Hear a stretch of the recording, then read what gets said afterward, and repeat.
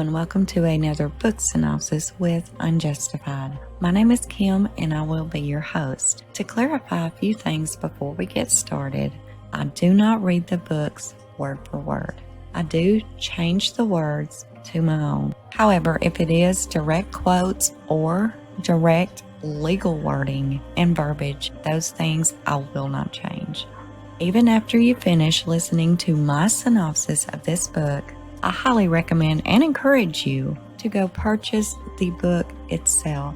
In no way is my synopsis going to ever hold justice to the actual author's words. I will always leave a link in the description box below where you can purchase the book. Also, my book synopsises are not documentaries. They are not videos nor photos.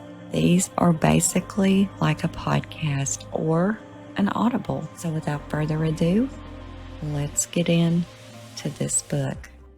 Murder in the Heartland by M.W. Phelps. The link to purchase this book is in the description box below. And as always, I highly recommend and encourage you to purchase the book and read it for yourself. This book is extremely detailed. Every person in this book has been thoroughly researched. Every town, every location. Okay, let's get right into it.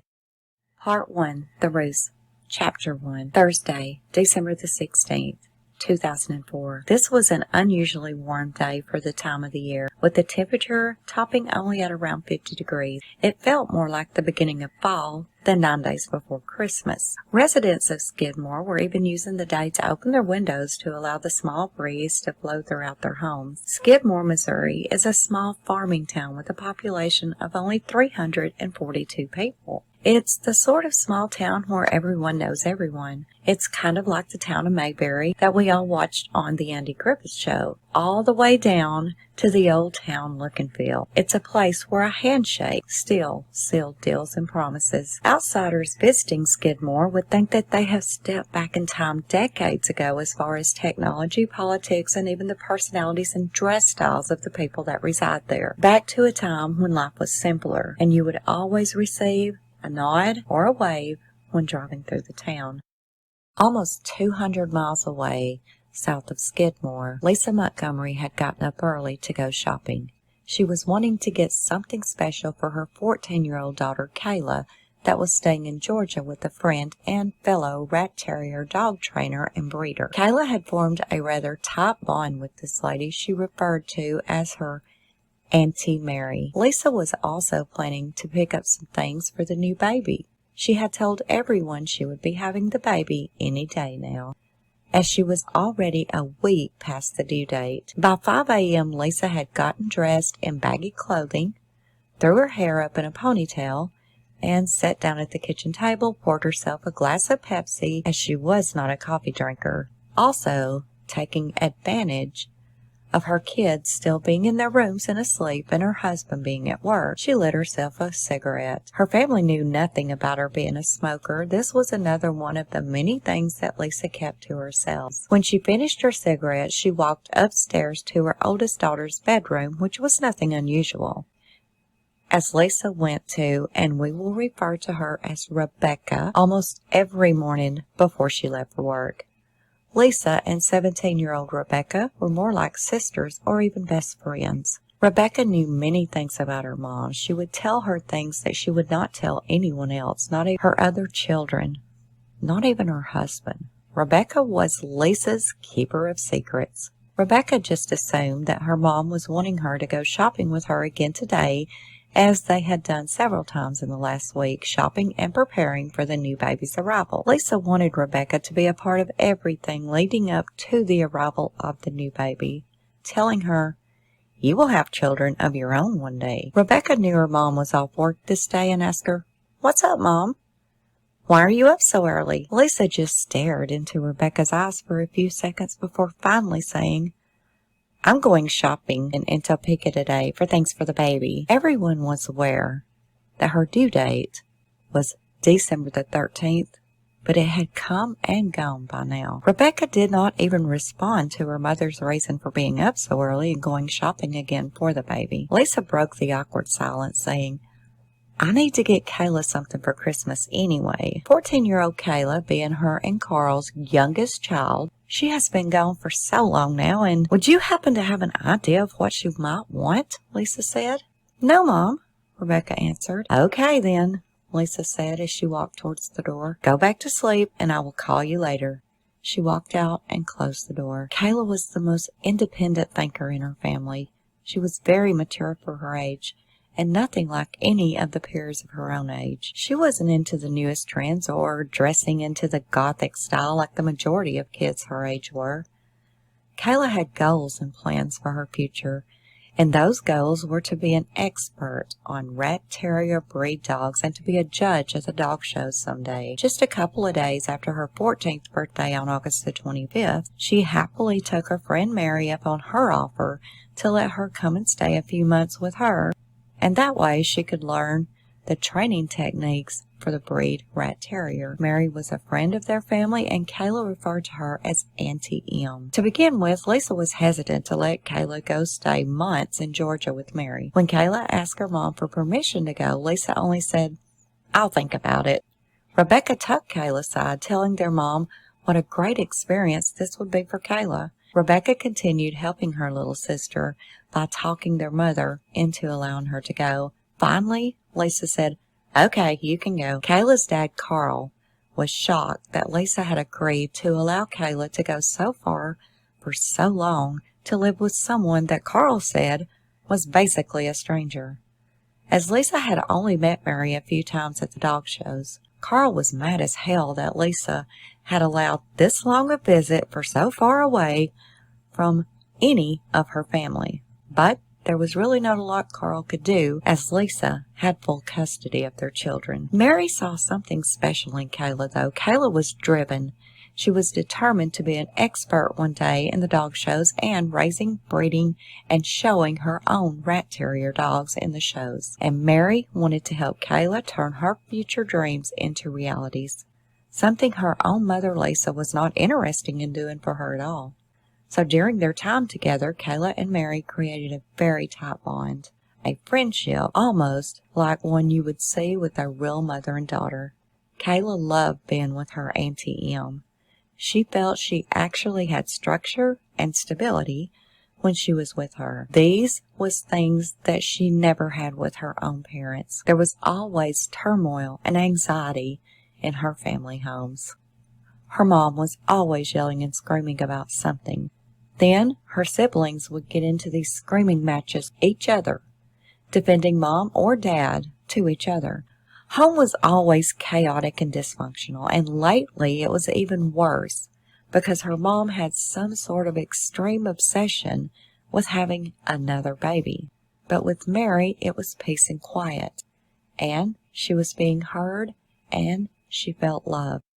On this morning, when Lisa left, she took her purse with her. Lisa seldom ever carried a purse, but today she would need one. She also took a paring knife from her kitchen drawer and put it into her purse. She was also going to need some rope, but she didn't have any there, so she planned to stop somewhere along the way to pick some up. Today she was leaving her home, not as Lisa Montgomery, but as her alias, Darlene Fisher. She had already decided a while back that if she was going to make her plan work, it had to be done today. There was no more time left to stall, as she was already a week past her due date.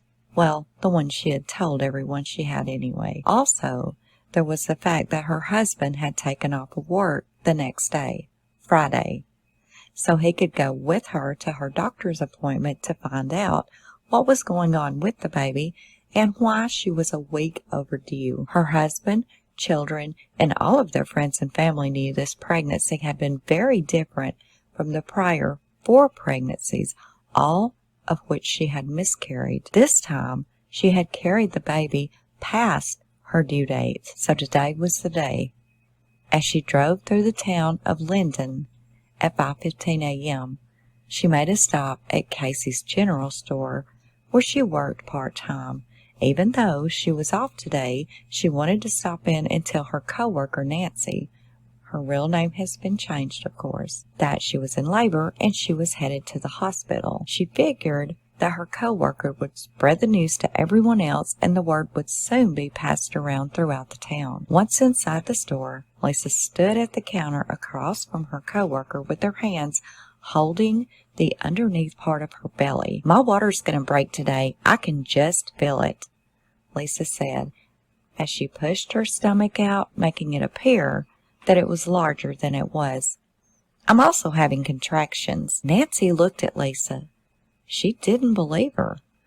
Unlike Lisa's husband and all 4 of her kids, who all believed that Lisa was pregnant, Nancy had joined the thoughts of many other people in town, in the thoughts that Lisa was making up lies about being pregnant for attention and to be treated like she was something fragile. After standing there for a few seconds in awkward silence, with Nancy basically ignoring Lisa's claims, Lisa finally said, "Well, I'm going shopping in Topeka."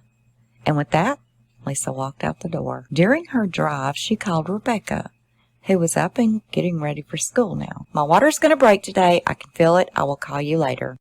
At Lisa's home in Kansas, the upstairs nursery held a very eerie quietness. Even though the room was decorated very nice, it was painted a soft vanilla color with decals on the walls and the theme of the Lion King and cute little animal decorations. There was a changing table that was stocked with clothing and Pampers. There had even been a new car seat that was sitting over in the corner, but today that car seat was no longer in the nursery. The car seat was in the car with Lisa. This was later confirmed by the people who spotted Lisa, or Darlene Fisher, in Maryville, Missouri, at Walmart.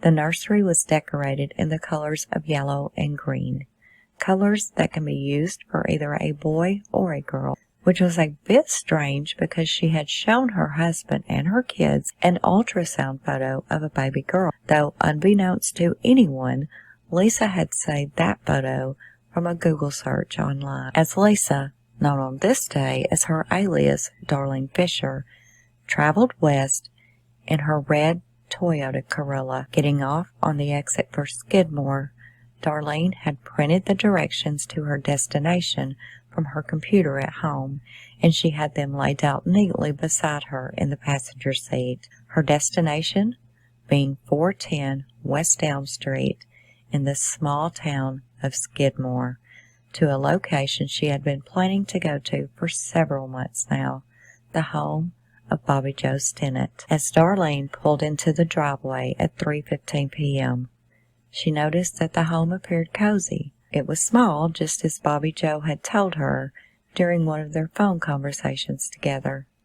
Darlene initiated these phone calls with Bobby Joe, calling her, claiming she was interested in purchasing one of her prized rat terrier puppies. This was very far from the real reason that Darlene contacted Bobby Joe for her address. She had no desire or even a reason to purchase a rat terrier puppy, as she was a breeder herself. She also told Bobby Joe that she only lived about 30 miles away from her. Again, that was not true. She lived more than 3 hours away from Bobby Joe. Darlene's reason for planning and mapping out this trip to visit Bobby Joe was much more sinister than anyone could even fathom. Darlene was visiting Bobby Joe for one reason and one reason alone, and that was for something that Darlene could never have herself: a baby. 23-year-old Bobby Joe Stinnett was a well-known breeder of the quality rat terriers that she raised. Happily married and in her last trimester of pregnancy with her first child, a baby girl that was expected to arrive in about a month. Bobby Joe was a beautiful young girl. Everyone that knew her in the small town of Skidmore that she grew up in absolutely adored her, saying she was always polite and bubbly and just a sweet and smart girl who absolutely loved and took so much pride in her puppies. Darlene Fisher sat in her car for a few minutes before she approached the front door to Bobby's home. She looked around the neighborhood, taking it all in very carefully, the decorated yards and the homes, Christmas decorations up on almost every home on the street. It seemed like such a nice little neighborhood, she thought. Bobby Joe was expecting Darlene, as they had made plans the day before for Darlene to come and purchase one of the puppies. So she had no worries whatsoever about this visit, as Darlene had been referred to her by a mutual friend from one of the dog shows Bobby Joe had attended. Darlene Fisher was a 36-year-old woman of average look and build. Nothing about her seemed anything other than a normal middle-aged woman. However, the people that truly knew Darlene Fisher, Lisa Montgomery, from her own hometown, would tell you that in the last few years, Lisa had seemed a bit unhinged as well as deeply depressed. Just a few days prior to Darlene visiting Bobby Joe, they had chatted in an online chat forum about rat terriers. Lisa Montgomery was talking to Bobby Joe about her own pregnancy and how her hormones had been acting up and keeping her depressed, and thought that visiting with her and possibly purchasing one of her puppies may make her feel a bit better and cheer her up.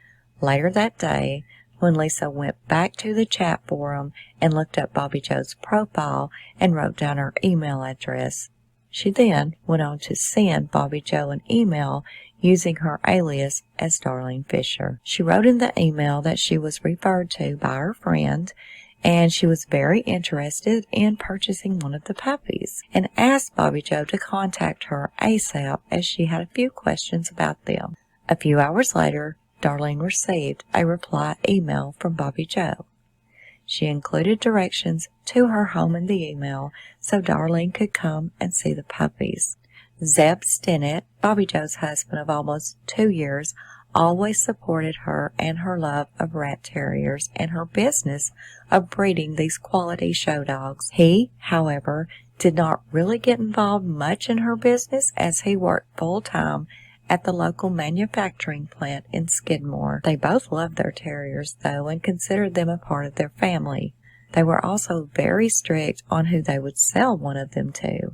They always had a rule: they must meet the person that planned to purchase one of the puppies, as they wanted to make certain that anyone that took one of their puppies would be giving them the most loving and forever homes possible. But the woman, calling herself Darlene Fisher, that was now sitting in Bobby Joe's driveway on this Thursday afternoon, was not the least bit concerned on making a good impression on Bobby Joe.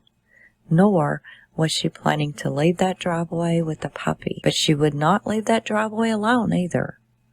Darlene turned off the Corolla and gazed up at Bobby Joe's front door. Darlene had the paring knife that she had taken from her kitchen, along with some rope that she had bought earlier, as well as what police described as a home birthing kit, complete with several blankets and towels. She got out of her car and slowly walked up to Bobby Joe's front door.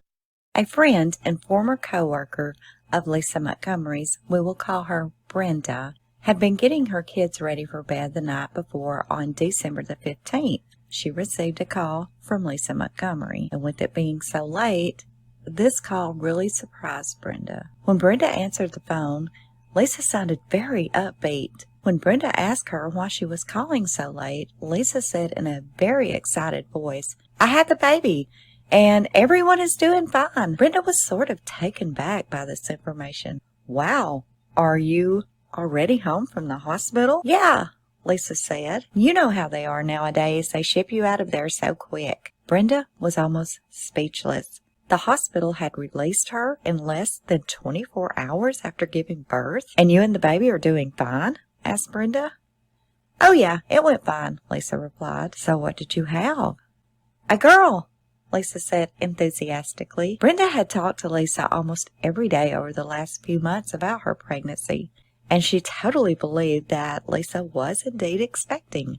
Lisa always wore maternity and oversized clothing and carried on about how excited her and her husband were about the new baby. Lisa would tell Brenda about how her ankles were swelling and how her stomach was getting so hard to the touch. Brenda even said Lisa's stomach was indeed becoming hard, as she had felt it herself. Brenda had absolutely no reason to believe that Lisa was lying about being pregnant, as she witnessed it herself. Lisa's stomach was growing bigger every time she saw her. Brenda later said, "Lisa absolutely fooled me."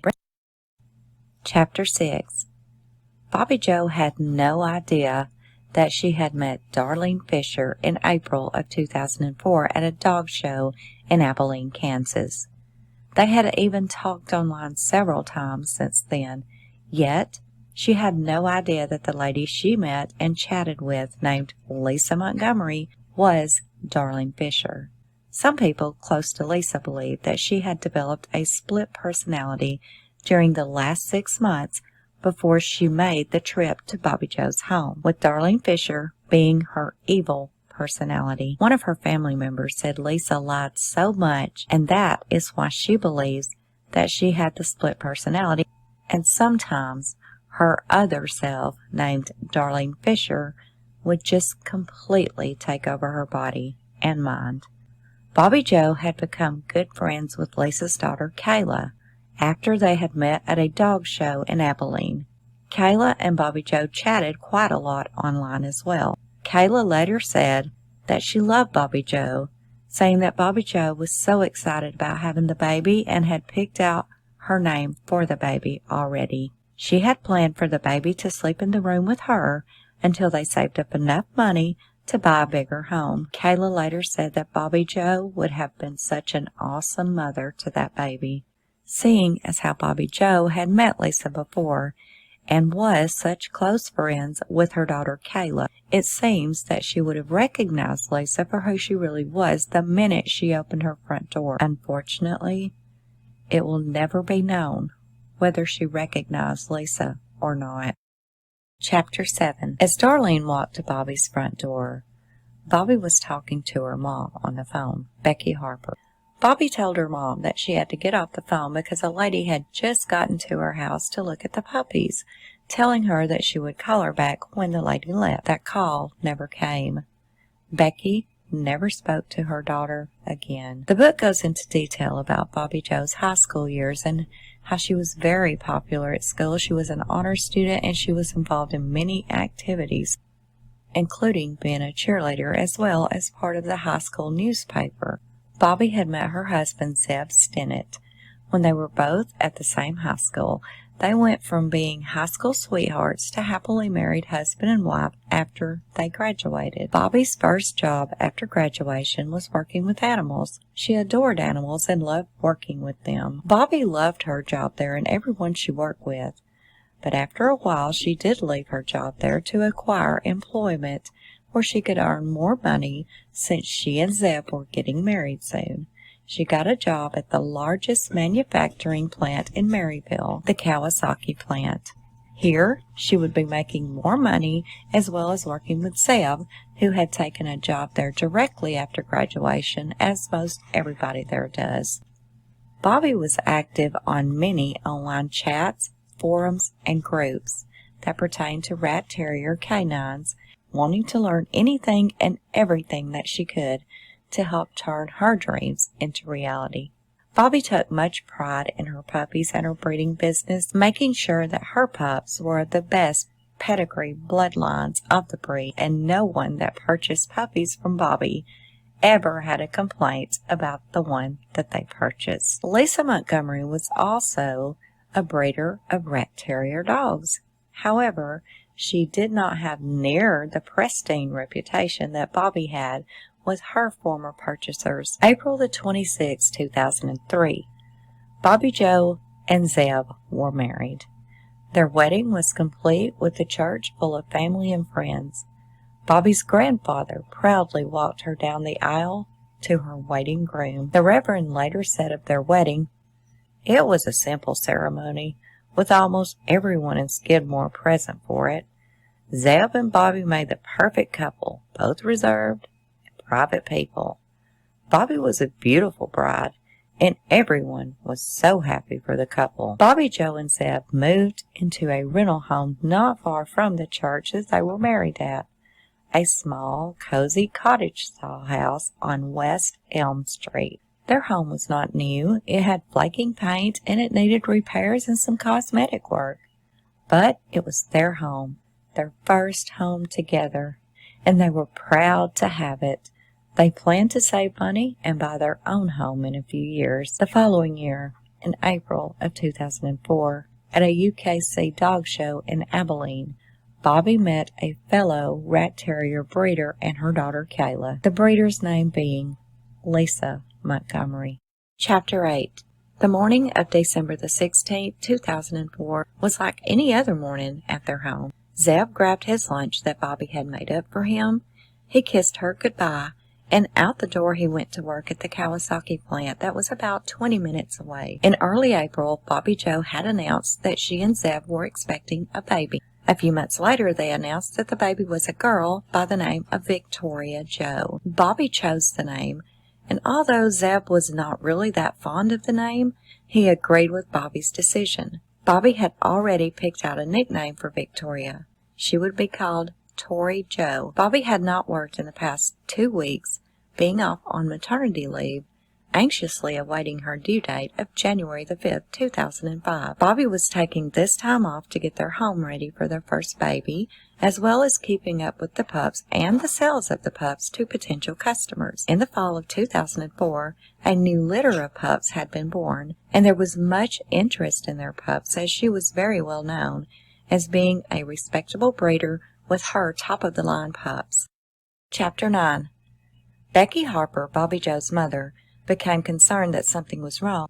There was a lady there named Darlene Fisher at her house to purchase one of her pups. It was already almost 3:30 p.m., and Bobby Joe had not even called her mother back, nor was she answering her phone. Later it was learned that at this time, Bobby was in the back room of her home where the puppies were kept, in her den with Darlene Fisher. Law enforcement later speculated that when Bobby Joe opened her front door, she never felt the least bit worried or concerned, as she would have most likely recognized Lisa Montgomery immediately to having met her and her daughter Kayla in April at the dog show. They had also talked regularly online to each other and in the forums and groups. Bobby knew that Lisa Montgomery was expecting a new baby also, and in just a few weeks herself. They had talked to each other not only about rat terriers, but also about their pregnancies. Law enforcement further speculated when Lisa knocked on Bobby's door, Lisa probably told her she just happened to be in the neighborhood and wanted to stop by and say hello,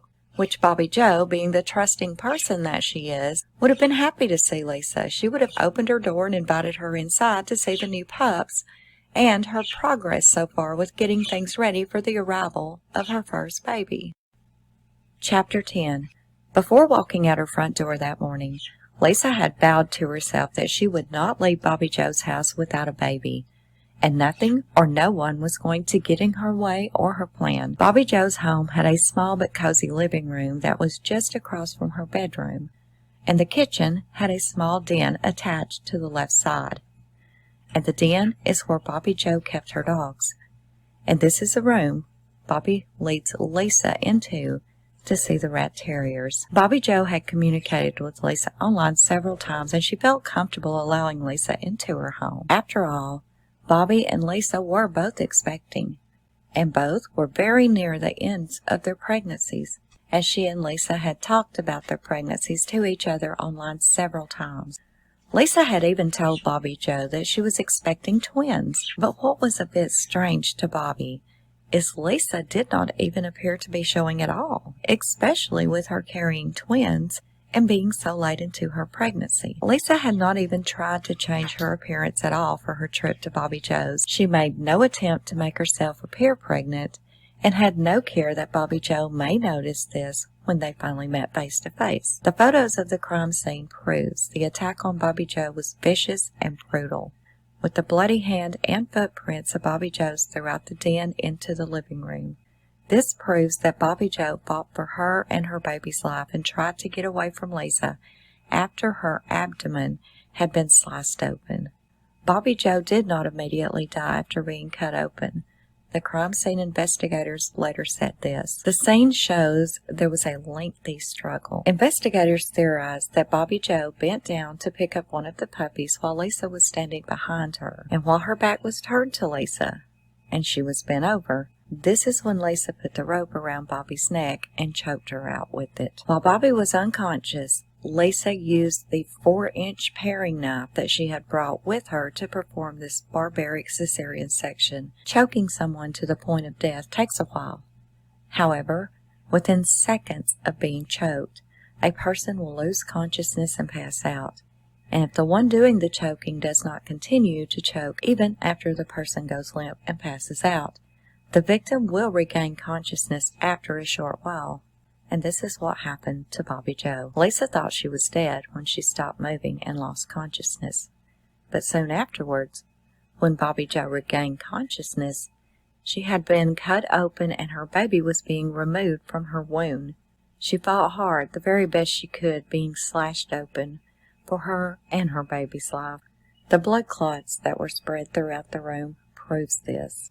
It is further believed that when Bobby Joe regained consciousness and tried to fight back, and during her attempt at fighting back, Bobby grabbed Lisa at some point during her struggle, as both of her hands had Lisa's hair in them, and upon examination of her dead body, the DNA results later confirmed that the hair did belong to Lisa Montgomery. Lisa had used the rope again and choked her out a second time, and with the extreme loss of blood and loss of oxygen to her brain, Bobby Joe passed away. Later, investigators saw a video that Lisa had downloaded onto her phone, which was a step-by-step process of how a cesarean section is performed. Chapter 11. A neighbor of the Stennetts, Chris Law, said he had planned to walk over to their home on December the 16th just to say hello and see how Bobby Joe was doing, seeing as it was so close to her delivery date. He told investigators that when he came upon the Stennett home, he saw a smaller, dirty maroon vehicle parked in their driveway. He explained to law enforcement that the vehicle was a Mazda or maybe a Honda. He did not really pay that much attention to the make of the vehicle, but seeing that Bobby Joe had company, he decided not to stop by on his way to run some errands. He planned on just stopping by on his way back home if her company was gone. Some wonder if Lisa may have overpowered Bobby Joe when she opened the door. They wonder this due to Chris seeing the front door wide open when he went by. And that was out of character for Bobby Joe, especially with it being in December, even with the weather being unseasonably warm that day. But even with that, Chris did not put much thought behind it because he wouldn't think that Bobby Joe would ever open the door to someone that she didn't know. So he drove on by the house without any consideration of anything malicious about Bobby's visitor. Chapter 12. Bobby Joe's mother, Becky Harper, decided to walk to Bobby Joe's house at 3:18 p.m. She had tried several times to call her back since she had to get off the phone when someone had arrived to look at her pups, but she still had gotten no answer or a return call from her daughter. When Becky arrived at Bobby's house, she immediately thought that it was odd that the front door was wide open. Even though it had been warmer that day, the temp had now dropped into the 30s. The swing on the front porch was slowly moving and rattling a bit from the wind that had picked up and was making it even colder. As Becky opened the screen door a bit, she called out for Bobby Joe and got no answer. Walking on into the house, there was an eerie silence. "Bobby? Honey, are you here?" Still no answer. Becky walked through the living room and into the den. And this is where she saw the most unbelievable and graphic scene she could have ever imagined. Bobby Joe laid out on the floor. Her arms were folded up over her chest, and her face was completely saturated in blood. Becky gasped and could hardly catch her breath. She grabbed the phone to call 911. She could barely even talk to the dispatcher, almost unable to even form a word from what she was looking at. Not even sure she was believing what she was seeing, thinking this had to be some sort of prank or hoax, when she could finally speak enough to form a sentence. At 3:28 p.m., she wailed out to the dispatcher through tears, "My baby is dead. She's laying in a pool of blood." The dispatcher, trying to calm her down, said, "Ma'am, what happened? Try and remain calm and give me the address." The 911 dispatcher was in the sheriff's department. Sheriff Ben Espy was sitting at his desk close by, and he heard the call when it came in. He walked to the dispatcher's desk as the caller's cries for help really caught his attention. Becky Harper, doing the best she could to answer the dispatcher. said, "It's my daughter.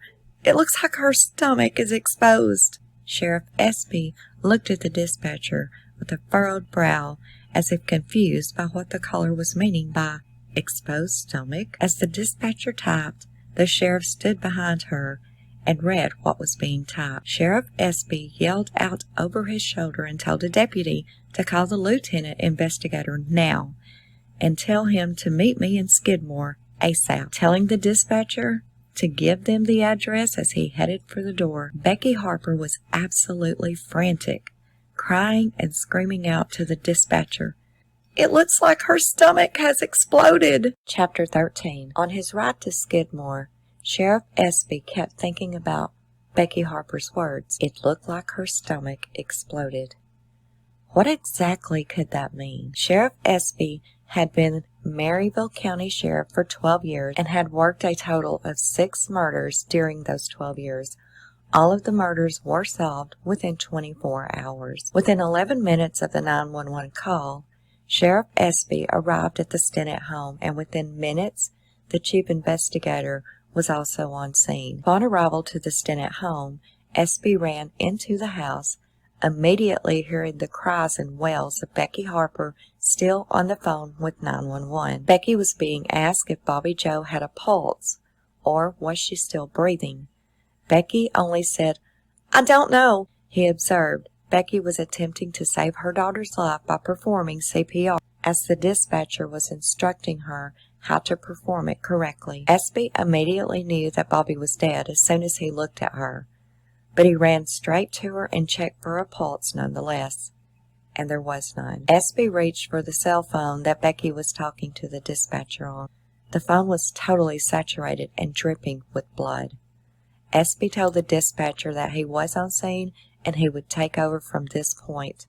Since Becky had started the procedure of CPR on Bobby Joe, legally Espy had to continue the procedure until the paramedics arrived. Espy instructed Becky to get him a wet washcloth and to clean the blood off Bobby's face and attempt to clean some out of her mouth, as her mouth was also full of blood. Becky ran to get the washcloth and returned with it, telling the sheriff that Bobby was 8 months pregnant. Espy could not understand this. Bobby's stomach was flat. She did not appear to be pregnant at all, especially 8 months pregnant. Espy continued to perform CPR on Bobby for approximately 5 minutes until paramedics arrived and took over. Becky Harper continued to frantically cry out that her daughter was 8 months pregnant. Espy could not make sense of this claim, as Bobby was obviously not pregnant at all. One of the paramedics noticed the sheriff's look of total confusion at what Harper continued to say about her daughter being pregnant. So the paramedic pulled the sheriff to the side and whispered to him, "The baby has been cut out of the womb." The paramedic pointed towards Bobby Joe's stomach and said, "The umbilical cord has been cut. As you can see, there it is. But the baby has been removed." Espy focused on the open abdomen of Bobby Joe, and when he saw what the paramedic was pointing out to him, the cut umbilical cord, he was in absolute shock. His eyes widened and he gasped loudly.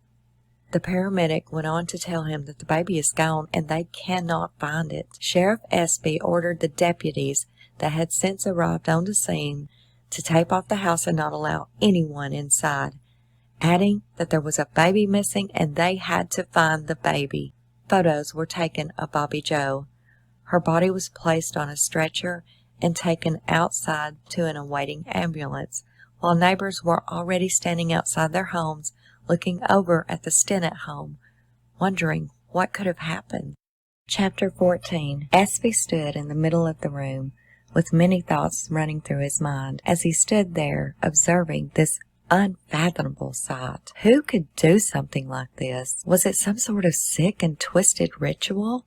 Was it a serial killer that stalked out our little town and a vulnerable young pregnant woman? A Charles Manson type of family cult? Who could ever do anything like this? But being a seasoned officer, Espy, of course, first instinct goes to the husband. But could that even be a possibility?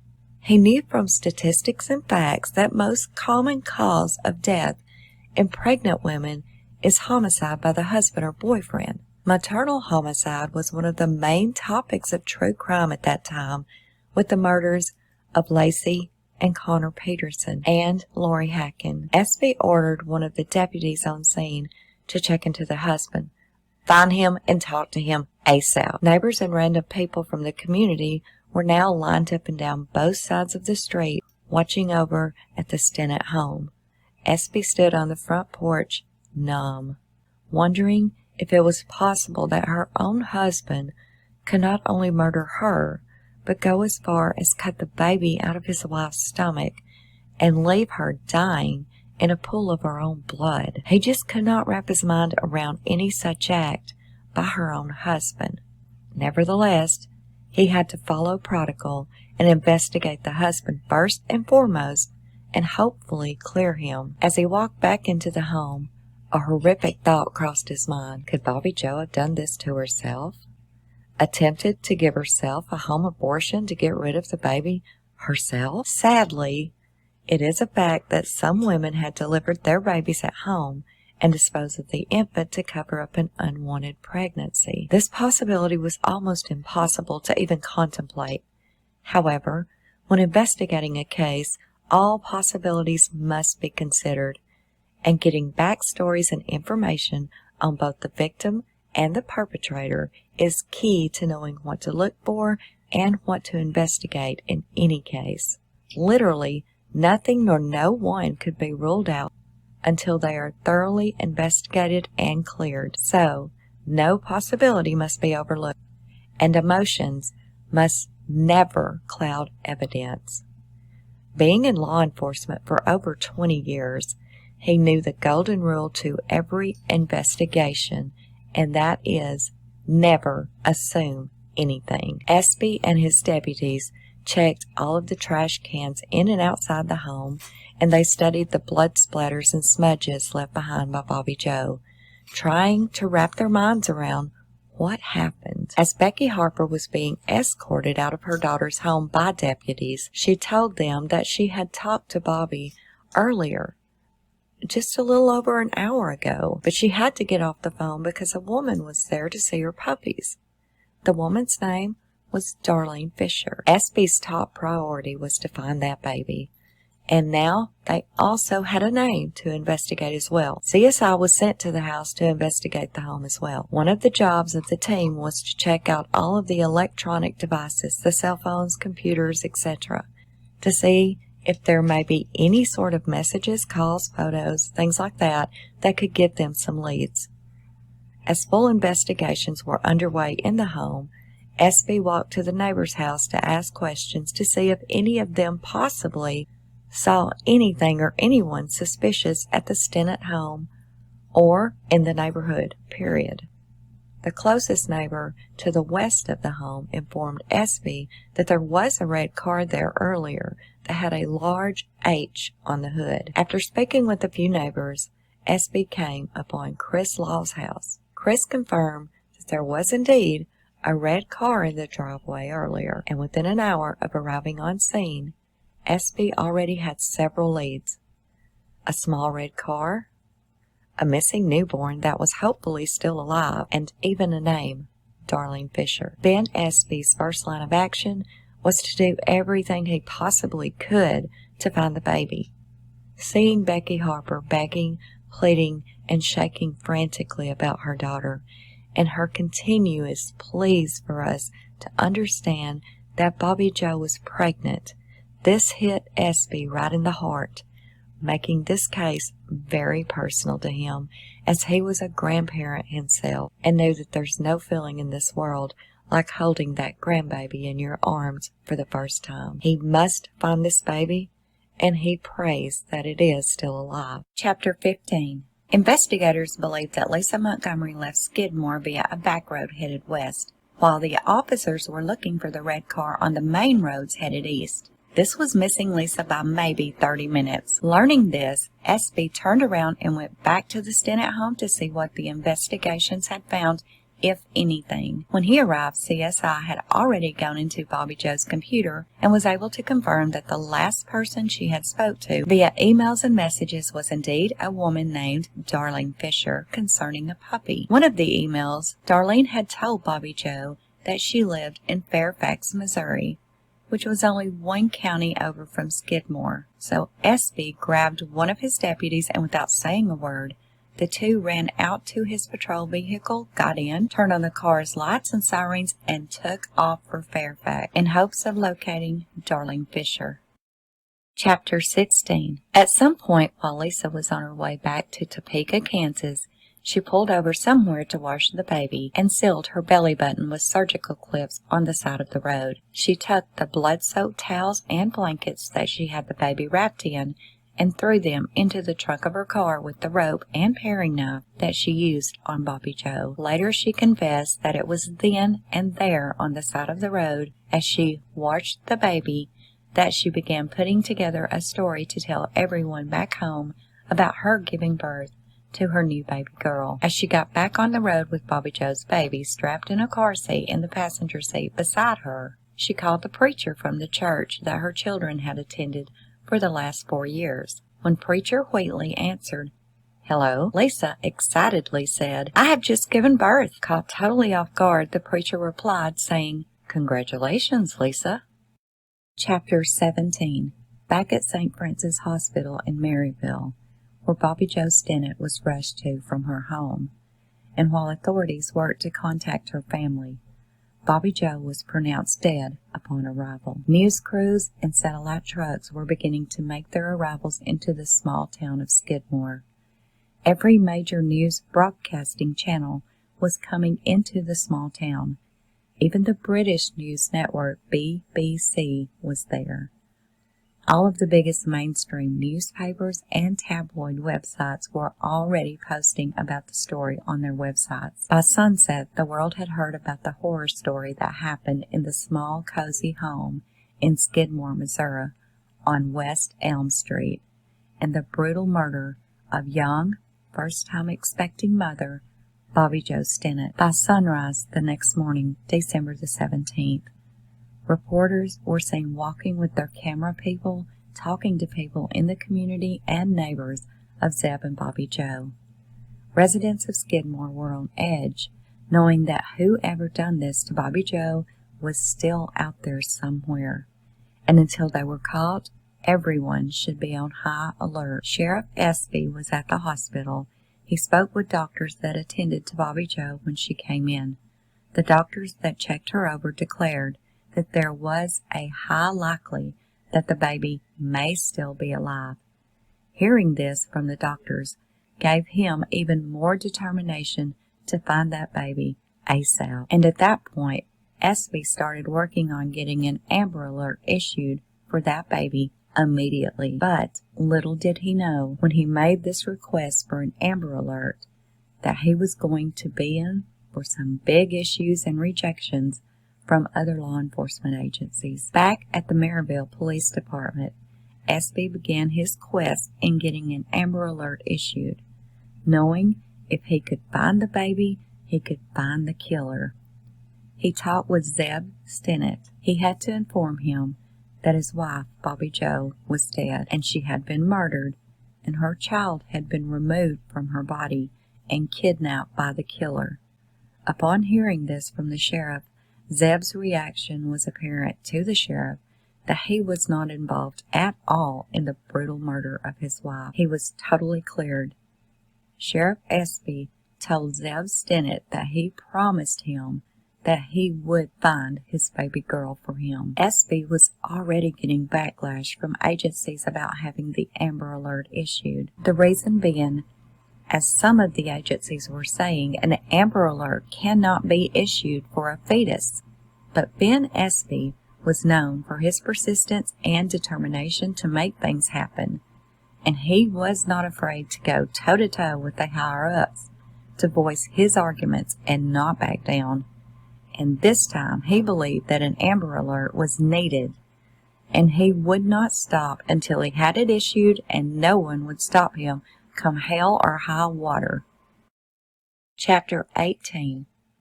The State Highway Patrol Agency is the ones who approve and issue Amber Alerts in the state of Missouri. The requirements for having an Amber Alert issued are detailed descriptions of the vehicle the child was taken away in, details such as make, model, color, tag number, and any distinguishing colors, stickers, etc. on the vehicle. The reason these very important details is mandatory for issuance is without them, the systems will be flooded with sightings everywhere of likewise vehicles with no distinguishing details. It would be impossible to follow every lead for every likewise sighting. By September of 2005, there had been a total of 377 Amber Alerts issued since the system began. These alerts were sent out nationwide from 42 different states. Out of these 377 alerts that were published, 316 were successful in finding the children and returning them home. This is a system that does work, and it does produce results if it is published immediately. The book goes into some very interesting and detailed information about how the Amber Alert came into effect and why it was made due to the kidnapping of 9-year-old Amber Hagerman while riding her bike close to her home in Arlington, Texas. Even though a neighbor had given a detailed description of the name that grabbed Amber from her bike as well as the description of the car that he forced her into, along with a full law enforcement search of the vehicle. Unfortunately, it was too late. 4 days later, Amber's body was found in a ditch only 5 miles from where she had been abducted. Her throat had been slashed. It was citizens of her community that contacted a radio station about Amber's death and believing that more could be done to change the way things are done when a child is kidnapped.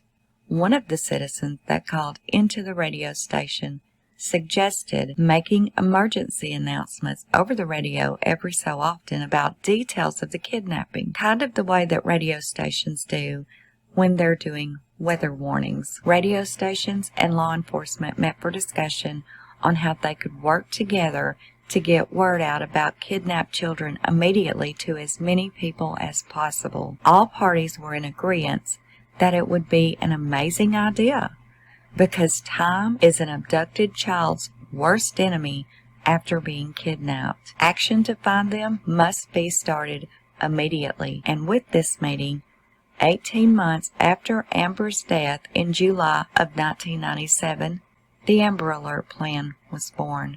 Soon, other states followed suit using the same techniques. Chapter 19. Ben Espy's first roadblock came from the Centers of Missing and Exploited Children.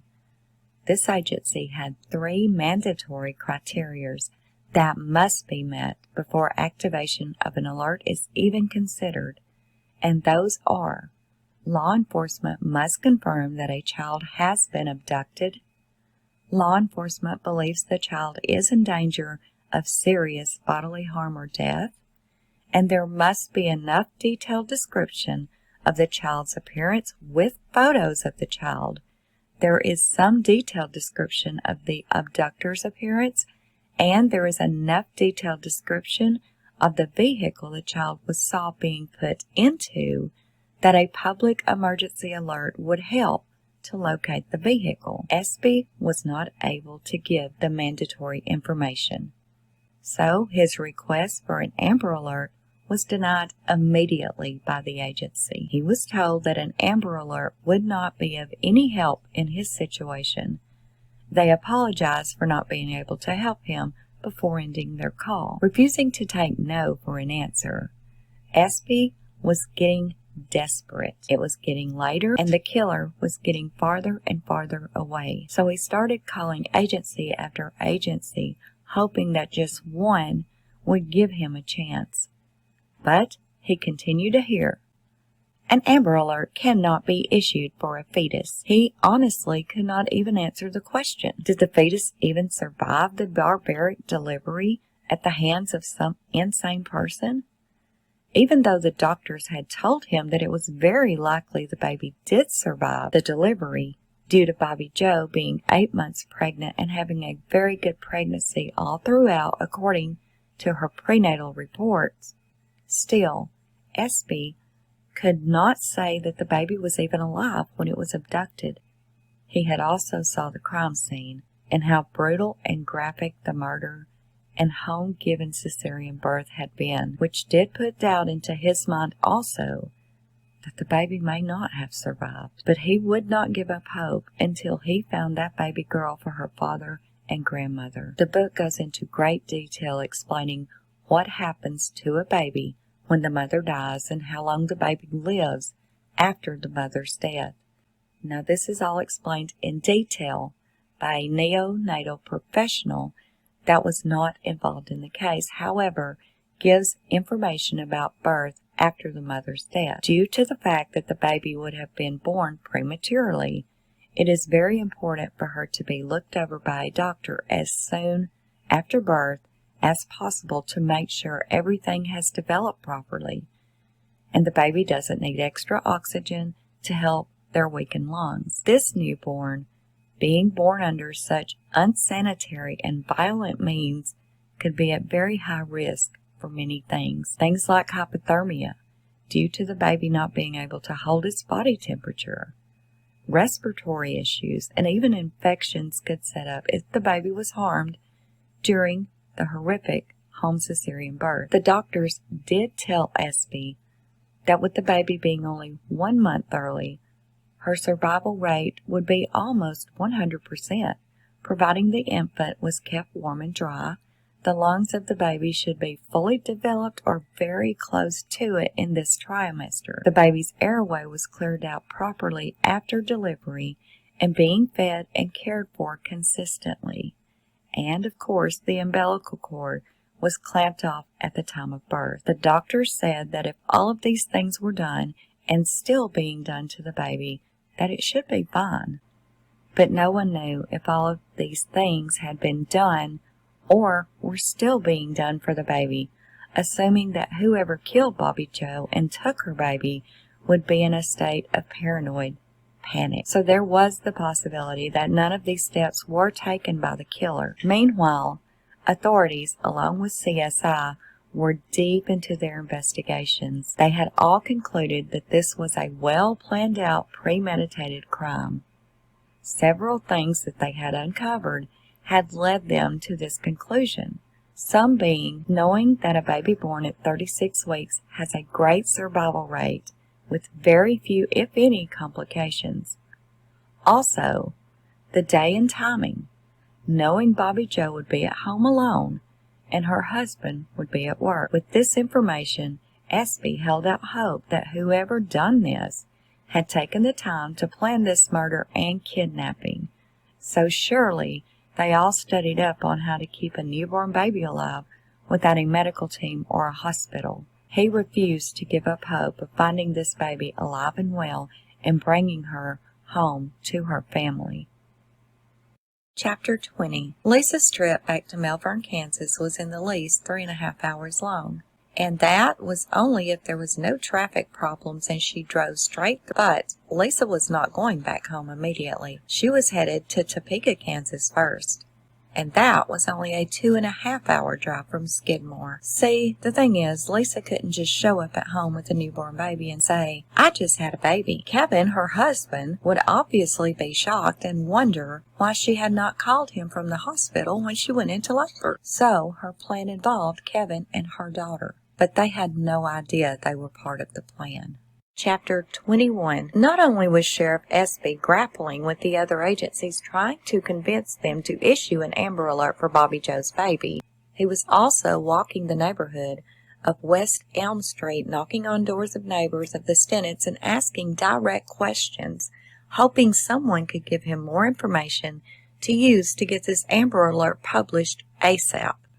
But after knocking on every door in the neighborhood, nothing more than was already known was revealed. What had been revealed by the crime scene team was the assailant likely had blonde hair, as blonde hairs had been removed from both of Bobby Joe's hands at the hospital.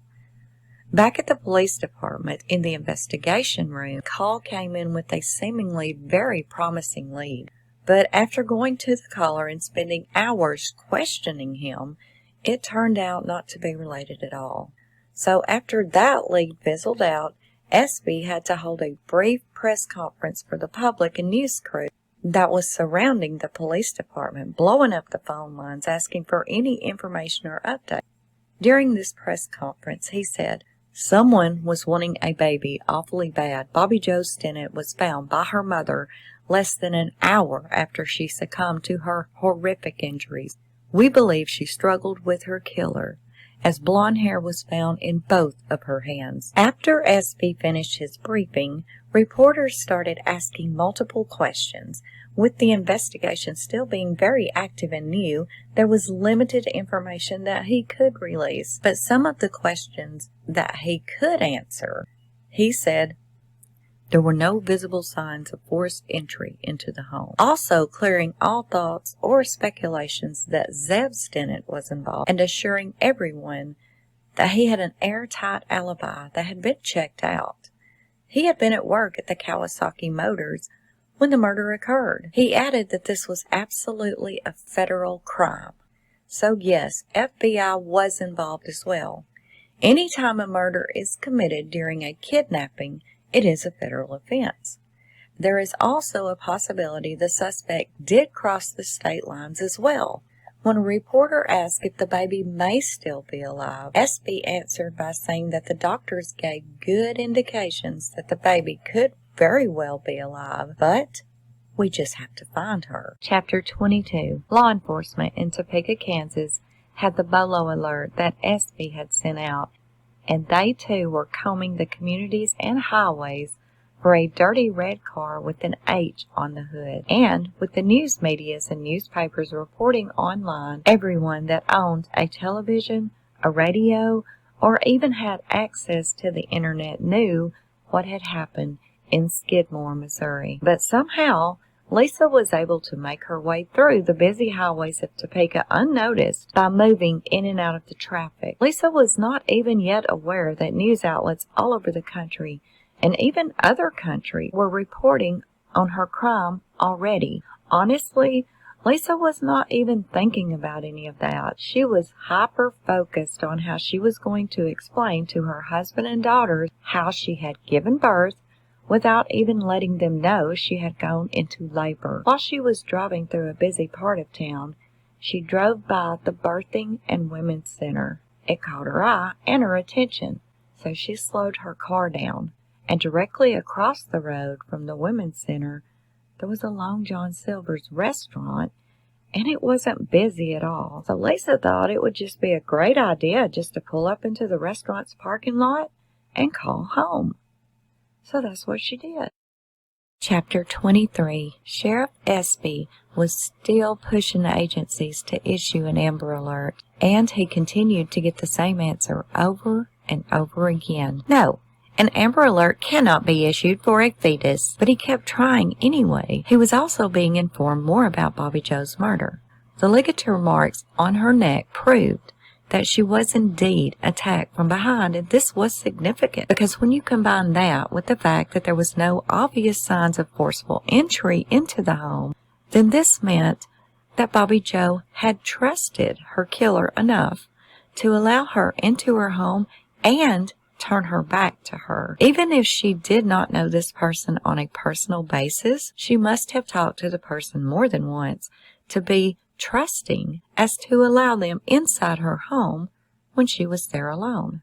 And it also appeared that the person that removed the baby knew what they were doing. The cesarean had to be performed quickly or the baby could have irreversible damage. Now, with having all of this information confirmed by the doctors, there was absolutely no doubt in the sheriff's mind that it was the baby that was the target of this and not Bobby Jo. But there was one more very important piece of evidence that was collected from the Stinnett home by the CSI team that the sheriff was patiently waiting on, and that was Bobby Jo's computer, which was being examined.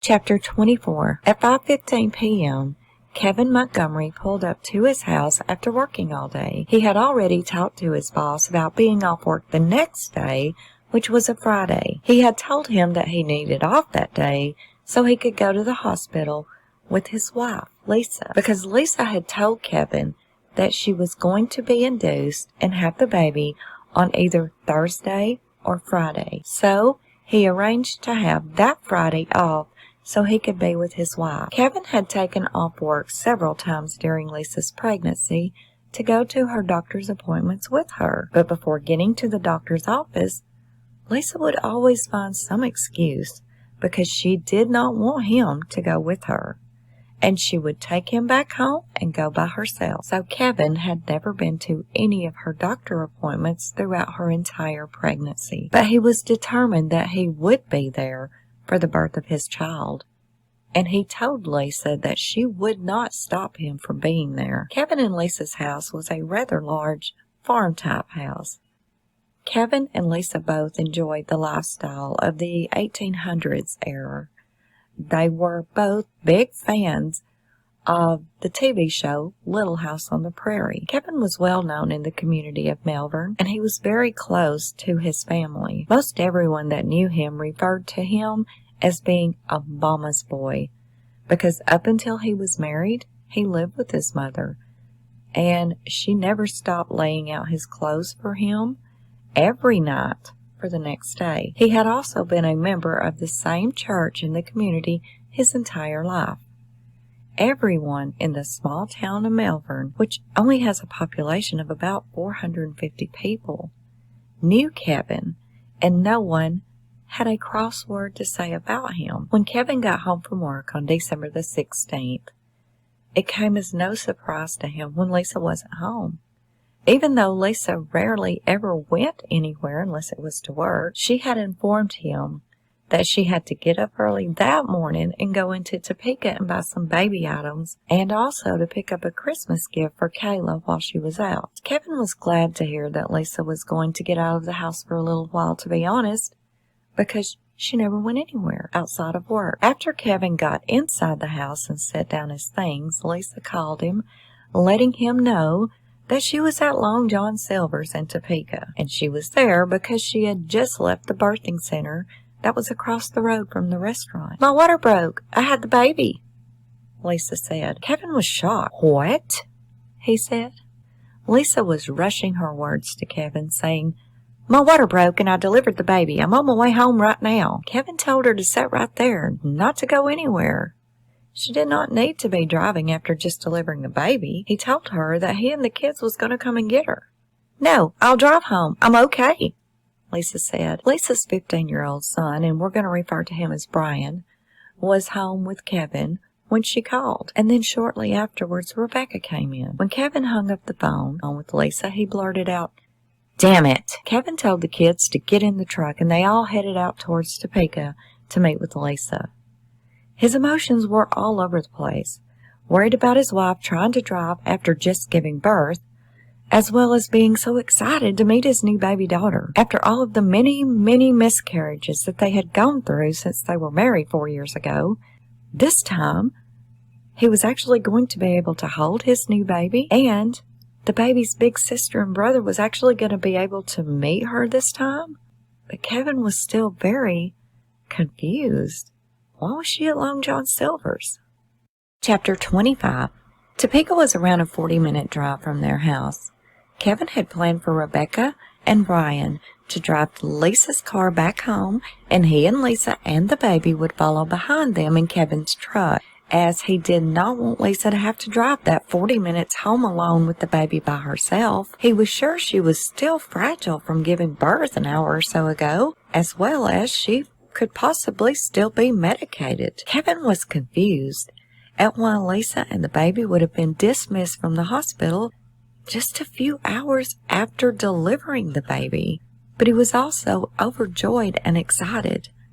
After all of these miscarriages, he could now proudly show off their new baby girl. When they arrived at Long John Silver's and pulled up next to Lisa's car, she was just sitting there with the baby in her arms. Lisa got out of the car, and while walking to Kevin's truck, she yelled to the kids to get the baby's things out of the car.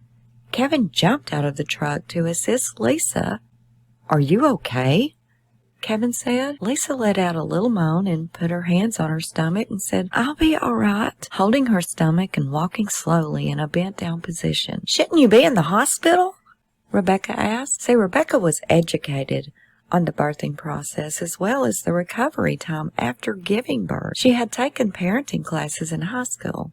"You should still be in bed, Mom." While Kevin was helping Lisa get into the truck, she answered Rebecca, saying, "They made me drink a bunch of apple juice and go to the bathroom before they would even let me leave." Both Brian and Rebecca were very confused. Throughout this pregnancy, they only half-heartedly believed their mom anyway, as all the other times that she had claimed she was pregnant, a baby never came of it. But this time, she had really been telling the truth, I guess. She had to have been. Here's the baby. They were both happy, but still in disbelief at the same time on even seeing the new baby, even though just yesterday their mother's stomach looked as flat as a pancake, and here we are today, sitting in the parking lot of Long John Silver's, looking at their mother holding their baby sister that she had just given birth to. Wow. Another thing that was strange to Rebecca was why didn't her mother just call them from the birthing center, which is just across the road, where she said she delivered the baby just a few hours ago? Why did she drive across the road to the empty Long John Silver's parking lot to call home to her family to give them the news the baby was born? Rebecca and Brian talked about this between themselves as they followed behind the truck on their way back home. It really just didn't make sense, but there was a baby. Chapter 26.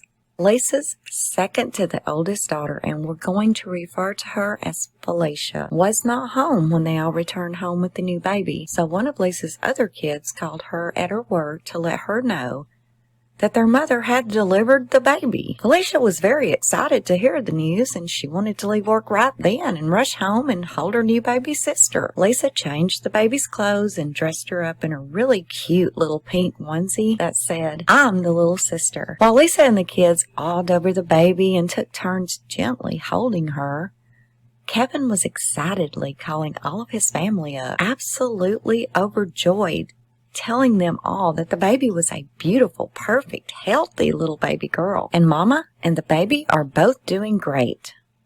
Lisa's still sore and in some pain, but she's doing fine and recovering. After Kevin had finished calling all of his family, Lisa called her aunt, and it wasn't long before Kevin's parents, aunts, uncle, and other family members of his started showing up to their home to meet the newest little family member. It was a wonderful miracle celebration with the family, and they all gathered around, taking time about holding the new baby girl. Kevin was so proud. Words could not even begin to explain the happiness and the love that he felt in his heart for their beautiful Christmas miracle. You see, Kevin and his first wife had lost a baby girl not long before they divorced. The little girl was a stillborn, and it was later said by a relative of Lisa's that Kevin never got over that baby girl being stillborn, and Lisa had promised him before they got married that they was going to have a baby girl someday. So that may be why Lisa was so adamant to get a baby girl somehow, some way. Lisa could have never given birth again.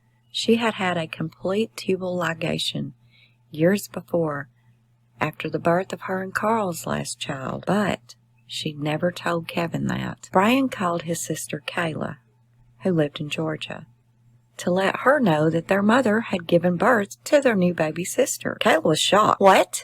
Let me talk to Felicia, please." Kayla assumed that Felicia may know more about everything than Brian would. "I don't know," Felicia answered. "Well, how much did she weigh? How long was she?" Kayla asked. "I have no idea.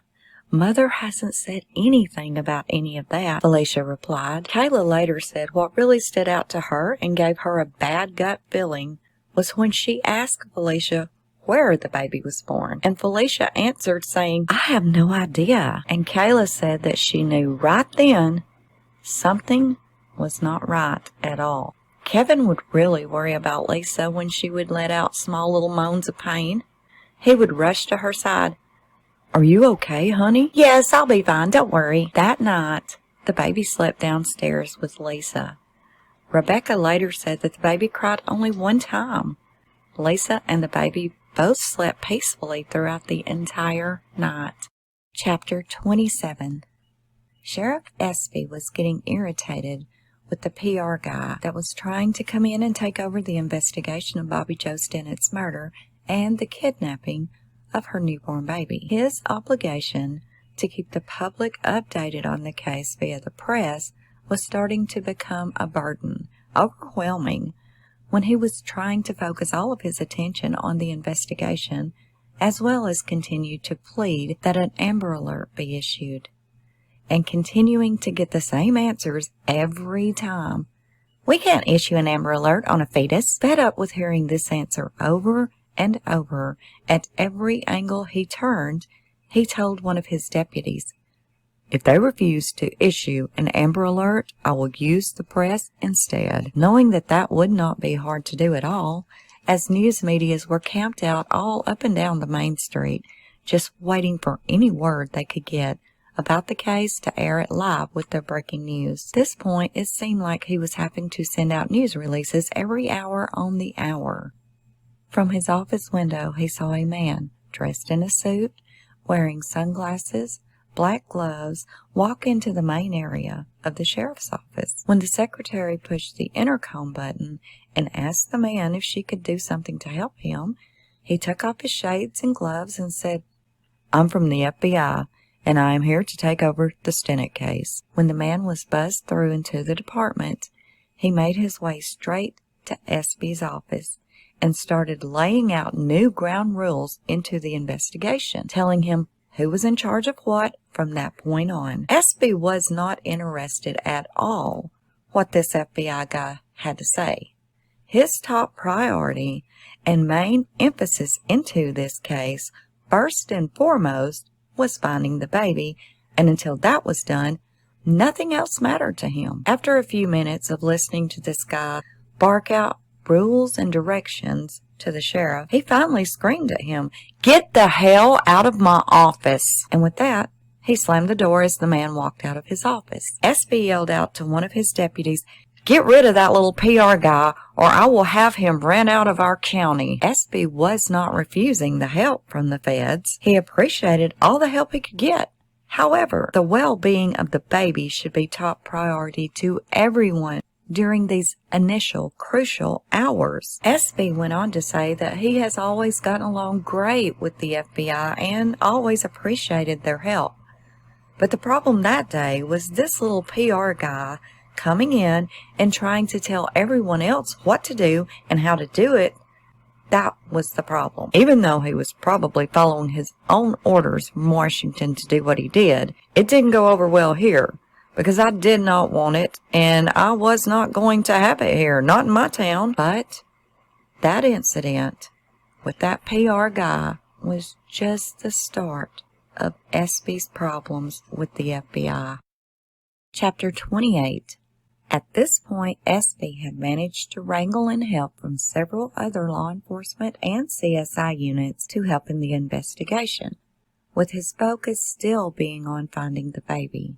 He felt that finding the baby would most definitely also find the murderer. The baby was the target of the murder, and she still may be alive, and he knew he was in a fight against time. He decided he would reach out to an old friend, a prior campaigning buddy, Congressman Sam Graves, thinking that if anyone could help him, it would be Sam. Espy was not going to give up on getting an Amber Alert pushed through the system. When he phoned up Sam, he explained the crime to him and how he was very frustrated with the constantly being told no on having an Amber Alert issued, because he could not give details of the baby's personal features, as well as everyone continued to refer to the baby as a fetus, even though he had been told by hospital personnel that the baby was more than likely alive. She could possibly suffer some serious problems later if she wasn't properly cared for in the crucial hours and days following her birth said she was premature. Almost pleading, he asked Sam if there was any way he could possibly pull some strings somewhere so this alert could be approved and issued out as soon as possible because time was ticking. After Sam listened to Espy, he paused a moment before saying, "I'm not sure if I can have anything done about this, Ben. Law is law." And with this, Espy said without thinking, "We'll fix the damn law." Espy, immediately regretting his fast, snappy reply to his old friend. But what Graves immediately replied made Espy feel more relieved than he had felt since walking into the crime scene the day before. "Give me a couple hours. I'll have it done." Later, when Sam Graves was giving a report, he said he had known Ben Espy for a while, and he could tell that the man was desperate, and he had come to the end of his rope, and the system does need changes made to it. Chapter 29. Finally, just before midnight Thursday night, Espy was informed that the Amber Alert had been approved and accepted and would be sent out early Friday morning to all law enforcement agencies in the immediate areas and states. He was so excited and grateful that finally the emergency alert would be known to all, and he had no doubts that this alert would bring them to the Stinnett baby and Bobby Joe's murderer. He knew that it was Sam Graves that made this possible, and he would be forever grateful to him. When the alert went out, it read in part, "Police were searching for a suspect that may have blonde hair, driving a smaller 1980s to early 90s smaller-sized red car, possibly a Honda." It went on to say that authorities was not clear if the suspect was male, female, or both. However, the suspect will have a newborn child, which is a female, with them. Anyone has spotted a man, woman, or couple traveling in a similar vehicle with a newborn baby, please contact police immediately. Later, when reporters came at Espy Friday morning about the alert, he attempted to answer their questions.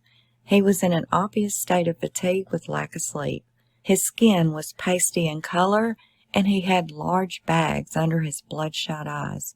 His lips were dry from dehydration, but nevertheless, he went on to explain on live broadcast, "This has all been unbelievable, tragic. Bobby Joe's family had now lost her, a vibrant, happy, and excited 23-year-old first-time mom-to-be." During his report to the public, several times he choked back tears that was welling up in his eyes. But he went on to say, to have a fetus cut from the mother's womb, took the baby and left the mother to die. Then, to try to have an Amber Alert issued, only to be rejected at every corner. I believe there is a live 8-month-old fetus out there, and we need to find it. He went on to say to reporters that he did not believe one person could pull this off alone. So there could possibly be 2 or more suspects with the baby, and he was sure it would take one person choking Bobby from behind while another person was cutting the baby out. Wrapping up the conference, he walked back to his office. He sat down to relax for the first time since walking into the most horrific crime scene imaginable the morning before. But with the lack of sleep, eating, or even sitting down, those last 24 hours had felt like an eternity. But now, he felt like Bobby Joe's baby and the murderer would soon be found. He leaned back in his chair and exhaled a long and slow breath. Chapter 31. While still in Georgia, Lisa's daughter Kayla was babysitting the neighbor's daughter before she went to school. While the little girl was getting ready for school, Kayla decided to sit down on the computer and see if maybe any of her siblings were online. She wanted to ask them how the first night home with her new baby sister went. She just could not get the previous night's phone calls that she had with her siblings out of her mind. Something just did not feel or sound right about everything going on back home, and with the super fast delivery of her baby sister, and then her mother was sent home just a few hours after giving birth, something just wasn't right at all. She hoped that she would find one of her siblings online so she could talk to them a little bit before school and ease her own mind of the negative thoughts that she had all night about her mom and her new baby sister. When she logged into her instant messenger, she saw that her sister Rebecca was indeed online. So she immediately sent her a message, "Call me." And within seconds, her phone rang. When she answered the phone, she could hear the baby's little sweet coos and grunts in the background. Hearing this made Kayla happy and even more excited than ever to meet her baby sister. "Oh, I can hear the baby," was Kayla's first word to her sister. "She is so cute, Kayla. You must see her," Rebecca said. Kayla continued hearing the baby in the background, and it made her smile, and her heart was filled with just pure love and happiness. But even though the baby's sweet little sounds appeared that she was peaceful and content, there were some serious medical issues taking place and going untreated in her little body. She could not open her eyes much more than a crack. Her tiny fingers were becoming more and more discolored to a purplish tint, which did indicate that there was oxygen problems. The bruises on her face and legs from delivery were becoming much more evident and discolored, and her little arms would not fully extend outreach. Kayla asked Rebecca to take some photos of her little sister and send them to her. Rebecca was happy to send Kayla some photos of the new baby, so she grabbed her cell phone and she snapped several photos and emailed them straight to her. But before they got off the phone, Rebecca handed the phone to Lisa. "Hey, Mom," Kayla said. "Good morning, Kayla. How are you?" Lisa replied. Lisa and Kayla had a short but happy conversation about the new baby and how happy and excited everyone was. After their call, Kayla anxiously checked her email, hardly being able to contain her excitement long enough for the images to download. Not only was she excited about seeing the photos of her new baby sister, she was also ecstatic that her mother would finally stop being called a liar by her father and grandmother, like they had been saying for the last year while her mom had been pregnant. Kayla printed the photos so she could take them to school with her that day and show off her new little sister. After the photos finished printing, she took them straight to Auntie Mary's bedroom where she was still asleep. She had told her the night before that her mother had delivered the baby and was back home with her. Now she wanted to show her off. Kayla jumped on the bed beside her and said, "Look, isn't she so beautiful?" Mary, still being half asleep and through her squinted eyes, said, Yes, she's beautiful." Chapter 32. Lisa had dressed the baby in a precious little pink Winnie the Pooh outfit to go out for the day. Even though names had been discussed for the new baby, and several names had been suggested by the family, Lisa finally announced to the family what the baby's official name would be, Abigail Marie. She bragged that she had hand-picked the name from the Bible. Even though Lisa was never really an overly religious person, she did from time to time act the part, depending on who she was talking to, that is. Later, it was learned that Lisa's cousin, who she secretly envied, was a devout Christian, and she was also pregnant with her 9th child, which was a girl, that she had planned to name Abigail. And she had told Lisa of her plans to name her new baby Abigail. Her cousin did indeed name her baby girl Abigail when she was born. Chapter 33. After the kids got on the bus and left for school, Kevin and Lisa got into his truck and headed towards town to show off their new baby. Their first stop at around 9 a.m. was with Preacher Wheatley. Wheatley said he was a bit surprised to see Kevin and Lisa when they arrived at the church that morning after Lisa had just given birth, and having the new baby with them as well.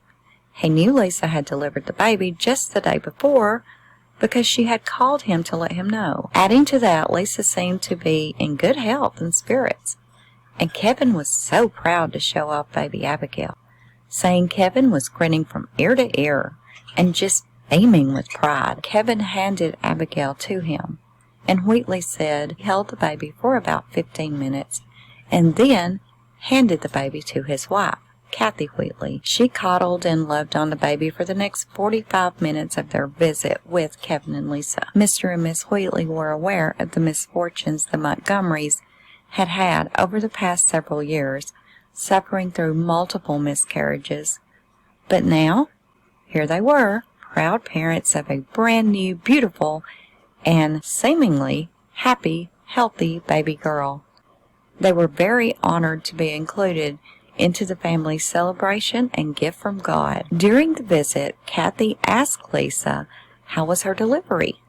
Lisa was very happy to talk to her and explained in detail how she was out shopping for baby items in Topeka when her water broke. Later, a member of the church said that Lisa and Kevin had never attended services at the church. It was Lisa's children that were members of the church.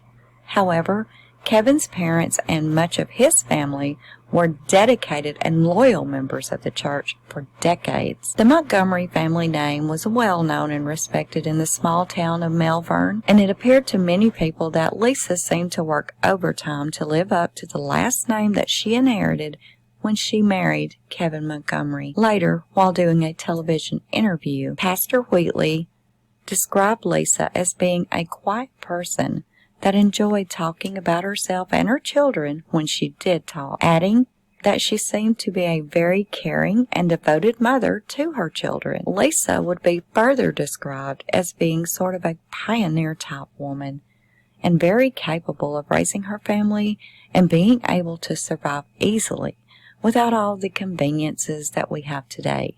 She could live off the land and off the grid just fine, and she handed down these same values and knowledge to her children. Lisa's life was basically just going to work, coming home, and taking care of her kids. She was a homebody in every sense of the word. Kevin's boss, Daryl Schultz, was also a member of the First Church of God. He, too, was interviewed alongside Pastor Wheatley on this television exclusive. Daryl explained the first time that he had ever been made aware that Kevin's wife Lisa was pregnant was on December the 10th, and that was only a week prior to her delivering the baby. He said that he had run into them at a local high school basketball game. Lisa had told Daryl that they were expecting a new baby, but he assumed they had just found out she was pregnant, as her stomach was flat as a pancake. He said he did not notice that Lisa was about to have a baby at all, as she did not even appear to be pregnant. But here we are a week later, and there they were at church, visiting the preacher and his wife, and had the baby with them. Honestly, shock would be an understatement, he later said, going on to say that he had no idea at all that Lisa was only a week away from delivery when he talked to them the week prior. Daryl described Lisa as being a soft-spoken, pleasant person. The few times that he had spoken to her, there was nothing out of the ordinary. Kevin and Lisa lived on a farm and they raised sheep.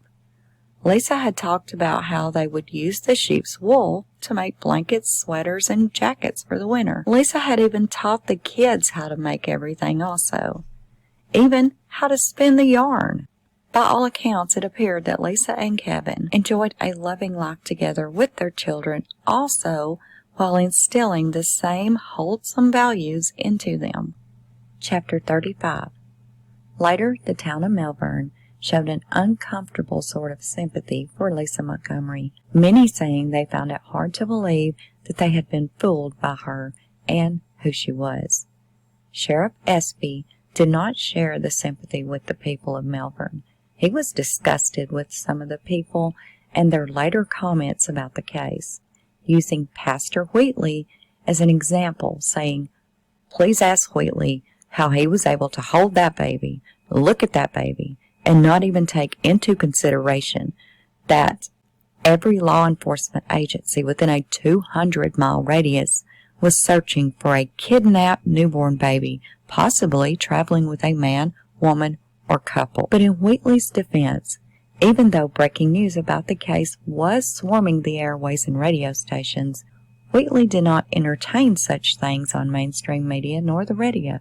His time was spent canceling members of the church and running things there, so he truly had no idea at the time they were visiting with him at the church of anything regarding the search of a kidnapped newborn baby. However, after Kevin and Lisa left the church with the baby that morning, the Wheatleys did have a conversation amongst themselves that morning and admit they did have many questions. One example Wheatley gave later during his interview of the questions were, why would they have a newborn baby out and only hours after its birth? Miss Wheatley had noticed the baby's hands and how she had very long fingers, and this did not match either Kevin nor Lisa's short, almost pudgy fingers. The baby's fingers and fingernails had a bluish tint to them, and there was also the facial bruising that was now becoming more prominent, and several scratches on the baby's face as well. One of the scratches on the baby's face stood out in an uncomfortable way to Miss Wheatley. It was above her left eye, and it was about 1 inch long, and it traveled a path towards her eyebrow. The cut wasn't too deep, but it did look to be done by either a sharp object or maybe an adult fingernail, because it couldn't have been the baby's very fragile fingernails, not this cut. And under that same eye was another similar wound. This one was a bit longer than the one above the eye, but was very similar in shape and depth. Then there was a large bruise in the center of the baby's dimpled chin, and another on the right side of her face. Had anyone really taken a close look at the baby, it would have been evident that she did not resemble Kevin or Lisa in the slightest. The baby had a pudgy face with a larger nostril button nose, which was not even a comparison to neither Lisa or Kevin's very prominent noses. Abigail had full, plump lips, whereas both Kevin and Lisa had very thin lips on both top and bottom. Another indicator to anyone that knew Lisa and her past deliveries of her babies with Carl, none of her full-term babies weighed much over 5 pounds, whereas Abigail was weighing in at over 8 pounds. And another very important sign was the baby had a perfect little round head. When a normal vaginal birth is given, normally the baby will have a slight or maybe even very prominent cone head for a few days after birth. Abigail had a very round head with no signs at all of recently being passed through the birth canal. But what really stood out to Mr. Wheatley later, after he really put some thought into it, was a small mark on the baby's cheek. The mark looked like she may have gouged herself or something, and there was a little bruise on her hand that he had noticed. But those were really the only things he noticed while holding the baby, adding that she was beautiful, and was even hard to believe that she was less than 24 hours old when he met her, because she was so chubby and healthy looking. He would have thought she looked like a weeks-old infant instead of hours old. Chapter 35. While Kevin and Lisa were riding around the town of Melbourne with Bobby Joe's baby, tips from the Amber Alert were flooding the lines of the MSHP Communication Center. One tip that came in was checked into immediately. The caller of the tip reported a woman that had returned home with a newborn baby after leaving her house a few days prior, and the baby was not born in a hospital. Sheriff Espy was all over this tip, but after checking it out, it proved to be fruitless, just as the numerous other tips that had been checked into so far. Nevertheless, every tip that came in was taken very seriously and was assigned to its own investigator. Espy had 18 investigators on standby, working every tip that was handed to them. What no one could have ever known then is that it would be a quiet woman wearing wire-rimmed glasses that lived in a small subdivision almost 1,000 miles away from Skidmore in North Carolina that would soon make one phone call that would break this case wide open. Chapter 36. The normally small, cozy home of Bobby Joe and Zeb Stinnett was now, 18 hours later, swarmed with news crews, reporters standing and camped out on every corner and in the front yard of the neighbors' homes. The house itself was still taped off with crime scene tapes, with numerous law enforcement and undercover vehicles parked in the driveway and yard. Law enforcement, investigator teams, forensic teams, and FBI agencies were steadily entering and exiting the home non-stop. Many of the neighbors reported that they had indeed been at home when the murder occurred the morning before, most saying that they were just doing normal everyday activities in their home: laundry, watching TV, having coffee, etc., etc. And to now know what was taking place right beside them, basically right under their noses, it just seemed unreal, especially with it being only days before Christmas. Others reported when they saw the ambulances and heard the sirens pulling into the Stinnett driveway the day before, that they all assumed Bobby Joe had gone into labor while Kevin was at work. Everyone knew she was expecting and was very near her due date. This was obvious to anyone that had seen her recently, as her belly bump proved. That baby was ready to make her appearance to the world any day now. Chapter 37. On Friday morning, 53-year-old rat terrier breeder Diane Siktar logged onto the familiar message board on a forum that she visited frequently, Annie's Rat Terrier Rest Area. This was a forum where breeders chatted about the breeding and selling of their puppies. Ratter Chatter, it was best known as. Bobby Joe and Lisa Montgomery were both regulars on the site, as well as Darling Fisher.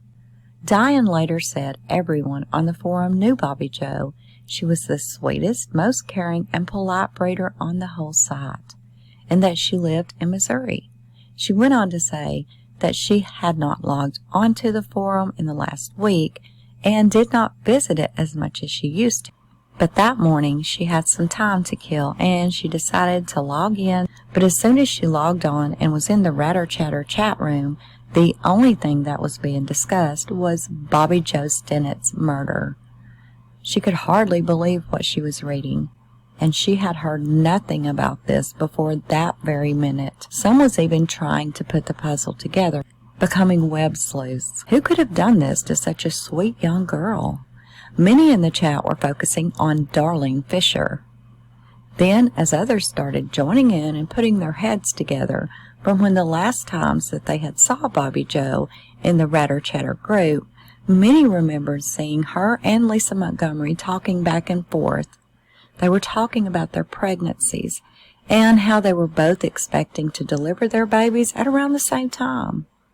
Looking at Lisa's personal profile and her recent post, she had made several notes about being pregnant and not being able to take pictures of her puppies because her belly was just too big for her to get in and out of the floor. One curious blogger had a look around the forum and the profiles, and then she went back into the chat and said Darling Fisher was supposed to meet with Bobby Joe on Thursday. Another blogger that had messaged Lisa Montgomery shared that Lisa had told her that she was due to have her baby the exact same day that Bobby Joe was due to have hers.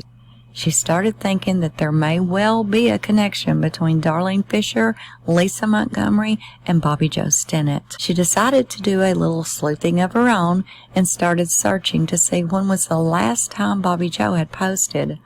And her mouth dropped wide open when she saw that Bobby's last post, being on Wednesday night, which was the night before she was murdered, was her giving directions to her home to Darling Fisher. Looking harder at Darling's information, she just sat wide-eyed staring at Darling Fisher's email address. Fisher for Kids. This did not sit well with her at all. It just seemed very, very creepy. She just kept repeating it out loud to herself over and over. Fisher for Kids. After she snapped out of her disbelief over the email address, the only thing that she could think was, call the FBI now. Chapter 38. After leaving the church and visiting with the preacher and his wife, Kevin, Lisa, and the baby went to the courthouse in Linden to visit with a friend of Lisa's mother's, which was just outside of Malvern. Authorities later speculated that this visit to the courthouse was done specifically to prove to everyone that she had not been lying about being pregnant, and this trip into town on December the 17th was planned to prove just that to everyone that doubted her most, but especially to her ex-husband Carl Bowman and Judy Shaughnessy, her mother, knowing that word would get back to them quickly after bringing the baby to the courthouse. Later, Carl said the trip to the courthouse was Lisa's way of proving to them that she was indeed pregnant, and she indeed delivered a baby girl, as she knew no one outside of her kids and Kevin and his family really believed that she was pregnant anyway, nor the other 5 times that she claimed that she had miscarriages. Around noon, Judy had to stop by the bank while running errands with one of her daughters, which was Lisa's half-sister. As she was walking out of the bank, she ran into her lawyer, who said, "Congratulations, Judy." This caught her totally off guard. She had no clue what he was talking about. Obviously confused, Judy said, "Well, thank you, but for what?" He said, "On your new grandbaby." Still confused, Judy said, "New grandbaby? Oh, you got to be kidding me. I just left the courthouse where I ran into Lisa and I saw her new baby. She's a beautiful little girl." Judy just stood there, looking shell-shocked, staring at him, and without saying a word, he continued, "Lisa just had a baby. Did you really not know that?" And with that, Judy said, "Lisa cannot medically have any more children. So she either stole that baby or she bought it." Judy huffed and she walked off to her car. After leaving the bank, Judy went to the courthouse to pay her property taxes. And while she was at the courthouse, another person was congratulating her on the birth of her new grandbaby. When she got back home, she sent an email to her ex-son-in-law, Carl Bowman, to tell him what she had just learned. She added in the email that she was truly wondering if Lisa indeed bought the baby in a black market sale. Judy was legitimately confused. She knew it was not possible that Lisa had conceived, carried, and delivered the baby herself. Lisa had a complete tubal ligation surgery in 1990, so there was no way medically possible that she could have conceived a baby. But she would have never thought, not even in a million years, Lisa would have committed such a heinous crime to obtain a baby. The only thing she could think is that she must have bought the baby through an online black market sale. There really wasn't any other explanation. When Carl read the email, he was shocked. He wrote his mother-in-law back and said, "Judy, don't let this news bother you at all. We all know she was never pregnant. Kevin and the kids know it too. Maybe she adopted the baby. It's possible. Who knows? Knowing Lisa, it is someone's baby that she is watching, and she's telling everyone that it is her own. We all know Lisa is nothing but a liar and a scam artist anyway. But either way, if it isn't somebody else's baby she's watching, she either stole it or bought it, because she did not give birth to it. Don't lose any sleep over it." Writing Carl back later, Judy admitted to him that she honestly was numb to Lisa. She truly felt nothing at all for her anymore, adding that she was ashamed to admit that about her own daughter. But she had been through so much with Lisa and her devious ways and lies that she just could not help her true feelings anymore, nor could she fight them. Lisa had changed so much over the years into someone that Judy didn't even know, and it was like one day she just changed. Something in her head just snapped and she never came back normal. Later, Judy said in an interview, "I love my daughter and I always will. A mother's love cannot just be turned off. Even when we hate the things that they do sometimes, we may even hate their ways or their lifestyle choices. But a mother's unconditional love is forever. But I am also allowed to hate the things that Lisa has done. My love for Lisa will never die, but I will never defend or support the things that she has done. Kevin and Lisa's final stop before going back home was a small cafe called the Whistle Stop in downtown Linden to grab a bite to eat.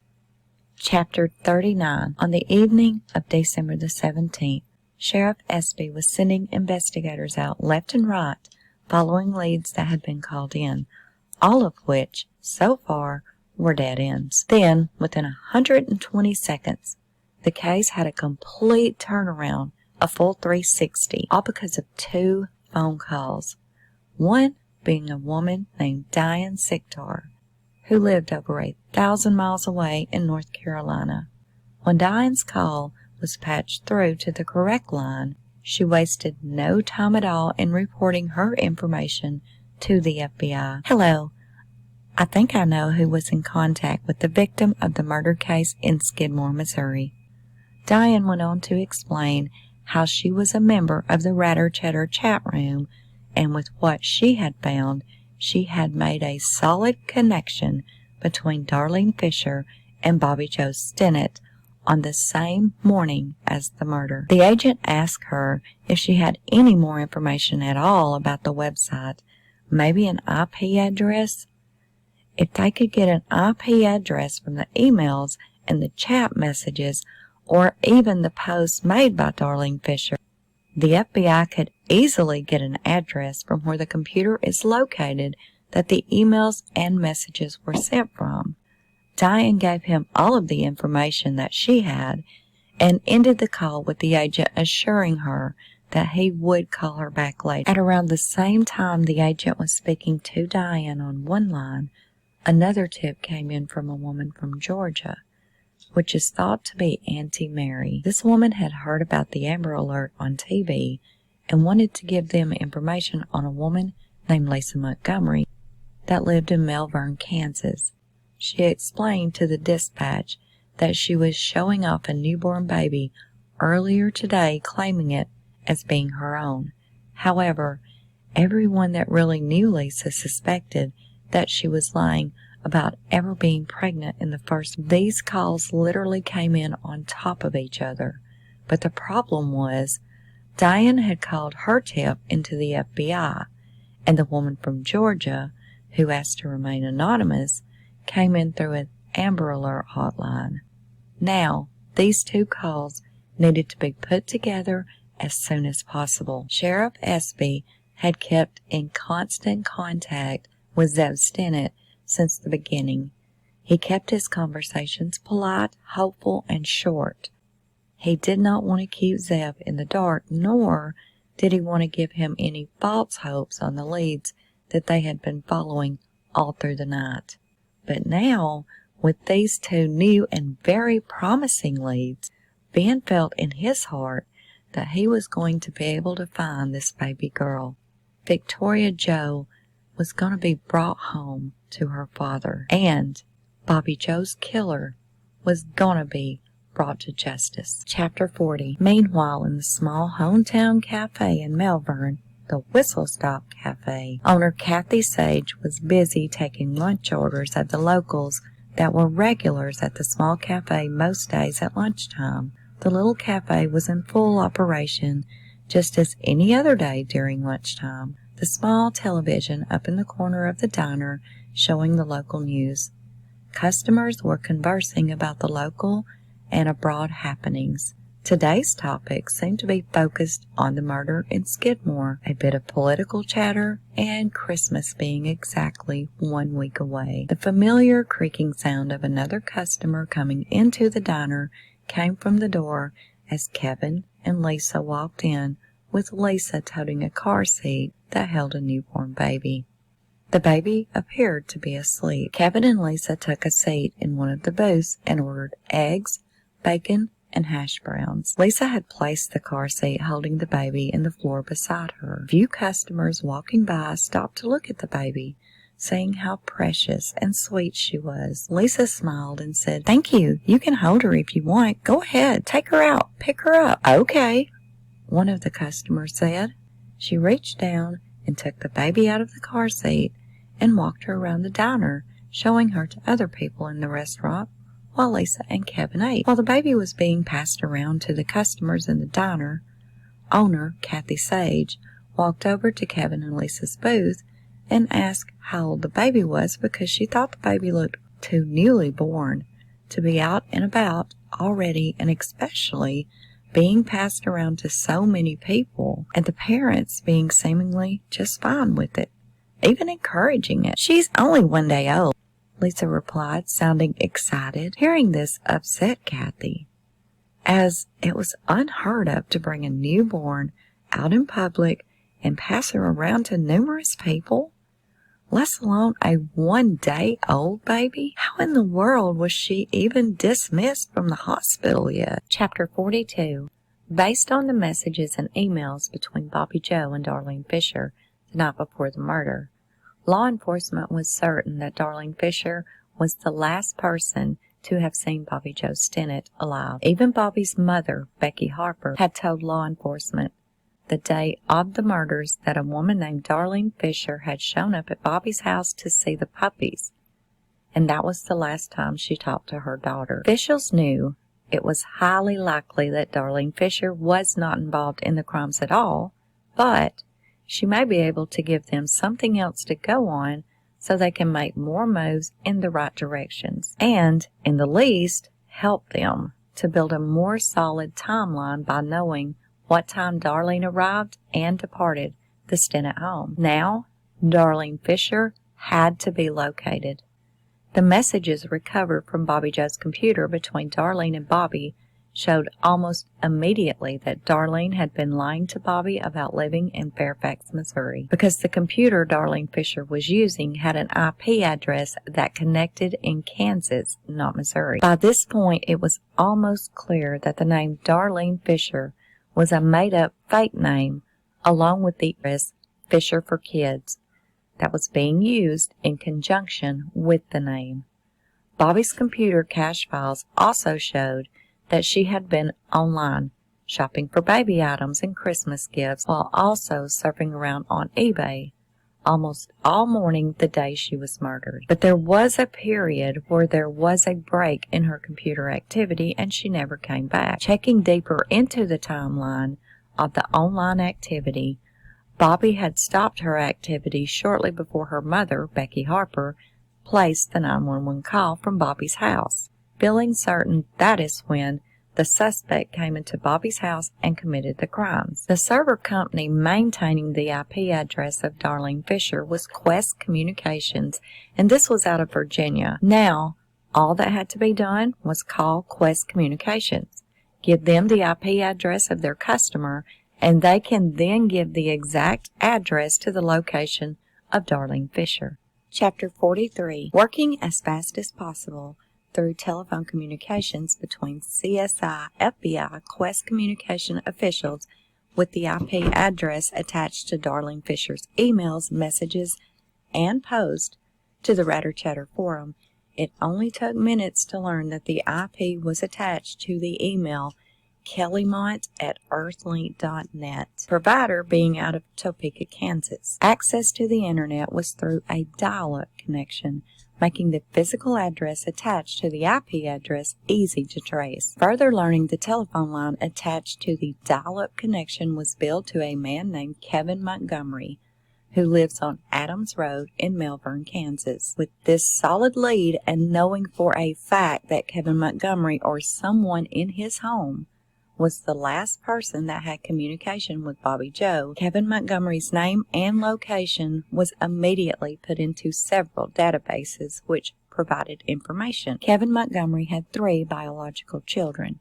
He was married to Lisa Montgomery and had been for 4 years. The email address set up for the internet provider was kellymont@earthlink.net. Chapter 44. As Sheriff Espy was preparing his press conference, a team of FBI special agents were full speed ahead, headed to the address of Kevin Montgomery in Melbourne, Kansas. Espy knew in his heart that little Victoria Joe's real family would be meeting her for the first time within the next few hours. He still felt with every fiber of his being that she was still alive. The tip that had come in from the woman in Georgia sealed the connection between who Darlene Fisher and Lisa Montgomery was. Espy had already concluded in his own mind that Darlene Fisher was a made-up fake name used by Lisa Montgomery. Sheriff Espy was so convinced of this that he sent his own deputies to Kevin Montgomery's address in Melbourne, even if the FBI did not need or want the assistance of his own officers. He did not care. He wanted the baby brought back and returned to her own family ASAP. Chapter 45. Upon the FBI's arrival in Melbourne, Kansas on the evening of December the 17th, the first thing they done was set up surveillance around the entire perimeter of the Montgomery home. While that was being done, 2 FBI agents showed up across town at Kevin Montgomery's parents' home. After explaining to them that they were there to investigate a kidnapping that possibly involves their son Kevin and his wife Lisa, so they were going to need their help with Lisa's children who was still at school. They would need to be picked up and brought somewhere so they could be questioned about Kevin and Lisa. And they needed to have this done without it bringing unwanted attention or curiosity onto the children. Kevin's mother, obviously shocked, agreed to go pick up all 3 of the children from school and bring them all back to her house so they could be talked to there. Miss Montgomery was asked not to tell the children why she picked them up, just bring them straight back there where they would be waiting for them. Hidden all around Kevin and Lisa's house were federal agents, and they were looking for anything that implicated a baby may be on the property, and for the reported red car. At the present time, it appeared no one was at the house. Feds had already planned to stake the home and property out for the next 24 hours if need be. It was not known yet what the circumstances around the connection of the kidnapped baby and the murder was going to be with the Montgomerys. It could be several things. Possibly a drug or trafficking ring. Possibly a black market baby selling ring. It just was not known yet. So surveillance and observations would be a must before making any immediate moves. Meanwhile, FBI was keeping Sheriff Espy briefed on what their current actions were. Espy was not happy with the Fed's plan of action at all. He did not agree with the stakeout of the home and the extra time all the surveillance and observations was going to take. 24 hours is a long time when a premature newborn baby that was delivered barbarically needed to be rescued ASAP to have the proper medical attention, and he was sure she needed it. Instead of waiting it out and letting the feds do their job, he picked up his phone and called up 2 of the chief investigators out of Maryville, both being buddies of his. Espy explained to the lead detective what they had gotten and how the feds were working out a 24-hour investigation around the home and property before making any moves. And there was not another 24 hours to wait. Please get in your car and go straight to Melbourne now. Another 24 hours we do not have, Espy told them, and then he provided them with the Montgomery's address. When you get there, move in immediately so we can get this baby to the hospital. Just get into the house and get the baby and drive straight through anybody that gets in your way. I don't care who it is. He was not going to allow the FBI to walk into his county and take over by pushing him and his own men and women aside. Hell to the no, he was not. He had made promises to Bobby Joe's husband and her family that he intended to keep. Without hesitation, Chief Investigator Strong replied, "We're on our way, Ben." Espy hangs up the phone. He had one hell of a good feeling. The FBI was not going to allow anyone he sent to the house to go in before they did. But he told all of his men under no uncertain terms, drive up to that property, knock on the door, go inside, get that baby. He would deal with the backlash he knew that he was going to get after the fact from the feds. But he was determined that no one would stop him from fulfilling the promise that he made to that family. His radio was getting communications from feds. "We are taking over this case from this point. No other assistance is needed or wanted. We are going to sit on it for a day or 2 before we make any moves on the house." Just hearing that made Espy mad as hell. as he had been warned by doctors over and over that the baby needed medical attention as soon as possible and every minute mattered. Then he receives a call from Kansas Regional FBI office. They informed him he had no choice but to step away from the case as he did not have jurisdiction in Melbourne, Kansas. Espy calmly replied saying, "Yep, you're right, I don't, but it's my case." And he hung up the phone. Radioing investigators, Strong and Fritz, that were en route to Melbourne, Kansas. "You drive right through any barricade you have to. Get that baby and don't worry about the FBI. I will handle them later." Chapter 46. The feds had already run a fast criminal background check on Kevin and Lisa. Neither had any prior arrest, so they knew they were not working with seasoned criminals. The lingering question in Espy's mind was this seemingly law-abiding working-class couple that shared 7 children between them lived in a 5-bedroom, 2-story family farmhouse, surrounded by acres and acres of their own farmland. Why would these people stalk out a young first-time expecting mother in another state, befriend her to gain her trust, and travel to this other state to brutally attack her, cut her baby out of her, and then murder her and steal the baby? This just did not make sense. This sort of premeditated crime could only be committed by a complete psychopath, not these kind of people. Could it? All evidence did point straight to them, though. Is it possible the reason that no one was at the home was because Kevin and Lisa had left to deliver the baby in a black market sale? However, the FBI saw things very differently with these people, and even their house and where it was located, as the exact sort of people that would do these kind of things. They lived simply. They did not bring attention to themselves. Their home was in a rural area, with the closest neighbor being almost a mile away, and the long muddy driveway up to the house was not very welcoming to visitors. Dozens of FBI agents were staked out all around the home and property. They were armed with infrared binoculars and recorders, just sitting in wait for Kevin and Lisa to get home, while Espy's chief investigators were en route to the home, and they were prepared to drive through any barricades or obstructions that may get in their way. Chapter 47. Across town at the school, Kevin's mother was explaining to the principal that she was there to pick up her grandchildren, telling him that it was an emergency and that she needed to get them home right away. 3 kids were sent to the office. Walking into the office, all the kids wondering why they were leaving the school so early and asking what was going on.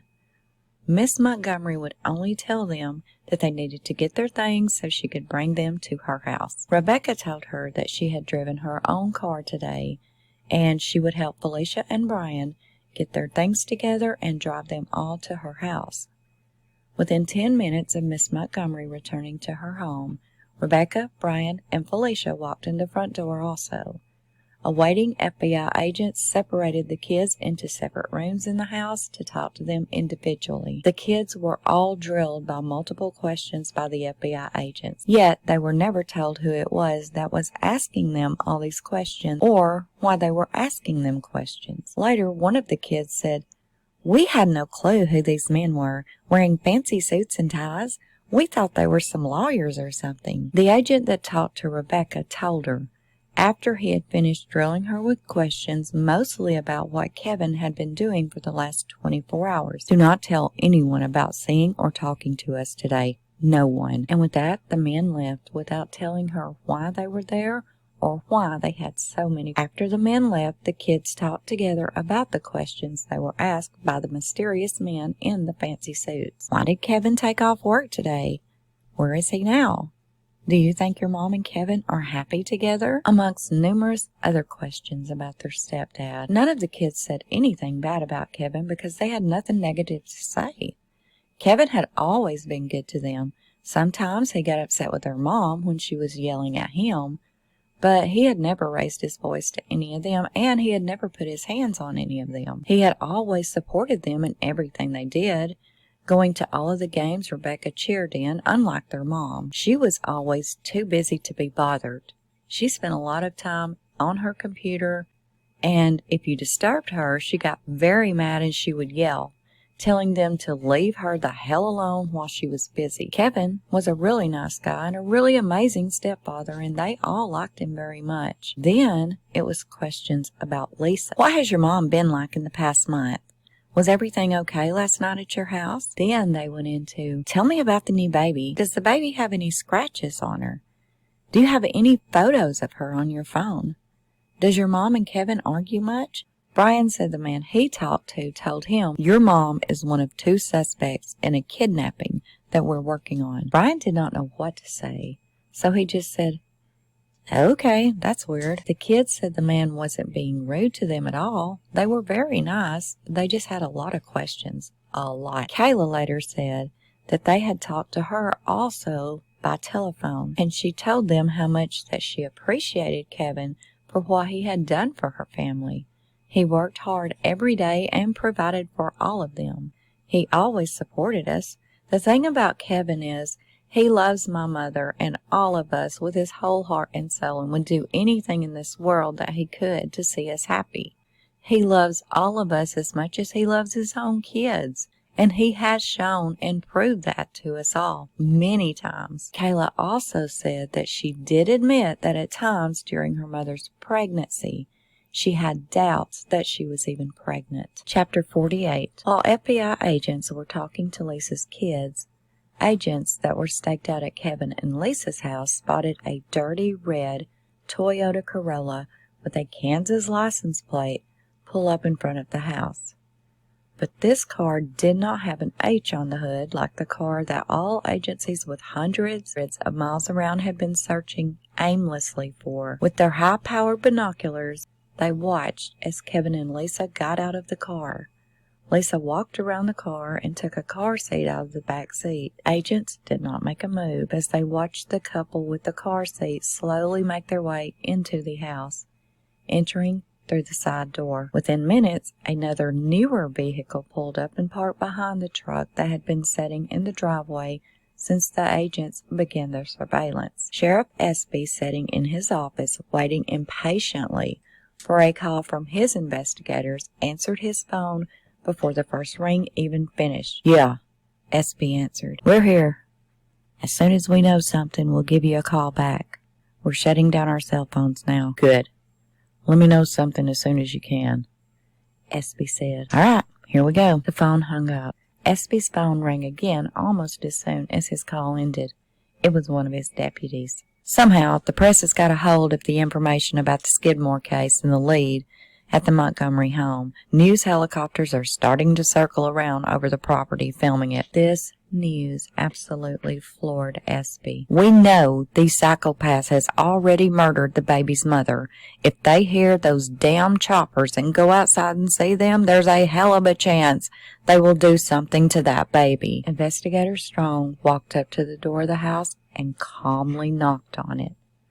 Almost immediately, the door was opened by Kevin. Can I help you? Kevin said. I sure hope so, Investor Strong replied. I'm a special agent from Missouri. My partner is waiting in the car. Could we come in and ask you a few questions? Sure. Of course, Kevin answered, being totally compliant, yet looking totally confused, opening the door wider to invite them inside. As the investigators walked in, they saw Lisa sitting on the couch, watching TV, and cradling a baby. Investigator Strong did not say one word to Kevin. He walked right past him and straight to Lisa. He couldn't help but to notice the news channel that Lisa was watching had the Amber Alert for the baby scrolling across the bottom of the programming back to back. Lisa looked up at Investigator Strong, and his only words to her were, "Give me the baby." Lisa pulled the baby in closer to her. Why? What's going on here? Outside, you could hear all of the federal vehicles pulling into the driveway, running up on the porches. They had come out of their hiding places and were entering the house. Without hesitation, the investigator took the baby out of Lisa's arms, ran out the back door, handed the baby off to the closest agent, and said, "Take this baby to the closest hospital, now." Lisa and Kevin were both grabbed by different agents and separated into different rooms of the house. FBI agent Craig Arnold's report on the questioning of Kevin Montgomery read, Kevin Montgomery, advised when he got home from work on December the 16th at 5:15 p.m. yesterday that his wife Lisa was not at home. After he had been home for about 15 minutes or so, Lisa called him and told him that she had went into labor and had the baby. She said she was at Long John Silver's in Topeka, so him and the kids got into his truck and went to Long John Silver's to pick her up. Rebecca drove her car with the other kids back here, and her and the baby rode back with Kevin in the truck. It was noted that Kevin was very confused about what was going on and kept asking about his wife and baby and where they were and if they were okay. Lisa being held in the kitchen. Investigator Strong, back inside the house now after making sure the baby was being transported to the hospital, walked right up to Lisa and just stared her in the eyes for several seconds without saying a word. He knew he was looking right into the eyes of a psychopath that had stalked, brutally attacked, and murdered 23-year-old Bobby Jo Stinnett as she fought and begged for her and her baby's life while she cut her baby out of her womb with a kitchen knife and left her dying in a pool of her own blood. There was no doubt whatsoever in his mind that Lisa Montgomery was Bobby Jo's killer. She had the same length of blonde hair that Bobby Jo had clenched in both of her cold, dead hands. She owned a dirty red car, and she had a newborn baby that was, at best, 2 days old. And Strong asked Lisa, "Where'd you get the baby?" "I've been pregnant, and I delivered my baby yesterday," stated Lisa. "Where'd you deliver the baby?" another agent asked. "At the Women's Birthing Center in Topeka." "Why? What's the problem here anyway?" Lisa said. Investigator Strong is known as being one of the best interrogators there is in the state of Missouri. So needless to say, these small questions that Strong was shooting at Lisa Montgomery turned into a 4-hour full-blown interrogation. When Strong noticed cuts on Lisa's hands, looking directly at them and then straight into Lisa's eyes, he said, "I know there is something you want to tell me, Miss Montgomery." And he looked directly back at the cuts on Lisa's hand. That is when she broke down and started crying. She started confessing, saying that she lied to her husband about being pregnant and about giving birth. She went on to admit that she strangled Bobby Jo with a rope, and she used a knife that she had brought with her to cut the fetus from Bobby's stomach.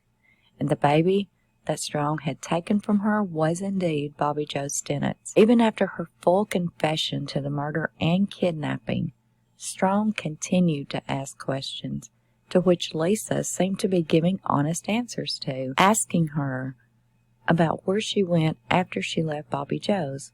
Lisa answered everything, telling Strong about pulling to the side of the road to clean the baby, throwing the towels and the stuff in the trunk, and even calling the preacher. When Strong asked Lisa why would she do this, she just said, "I just didn't want people to keep calling me a liar about being pregnant like they kept doing." Sheriff Espy was getting updates back to back from Investigator Fritz, who had accompanied Strong to the scene. "I was ecstatic to hear the baby was alive and had been taken by authorities and was en route to the hospital.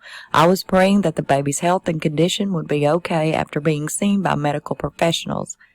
I knew by putting Strong on the case that he would break the suspects with his interrogations. Now, if everything checks out okay with the baby, she can be reunited with her father and family." Search of the Toyota uncovered the rope, knife, bloody towels, blankets, and DNA from blood and hairs found on the items were later confirmed as an identical match to Bobby Jo Stinnett. DNA taken from the dried blood on the kitchen knife blade came back to be a mixture of Bobby Jo's and Victoria Jo's. The handle of the knife had a combination of DNA matches from both Bobby Jo, Victoria Jo, and Lisa Montgomery. Also, DNA taken from underneath Lisa's fingernails was confirmed to belong to Bobby Jo Stinnett. A few days after Lisa's arrest, sitting in a jail cell with nothing to do but think, she started changing her story to her family and friends and anyone else that would listen to her. She was now saying that someone handed her that baby. And within a month of being locked up, she was telling her family that she has no memory at all of ever being at Bobby Jo Stinnett's house or of doing any of the terrible things that she is being falsely accused of doing. Chapter 49. Within only a few hours of Kevin and Lisa Montgomery being arrested and led out of the house in handcuffs, breaking news reports were being aired on every cable and local news channel nationwide. At Kevin's parents' home, Rebecca and Felicia were still chatting about the men that had been there earlier, asking them all of the weird questions about Kevin, their mom, and their new baby sister. While watching TV, they still had no clue at all about what was going on. Then, an emergency alert started scrolling across the bottom of the screen. The girls stopped talking to read the scrolling alert. Kansas woman taken into custody suspected in the murder of Missouri woman and the kidnapping of her fetus. Neither girl said a word after reading the alert. They just looked at each other, wide-eyed. Finally, Rebecca said, "No way, it can't be." Felicia admitted when she read the alert that she felt like she had been punched in the gut. But she looked at her sister and said, "What? No, that's not why they were here. Geez, Becca." Miss Montgomery just dropped her head and shook it after reading the report, and Rebecca asked her, "Please tell us what's going on." Without saying a word, Miss Montgomery just looked back up at the TV, and within minutes, another emergency alert came through. Tests have positively confirmed the baby found in Melbourne is Bobby Joe Stennett's. Part 2, A Sort of Homecoming. Chapter 50. Kevin Montgomery believed Lisa was indeed pregnant. She manipulated him enough to believe the 9 months of morning sickness that she was playing out perfectly. She was shopping for baby clothes, preparing a nursery, the doctor visits that she claimed she went to every month, and even the ones she missed because she claimed she was too nauseous to go to them. She even told Kevin to turn around and go back home the times that he was trying to go with her, claiming that she was just way too sick to go those days.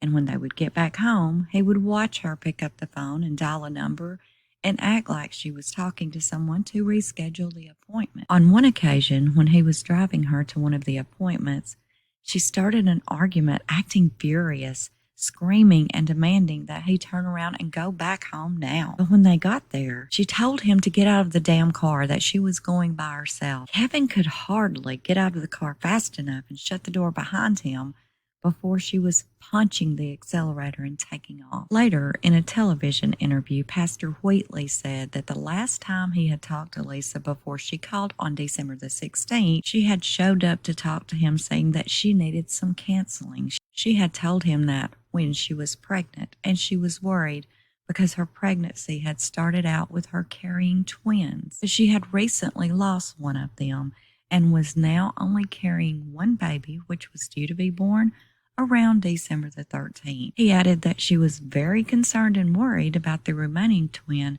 and if it would even survive. Everyone that knew Lisa believed the same thing, that she was pregnant with twins, but had lost one at the start of her second trimester. That is what she had told everyone anyway, including Kevin and her children. Lisa's ex-husband, Carl, said he went to doctor's appointments with Lisa when she was pregnant with their 4 children. He said he saw all of her medical records and was in the room when Lisa gave birth to each of them. Carl and Kevin got along fine. They exchanged a few choice words a few times about the kids and how they were being treated, but it was nothing really major. Carl had heard from the kids at least 4 different times that Lisa was claiming she was pregnant again, and how Kevin was always happy each and every time that Lisa made this claim. But every time she would also claim that she lost the baby not too long before it was due to be born. And this last time he heard Lisa was playing the pregnant game again on Kevin, Carl felt really bad for him, being led on by Lisa's manipulation and tall tales yet again. So he called Kevin up and he just told him. There was one time when they were married that Lisa told Carl she was pregnant, but she lost the baby that time too, telling Carl that the doctor said the baby was absorbed into her uterus. Carl said he never believed she was pregnant to begin with because she had gone through full tubal ligation surgery after the birth of their last child, and he knew it was just another one of Lisa's tall tales. Not long after Kevin met Lisa, they hadn't even been dating very long, Lisa wrote Kevin a letter telling him that she was pregnant, and she thought she had lost it. She thought it was dead. But she found out at the doctor's visit that it was indeed a lie, but it had started out as twins and she did lose one of them. But the other one was still alive and she was still pregnant. And she told Kevin in the letter that she needed to get an abortion. Some of her family later said that Kevin gave her money to have the abortion. And that was Lisa's test. She knew then that she could manipulate Kevin and he would believe anything she told him. And he did. Carl and Lisa met when Lisa was 16 years old. Carl was Lisa's stepbrother. Carl Bowman was married to Lisa altogether for over 13 years. They had divorced one time for a very short period, but they remarried before the divorce was even final. Carl felt sympathy for Kevin because it seemed that he always believed everything Lisa told him. That's what the kids said anyway. How happy Kevin was about their mom having a baby. Once, when he went to their house to pick up the kids for the weekend and Lisa wasn't there because she was at a prenatal appointment, Carl just looked at Kevin and said, "How do you do it? How can you continue to believe her lies, man? You and I both know she's not pregnant. It's not even possible." Carl said Kevin just stood there and sort of looked towards the ground. He looked like a man that knew in his heart what he was being told was true, but he just couldn't admit it to himself that his wife was lying to him. He had the most lost, sad expression on his face, Carl said. Carl just shook his head and walked away. It wasn't just Carl that had told Kevin basically these same exact words about Lisa's obsession with pregnancy and her claims that have never and would never be true. Even Lisa's own mother and two sisters had told him about the same thing for years. At one point, while she was still married to Carl, it had gotten so bad with Lisa believing her own lies about being pregnant and her total obsession to give birth again that her mother, Judy, just couldn't take it anymore. Judy and her new husband, Danny Shaughnessy, made a special trip into town to talk to a lawyer about having Lisa committed, because it had gotten to the point that Lisa was believing she was pregnant and no one could tell her any different. Judy told her lawyer that it was to the point that she was fearful that Lisa may end up doing something bad if something wasn't done. Lisa needed help.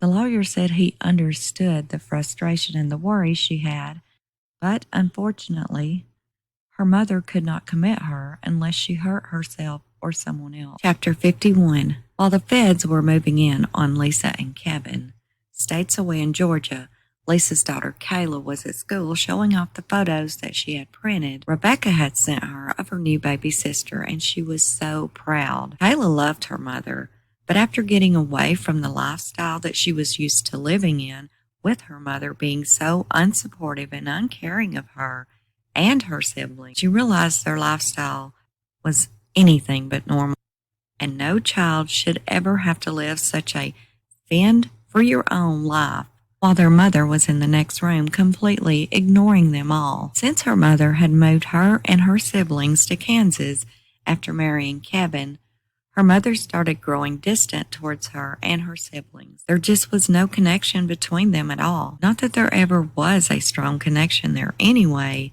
but it had only gotten worse. Kayla later said the only one Lisa worried about or took care of was herself. She had become very self-centered after we moved to Kansas, worse than ever. That was always something that nagged at her every time her mother seemed ecstatic when she announced that she was pregnant again. Seeing as she already had the four of us that she basically shut out of her life and she couldn't even be bothered with. Now, Lisa had absolutely adored all of her babies and was an amazing mother to all of them the first year of their life. But when they grew out of their infancy, she was not interested in them at all. And she had very, very little patience with them. The older they got, the more they grew, the more they got in her way. And the less and less she wanted to even be around them. It can only be explained by Lisa having almost a mama cat instinct, very attentive, caring, and loving until they could walk and didn't need her to feed them anymore. Then she would start hissing and growling at them when they went near her. Very bizarre, to say the least. Eventually, it was Lisa's oldest daughter, Rebecca, who stepped up and became more of a mother to her younger siblings when the new would wear off for her mother. She would distance herself from them. The children grew to know if they needed to talk or had an issue that needed that mother figure, to talk to or ask for advice from, it was always Rebecca, not Lisa. The kids did pick up some of Lisa's characteristics, though. For example, talking fast. All of their words almost ran together and without even pausing. So it made it hard at times to understand what they were even saying. It was like listening to an auctioneer. Later, the children said that the reason they got used to talking so fast was because when they did finally get their mother to acknowledge they were even there and talking to her, and she would finally put whatever she was reading down, or she would finally look up from her computer at them, they had to say whatever it was very fast, or their mother would lose interest within mere seconds and go back to her reading or computer before they could even finish what they needed to tell her. She would wave them away and tell them that she was too busy and she would deal with whatever it was later. Chapter 52. Kayla rode home from school with Auntie Mary's 17-year-old son, Bobby, since they went to the same school. Normally, Bobby was sitting there waiting on her to come out when she walked out of the building. But sometimes she would have to wait a minute or two if he was held up or something in the building that he was in. But that was very rare. 14-year-old Kayla was in the middle school building, and Bobby was in the high school building across the school campus. So they didn't see or talk to each other throughout the day at school. But on this day, December the 17th, she had been outside waiting on him for seemed like forever, and that was very odd. So tired of waiting, she called her neighbor Julie, thinking that maybe she could come and pick her up and give her a ride home. Bobby hasn't got here yet. He must have had something to do or something after school. Could you please come and pick me up and give me a ride home? Sure, I'll be on my way, Julie said. On their drive back, Julie mentioned to Kayla that her computer had crashed and she didn't know what was wrong with it. Most days when Kayla was home from school, she would go over to Julie's and use her computer for a bit to do schoolwork and check in with her siblings in Kansas, as Auntie Mary did not have a computer.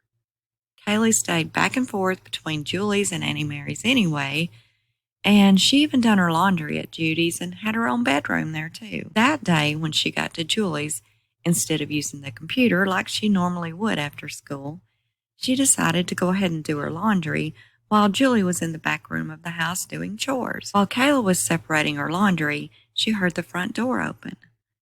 Knowing it wasn't Julie, she stuck her head out to see who it was.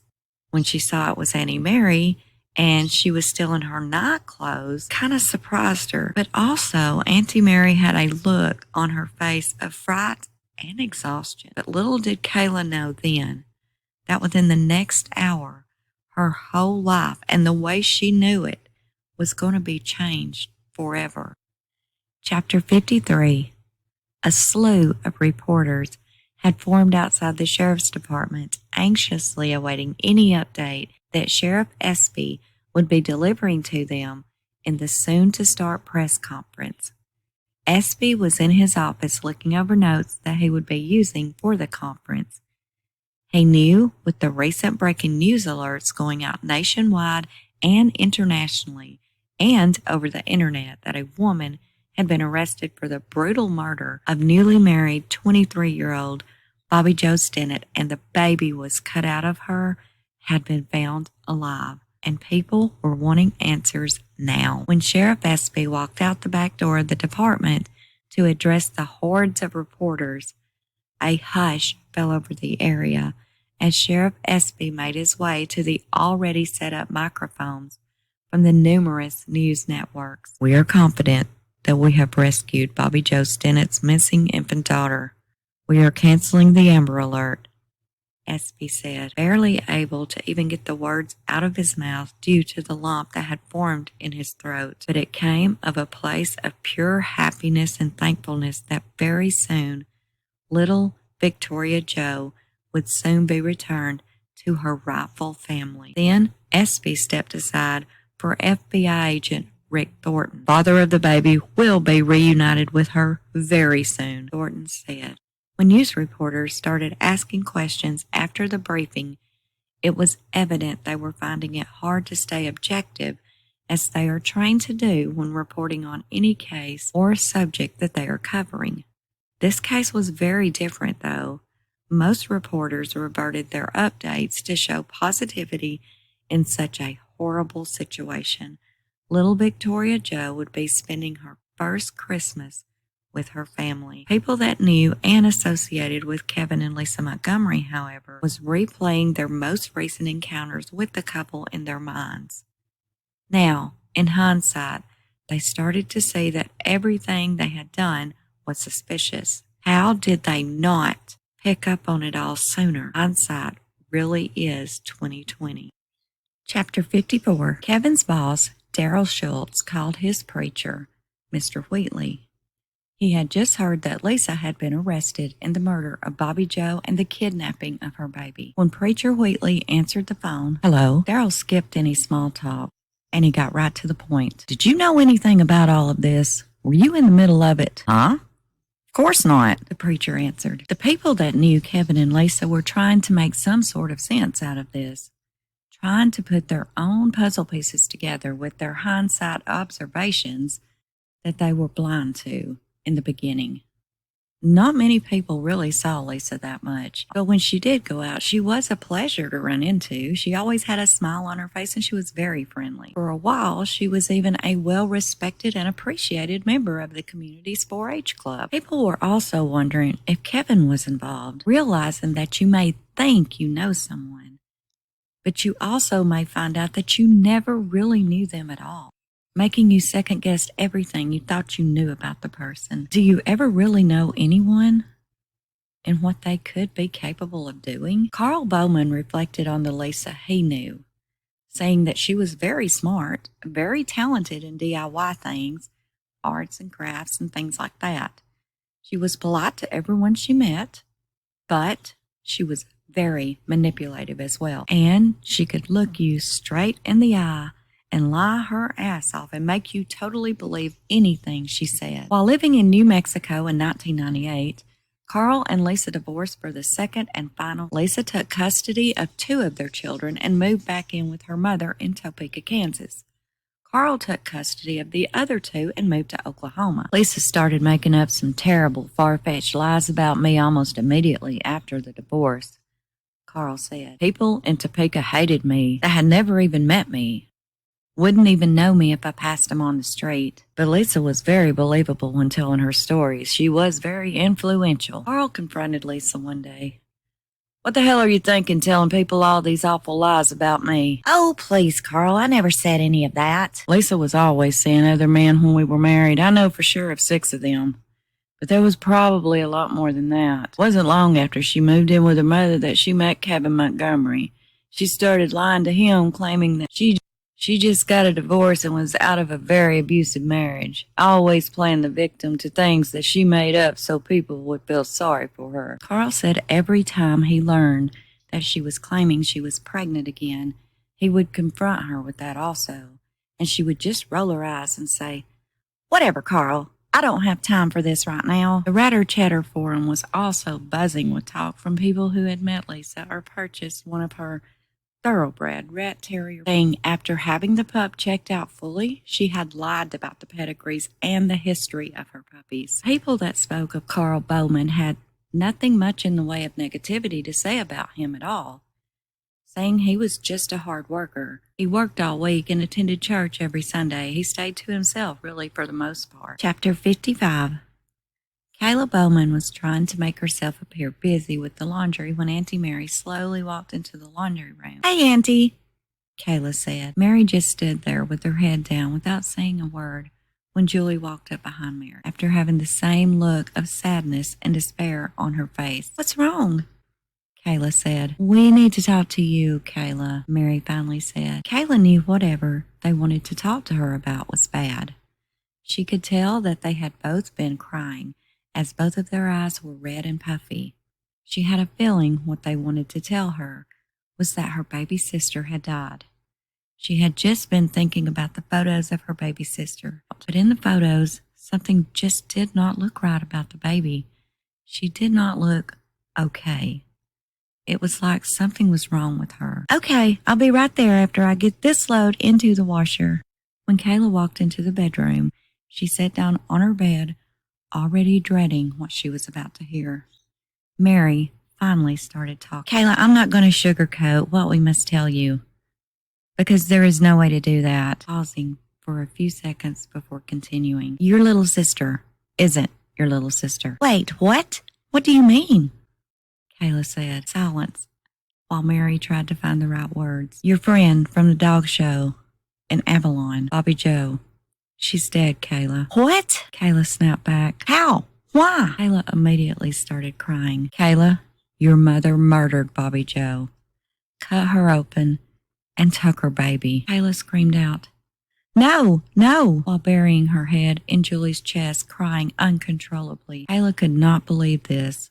She jumped up and ran next to Mary's and turned on the TV. As soon as the TV came on, there it was, confirming the horrific, unbelievable news that she had just heard. Oh my God, it's true, Kayla said out loud, but to herself, while staring at the TV. Oh my God. Mary's voice from behind said, Turn off the TV, Kayla. You don't need to see that. Chapter 56.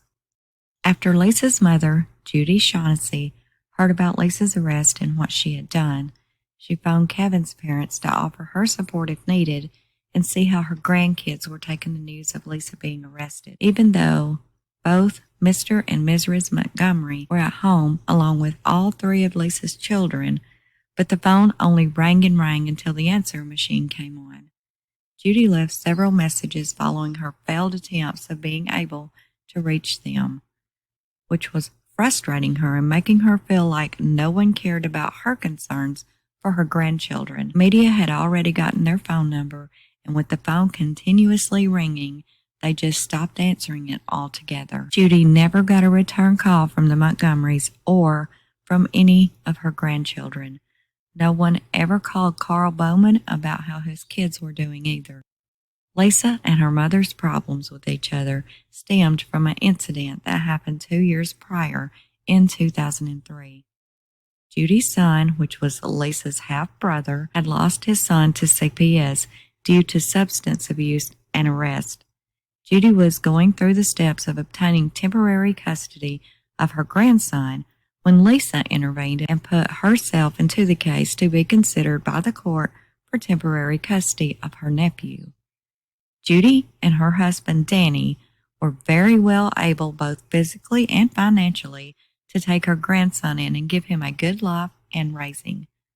Forever, if need be. Heck, she was basically raising the baby for her son anyway before Lisa moved back and started telling her son that she was doing things and was going to cause them problems with the little boy. So Judy's son and his girlfriend took off with her grandson and went to Oklahoma. When Judy found out they had left for Oklahoma, she took right out after them, worried about the well-being of her grandson. When she had no luck locating them, she called the police, who did locate them and informed Judy that they were all fine. 6 months later, her son, his girlfriend, and the grandson moved back to Topeka. When Lisa started telling him again that they needed to watch their back because their mother was about to take the baby from them, they all walked to Lisa's because they did not own a vehicle at that time. She had told them over and over that they could all come and live with her and Kevin to get away from their mother. Lisa was being so helpful with the baby that she even went out and bought a crib, swing, car seat, clothes, bottles, diapers, and everything that the baby would need while they were staying with her. She was just trying to help them get on their feet, is what she said. But within days, CPS showed up and the baby was taken. When Judy learned that CPS had taken the baby and placed him in foster care, she ramped up her attempt to gain custody. During the time the baby was in foster care, Judy's son was arrested and sentenced to spend time in prison. When the custody hearing court date finally came around, Judy and her attorney was well prepared to prove the best interest of her grandson was to be placed with her and full custody granted to her. Shockingly, Lisa showed up at the hearing as well, but she was in favor of CPS and claimed that the baby would be better off remaining in foster care until he was adopted. This was Lisa's revenge to her mother. If Lisa couldn't have that baby, then Judy damn sure wouldn't either. During much testimony and questioning between the attorneys, social workers, and the interested parties involved, Judy, Lisa, and CPS, Judy was awarded full custody of her grandson. Lisa was deemed not credible for many obvious lies she could not prove or back up that she told during her testimonies, in part saying that she had donated a stillborn baby to science, claiming that she had lost a twin during pregnancy and then lost the other twin a few months later, even saying that she had gotten pregnant by her mother's husband, which was her stepfather, in the past, and had lost that baby through a miscarriage also. Chapter 57. Addressing the media, U.S. Attorney Todd Graves said, "The baby is fine, and she is doing great." Sounds of happiness and quiet cheers could be heard by the reporters surrounding him. Her name is Victoria Joe, and she has been reunited with her father and is currently with him at Stormont Medical Center, where she will remain for a few days just for observation.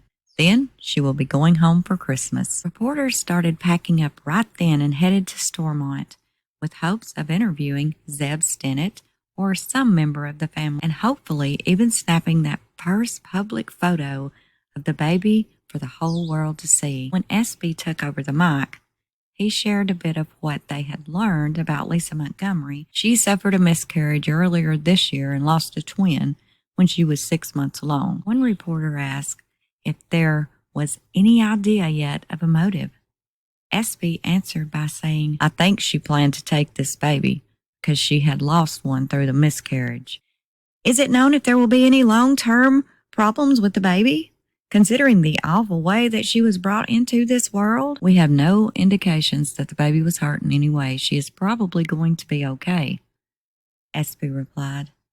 Another reporter, "Can you give us any details of the crime yet?" More than likely, the victim was strangled. Evidence shows that after the baby was taken from her mother, she was wrapped up in blankets and taken to Kansas. Evidence also shows that Lisa Montgomery worked alone and no one else helped or even knew of her plan. Before closing the briefing, SB had one other point to make very clear. "We may not have ever found this little baby, nor brought Bobby Joe's killer to justice without the Amber Alert being put into place. The FBI agents that came in helped us tremendously. The ones conducting the computer investigations jumped right in and got the ball rolling.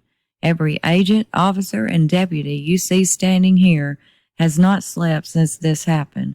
We have worked together, non-stop, chasing every tip and lead, even before we were able to get the Amber Alert issued. But it ended up being 2 tips, one from over 1,000 miles away, that we put together to get to where we are today. We may not have ever gotten those 2 tips if the Amber Alert was not put into place." Chapter 58. The Ratter Chatter message board was flying on the night of December the 17th. Messages about how horrible this entire ordeal has been from start to finish. What was even more disturbing to the members was that it was a fellow breeder and correspondent to most all of them who did the unthinkable acts to Bobby Joe Stinnett and her baby, Lisa Montgomery, who everyone was now aware was also Darlene Fisher. Meanwhile, at Stormont Hospital, Zeb Stinnett had managed to pull himself together enough to make a statement to media. He and his family had just met Victoria Joe for the very first time in her life. The reunion was bittersweet. "She was a miracle," Zeb started. "I want to thank all of my family, friends, the Amber Alert system, and all of the agencies and officials that helped to make this moment possible." A post made on Bobby Joe's website read, "Thank God the precious baby girl was found alive and well. Bobby Joe will continue to live on forever through her daughter." Lisa Montgomery was being held at the Windhoff County Jail in Kansas, awaiting her first federal court date of Monday, December the 20th, 2004. But it was still up in the air where her charges were going to be pressed at, Kansas or Missouri. Chapter 59. The night of December the 17th, 2004, every major news network, late-night talk shows, internet chat rooms, and forums were all having heated discussions about the case. Who was Lisa Montgomery? How did anyone not know she had this planned? How could something like this even happen? Coverage of Lisa Montgomery dominated the news airways abroad. Not even the major earthquake that triggered a tsunami and killed a reported 150,000 people that happened in the days following the arrest was as discussed as this case. That earthquake is now known as one of the most deadly natural disasters to ever happen in history. Chapter 60. Carl Bowman was at his sister's when he got the news that Lisa had been arrested and would most likely be charged with the murder of Bobby Joe Stinnett and the abduction of her newborn child. His wife Vanessa had called him there and asked him to hurry up and get back home. When Carl asked her if everything was okay, she informed him of a phone call that she had just received telling her to turn on the TV. She then went into telling Carl about Lisa being arrested for murder and kidnapping. "You have got to be kidding me," Carl said. Vanessa just started crying, not saying a word. "Pull yourself together, Vanessa," to which she replied, "I can't help it. I'm on my way," Carl told her and hung up the phone. 10 minutes later, a bit after 6 p.m., Carl walked in his house to find Vanessa glued to the television watching the news report. Carl walked in the living room and sat down on the sofa beside his wife. Later, he admitted the first time he saw Lisa's mugshot plastered across his TV screen minutes after he sat down, the only thing that went through his mind in that moment was that, "At one time, I loved that woman. She is the mother of my 4 kids." Carl stood up and said, "Where are my kids?" He picked up the phone and started calling the sheriff's department and FBI agencies that were mentioned in the news reports, but none would tell him anything at all. He then called Kevin's parents, thinking they may know where his kids were. He got no answer. He then called his daughter Rebecca's cell phone. "Hello?" came Rebecca's voice after the first ring. "Rebecca, where are you guys? Is everything okay?" "We're at Montgomery's, Dad," Rebecca said. "Are you okay?" Carl repeated. "Dad, I just can't believe it," Rebecca said through tears. "It's going to be okay, honey. Where is everyone else at?" Carl said. "We're all here, Dad," she answered. Carl knew the kids were safe at Mr. and Mrs. Montgomery's home. He knew them well and trusted them, but he wanted his kids home with him. He called his lawyer for advice on going to pick his kids up, but the secretary informed him that he wouldn't be back in until the next morning, and Carl was not willing to wait until the next day to get his kids. He wanted them with him now. He didn't want to just barge into the Montgomery's home and take his kids out with everything going on. So he was pacing the floor trying to figure out what to do legally about getting his kids, with it already being late, and Melbourne, where the kids were, was a 4-hour drive away. What should he do? Carl had already started the steps to take Lisa to court to get custody of the kids. He was already working with his attorney to prove how she was nothing but a liar and had been lying to her husband and the kids over and over for the past 4 years that she's been pregnant multiple times when she absolutely was not. And he had medical records to prove that. And each time she claimed that she miscarried a baby, it was affecting the kids in a very negative and unstable way. They already had a custody court date set for January 2005. So Carl asked his wife, "Should I go get them now?" He arranged for a statement to be made publicly. At around 6 p.m., spokesperson for the Stormont Medical Center, Carol Wheeler, made a much-awaited update of Victoria Joe. She is a preemie, but she is responding as well as any child at her gestational age would be, and she will be going home very soon, adding that no other information would be released at that time and to please respect the family's privacy during this time. Chapter 72. Monday morning news reports were still flooding the airways and internet sites about the Bobby Joe Stinnett case, but now reporters were zoning in on the upcoming court of Lisa Montgomery's first appearance before the judge. Reporters were still making their way down Main Street, hoping to catch an interview with anyone willing to give them one. Satellite trucks were still lined up and down both sides of the road in Melbourne. There were flyers posted in businesses and on posts all over the town of Melbourne.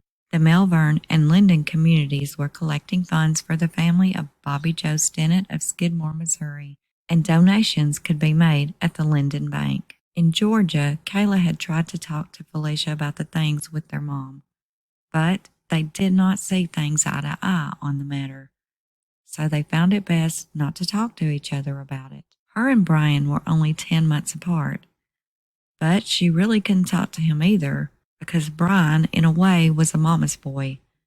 And as Carl Bowman had also said in the past, Brian has a very short temper and can get hostile very fast. When he was younger, if something made him mad, he wanted to lash out and hit something.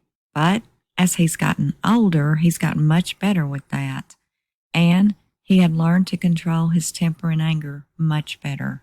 Brian and Kayla had always been close due to being so close in age, and even being in the same grade at school. She always reached out to him to talk to him about random things, but what had happened and was going on with their mother just was not one of those random things that she could talk to him about. Rebecca was Lisa's favorite. She was always the bossiest of all of the kids.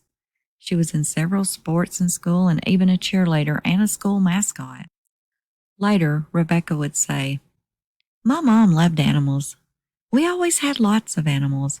Mom did not like to take care of the animals, though. That was our job. Mom liked to read a lot.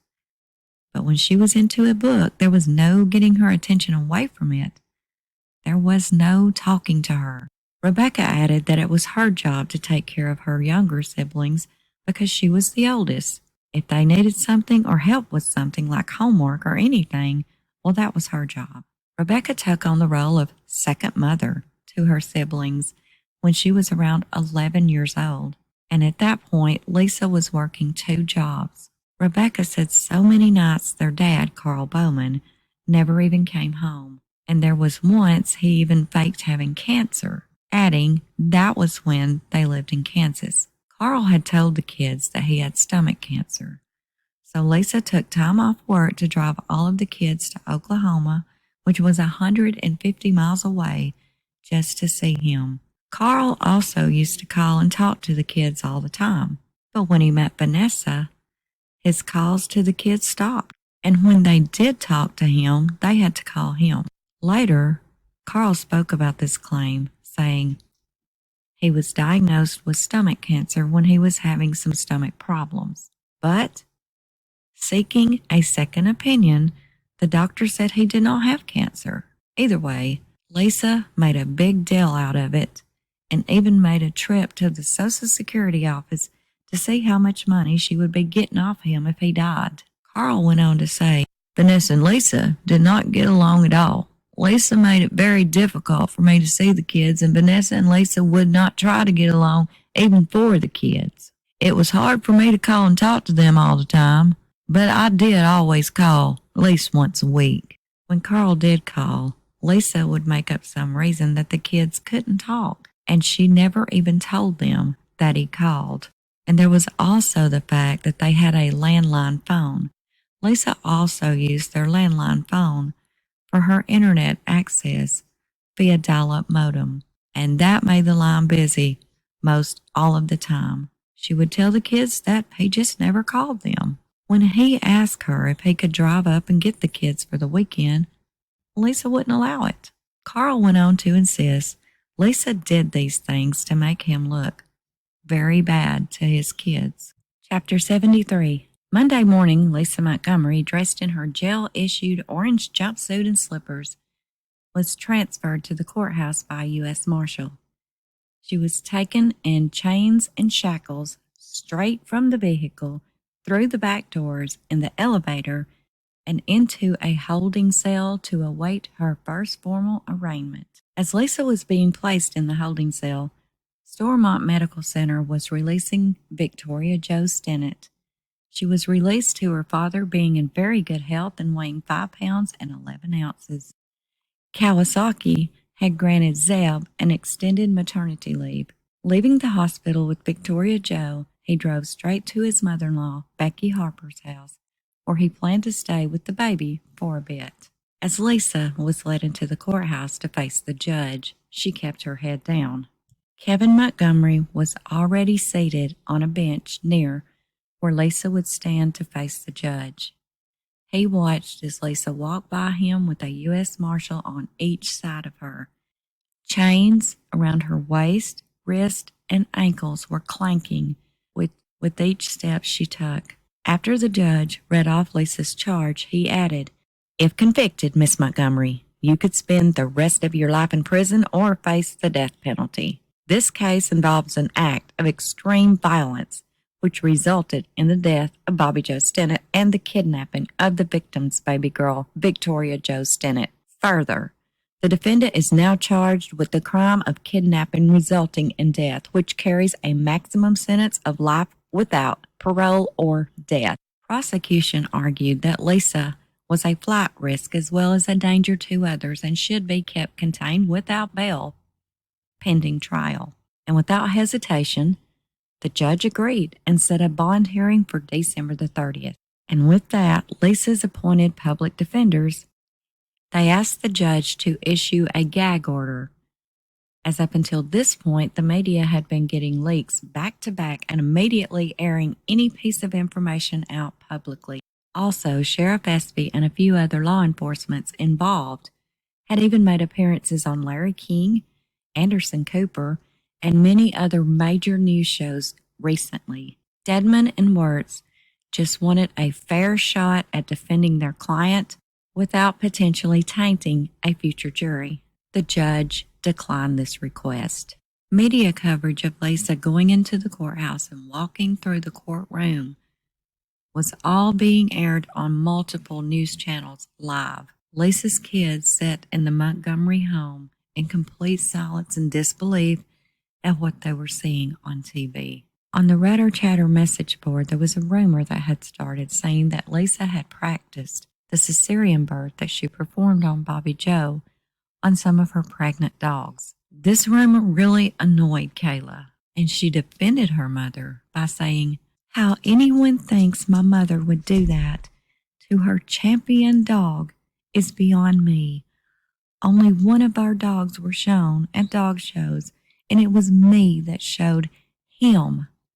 None of our dogs ever died having puppies, and none were ever missing. So this rumor is total nonsense and absolutely laughable. Please stop." Chapter 74. Lisa's 10-minute arraignment hearing yielded no details of the alleged crime against her, so the media was not able to tell the public much more than they already knew. Lisa's attorneys told the judge that Lisa refused to waive her right to a preliminary and identity hearing. Both hearings were set for Thursday, December the 23rd, and transferred to Missouri. Todd Graves had a press conference at the courthouse.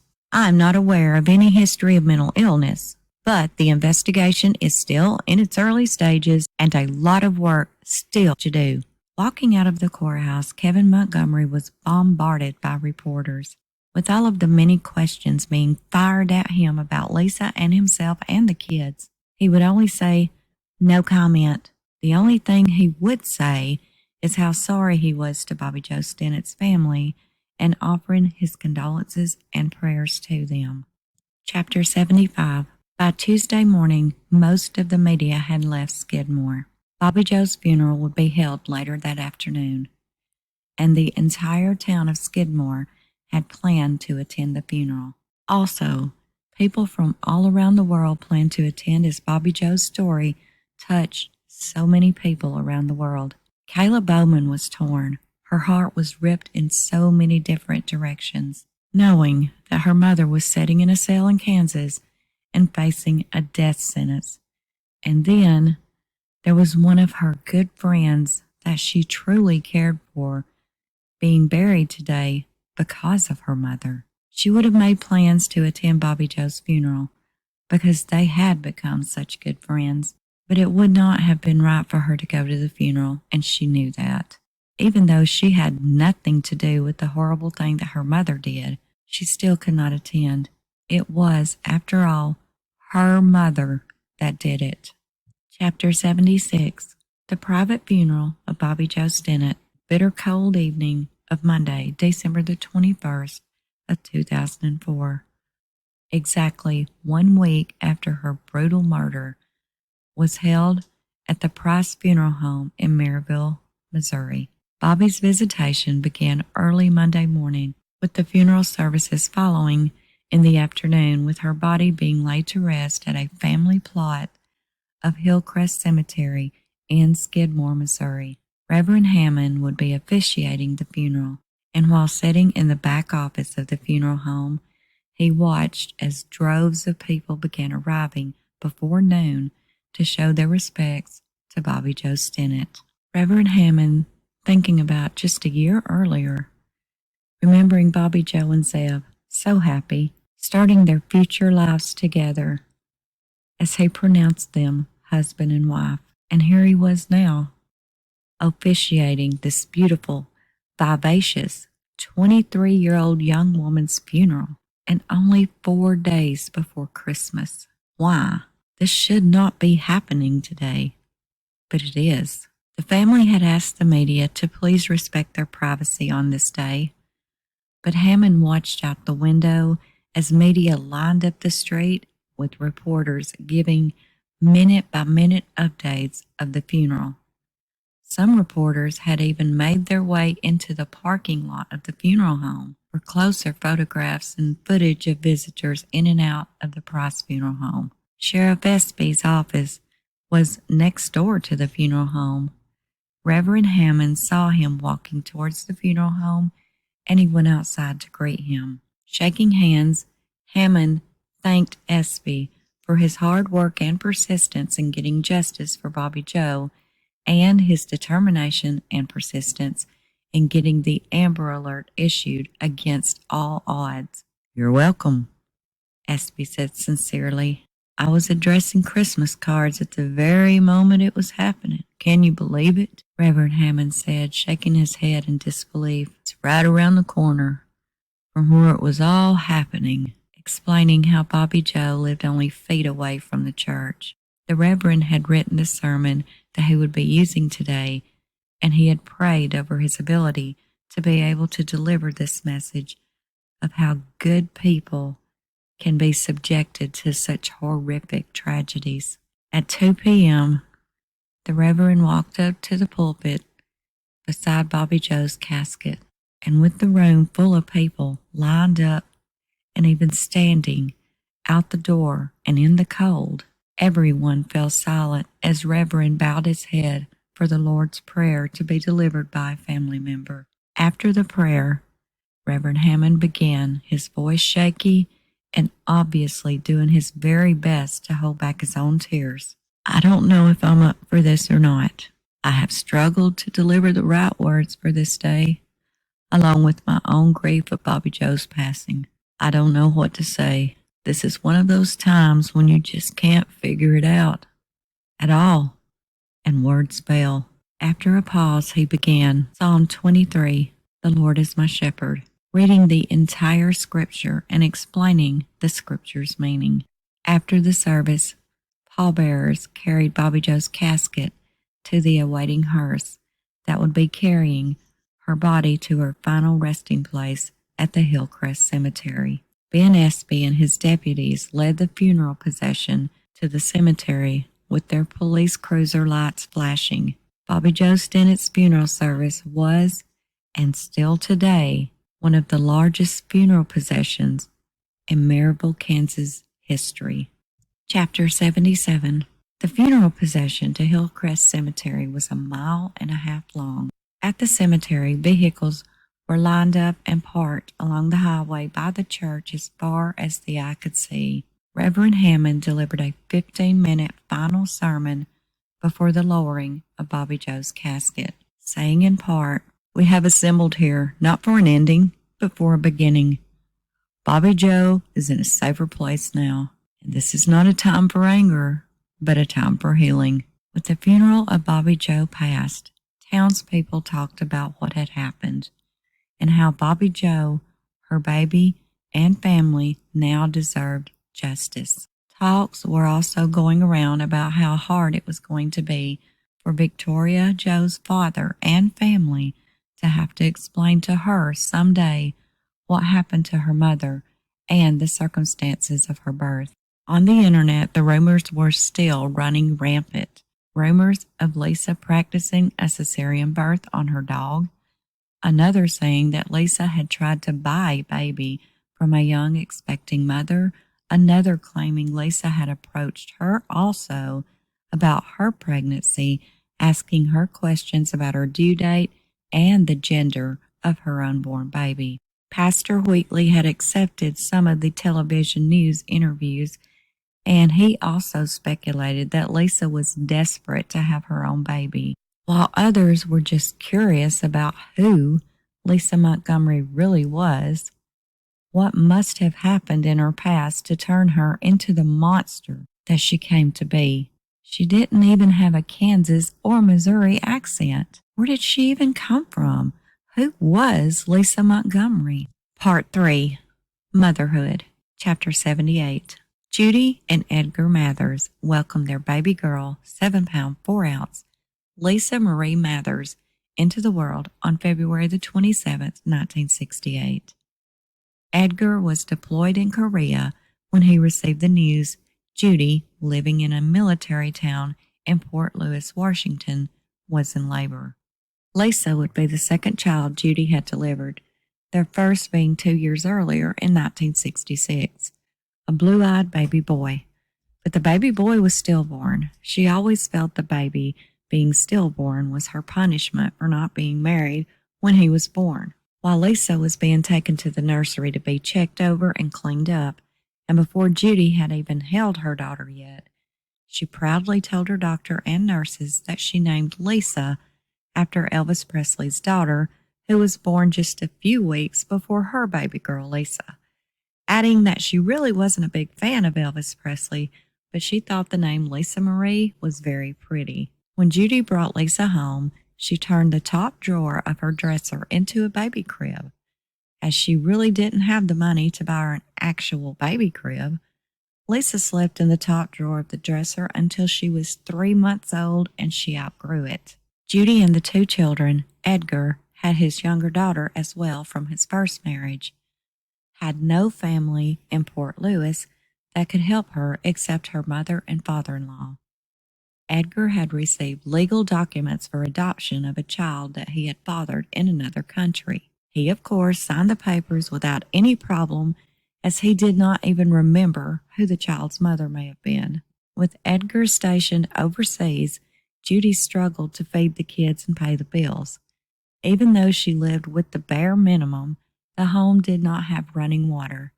Judy and the kids had to transfer water by the buckets from neighbors willing to give it to them. She grew vegetables and fruits, and she would can them all summer for the winter months. But the bills and children were becoming impossible for her to do alone, in a state where she had no help from family. Edgar started sending her less and less money each month until eventually he stopped sending it altogether. When her car was repossessed and the electricity was disconnected and their food rations were very low, Judy swallowed her pride and called her father. "Dad, can you send me some money?" Before the money her dad agreed to send her arrived, she received a letter from Edgar. Surprisingly, the letter included $200. It is unknown what the letter that accompanied the money said, but whatever it said, it brought Judy to tears. When Lisa was 5 months old, her mother had had enough of struggling alone with the children. She caught a train with Lisa and Edgar's daughter and went back to Manhattan, where she was raised. After getting a job and getting settled in with the children in their own home a few months later, she wrote Edgar a letter. "I'm done with this. I want a divorce." A few weeks later, Edgar showed up at her house and she ended up going back to Washington with him. Later, she claimed that he tried to kill her as well as himself. Judy eventually had another child with Edgar. They moved back to Kansas, But not long after, Judy caught him red-handed cheating on her, and she was crushed. She filed for divorce. Edgar showed up once more. He brought the kids gifts, and he was never seen or heard from again. Lisa was only 3 years old at this time. After the divorce, Judy met a man we will refer to as Harry at a salvage yard she was purchasing a car at. They started seeing each other pretty seriously for a while, but Judy learned later that the man was married and had children. But they continued to see each other until Harry left his family for Judy. They moved to Tulsa, Oklahoma with Judy's kids, and soon afterwards, Judy became pregnant. By this time, Judy had 3 kids to raise and a 4th on the way. It didn't take long for Judy to realize that Harry was an alcoholic. He had many one-night stands while she was pregnant, and he knocked her front teeth out. Living with Harry was nothing short of living in pure hell every day. Lisa was proving to be almost a prodigy child. She was the pride and joy of her mother. She was reading and writing both at 4 years old, before she even started school. She had even mastered playing the violin and the French horn. When she started junior high, she mastered the mellophone. She was first chair and the pride of her high school marching band. She was involved in student council. She was the actress in school plays. She was a member of the Key Club, and anything Lisa wanted to master, she would excel in it without putting in much effort at all. Judy, Harry, and the kids moved around to a few different states before settling in Oklahoma. By February of 1984, Judy had 5 kids, living in Oklahoma in a small single-wide trailer. With Harry still being a binge drinker, a raging alcoholic, she had had enough of the alcohol and abuse and was ready to leave. One night, she was awoken by some banging noises. She got up, went into the kitchen, and heard the noises were coming from Lisa's bedroom. When Judy opened Lisa's bedroom door, she saw Harry naked and on top of Lisa. Harry just gave Judy a dirty look, got up, walked out of Lisa's bedroom without saying a word. Judy was completely shocked. When Harry left Lisa's bedroom, Judy walked over to Lisa, who was crying. But the cries were not tears of fright or fear. Her tears and voice was more like embarrassment of being caught. "Lisa?" Judy said. "Yes, Mama," Lisa timidly replied. "Go back to sleep, honey. It will be okay," Judy said. Harry had just gone back to his own bed and was already back to sleep like nothing had ever happened. Judy looked at him laying there, snoring. She picked up his pistol, pointed it to his head, and screamed, "You son of a bitch!" Harry opened his eyes. "What in the hell are you doing?" he said. Judy's hands were shaking, pointing the pistol at his face, but she could not bring herself to pull the trigger. She threw the weapon on the bed beside him and stormed out of the room. The next day, she found out that Harry had been going into Lisa's bedroom for years. Instead of calling the police after she learned this, she called Lisa's doctor. She later said the reason that she didn't call the police and why she didn't kick Harry's ass out is she was afraid of him and knew that he would kill her. Later, a family member said Judy knew that Harry had been essaying Lisa for many years. When Judy found out about it, she blamed it all on Lisa, saying it was all her fault and she instigated and encouraged it. The trailer they lived in was small, and Judy could see Lisa's bedroom from her own bedroom. The only reason Judy even called the doctor is because Lisa told her mother that she had a missed period. The pregnancy test confirmed Lisa was not pregnant. Judy walked in with Lisa after they left the doctor's office, looked Harry right in his eye and said, "Get the hell out." Harry gave her a death stare and said, "If you tell anyone, I will kill you and all these damn kids." Alone with 5 kids in the small trailer, She was afraid that Harry may return drunk and kill them all. She called the local police department to ask for occasional ride-bys, just to keep an eye on her place, just for a little while. She talked to the police chief, Richard Bowman, who she later married. Later, Harry spoke to a local news reporter and said that Judy had concocted the entire story about him molesting Lisa. He said it never happened, ever. Judy made it all up for the divorce and for her to be favored in the divorce. He was never convicted of child molestation or child SA. One of Lisa's sisters also said that Lisa told her that Harry never touched her at all, that her mom had had her go along with it for the divorce and for the child support. Harry did not pay his ordered child support payments, and he did go to jail for that a few times. Chapter 79. In November of 1984, Richard Bowman introduced his children to Judy and her children.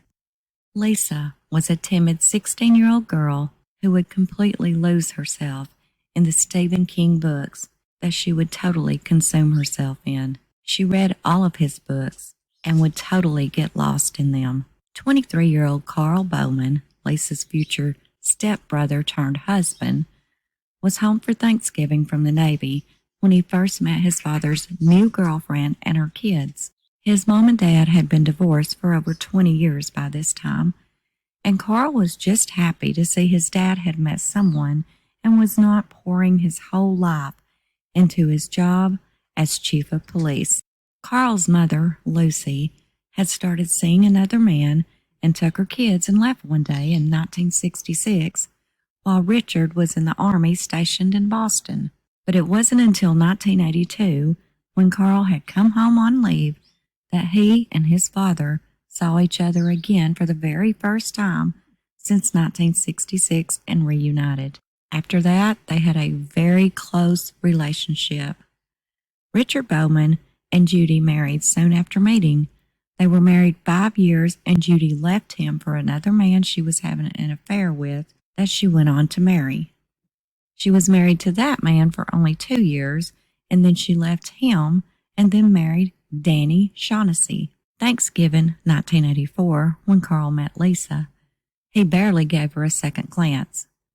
He only said hi when he was introduced, and she just nodded back. Carl later said that he was not attracted to Lisa whatsoever when he met her the first time. She was not one to put much attention or care into her appearance. She did not dress in the booming 80s styles and trends, and she did not wear makeup or worry with doing her hair in those popular 80s styles. She was very reserved and basically emotionless towards anything, kind of standoffish, really. Chapter 80. Carl later said, "If I had to be honest, when I first met Lisa, she was ugly, not attractive in the least. But I also wasn't looking for a girlfriend, not to mention she was just an ugly 16-year-old kid to me. I thought this bunch of people that my dad had found was a strange bunch. But I was happy for him if he was happy with them." After leaving the Army, Carl moved back home and went to work at a feed store. He was at a point in his life where he was unsettled. He just wanted some reason to his life. Working, coming home, paying bills, same old, boring. Judy and her family had moved in with his dad, so he was happy for his dad at least. One day, his dad called him up.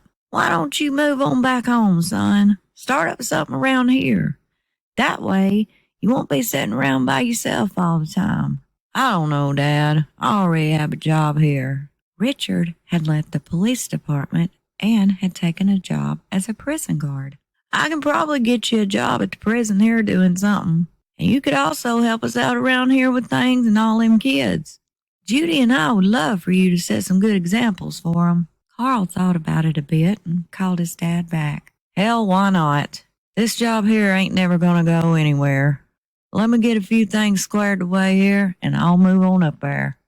Chapter 81. Scheduled for court on December the 23rd of 2004, Lisa Montgomery was set to face a federal judge. Her first recently released mugshots showed her looking closer to 50 years old, than her actual age of 36 years old. The couple of weeks that she had spent in jail aged her appearance considerably.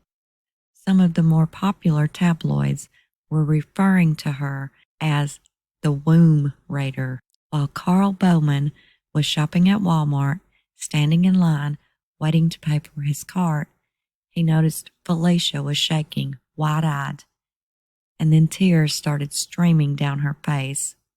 She pointed at a magazine cover. It was her mother's mugshot that she had not seen yet. The Womb Raider was written below her mother's mugshot. The magazine beside it said the same words, but it had a photo of Carl and one of his old friends and Lisa. But Lisa was holding Kayla when she was an infant. "Don't look at that garbage, Alicia," Carl said, turning the magazine around in the rack. Kevin Montgomery sat in the front row of the courtroom, hearing the chains banging as Lisa was escorted into the courtroom by 2 armed guards. Again, she kept her head down and never looked in his direction as she walked to stand before the judge. The judge started by asking Lisa if she had read the complaint that the government had filed against her. "Yes, I have," she whispered lightly. The judge asked Lisa questions about her work and paydays and amounts, what kind of car she had, how many children she had, and several other financial questions. After taking her answers and studying over them for a few minutes, he declared that she did qualify for a public defender based on her assets. He went ahead and approved and appointed the attorneys that were in the courtroom beside her and had been working on her case since her arrest: Anita Burns and David Owen. This case would likely be a career boost and or a builder for any attorney taking it on, as it was the biggest, highest profile case since the Lacey and Scott Peterson case out of Modesto, California. It would be televised with special reports and breaking news well past the trial date. Todd Graves gave a public announcement on the status of Lisa's sentencing, with many people demanding the death penalty. "We are much too early into the case investigation to make a determination on the death penalty yet. We are looking at every option, and the death penalty is one of them. Further arrest still remains a possibility." Lisa continued her communication with her children and even Carl Bowman on the telephone and handwritten letters. The day after Lisa's arrest, Carl's wife Vanessa accepted a call from Lisa surprisingly, and she handed the phone to Carl. "What in the hell did you do now, Lisa?" Carl said, this being the first time that he had spoken to her since she was arrested. "I didn't do anything, Carl," Lisa replied. It had already been reported everywhere that Lisa had confessed that she had murdered Bobby Joe and cut her baby out of her. Carl had even read the publicly released affidavit of her detailed confession. "What are you talking about, Lisa?" "I didn't kill anyone," Lisa said meekly. "Well, how'd you get that baby then? They found the baby in your arms, Lisa.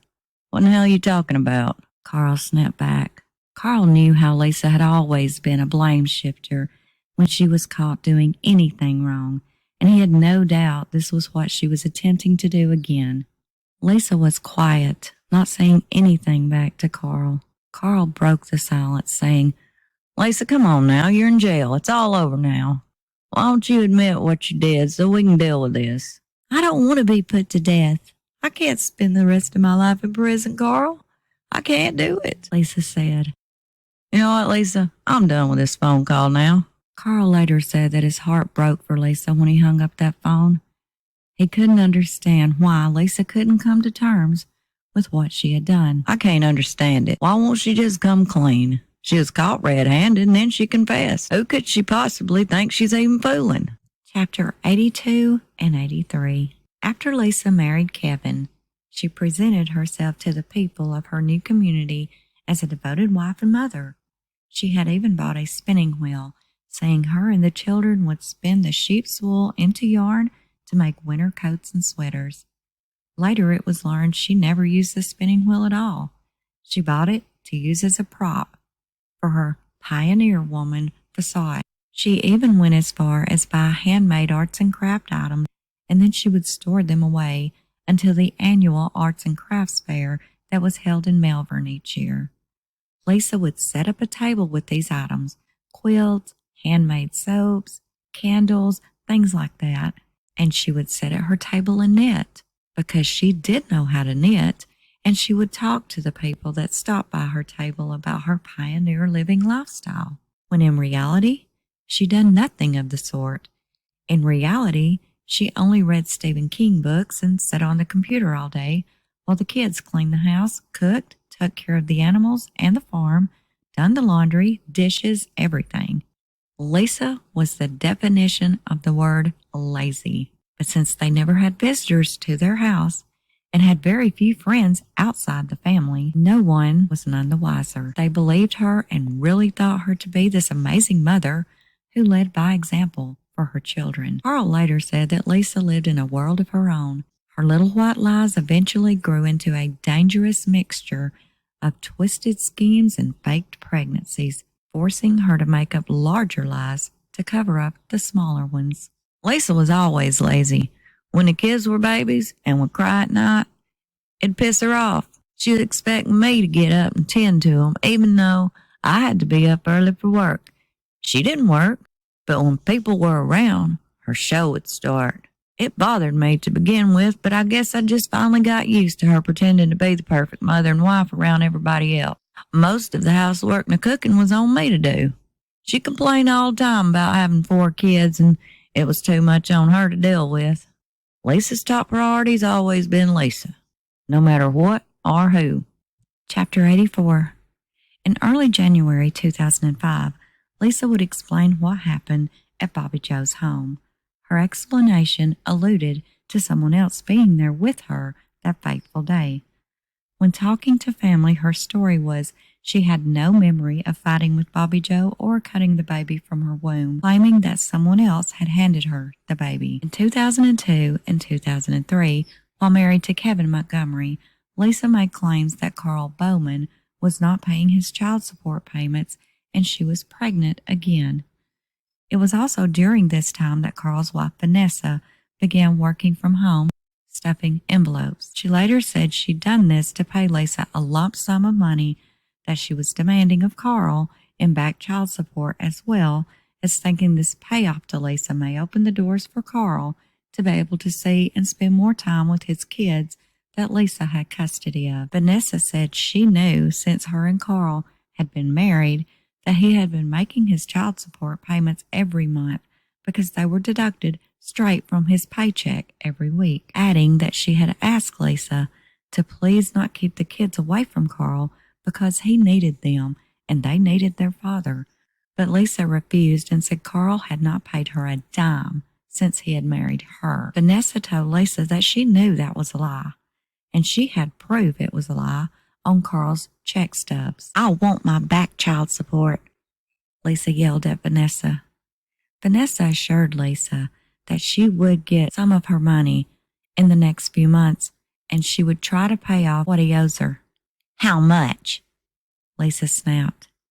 Eventually, after taking a few more minutes, the women settled on an amount of $45,000 to pay her off, and Carl would be able to see his kids again. "You have until March to pay it off in full, or I will take him to court for more child support, and I will move so damn far away that Carl will never see them again," Lisa shouted. "And where are you getting this money from anyway?" Lisa asked Vanessa. "I have an inheritance coming from Germany," Vanessa answered. Lisa got off their back after hearing that and even allowed Carl to start seeing the kids again. But when March came around and Vanessa had not earned enough doing the envelope stuffing to pay Lisa off, Vanessa became panicked. She had lied about the inheritance because she truly believed that she could earn enough money to pay Lisa off by then. When Lisa called wanting her money, Vanessa says that she apologized to Lisa for not having her money, but begged Lisa not to take the kids away from Carl again. "Carl will never see his kids again, Vanessa," Lisa said calmly, which shocked Vanessa because she was expecting Lisa to come unglued on her. "I don't need your money, Vanessa.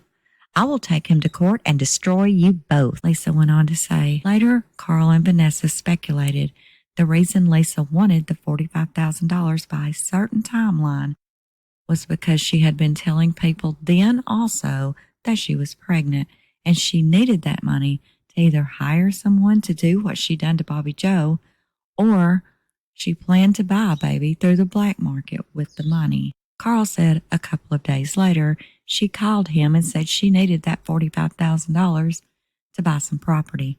Carl went on to say that Lisa never once told him that she was pregnant again. She didn't try these fake stories with him because she knew he would laugh in her face.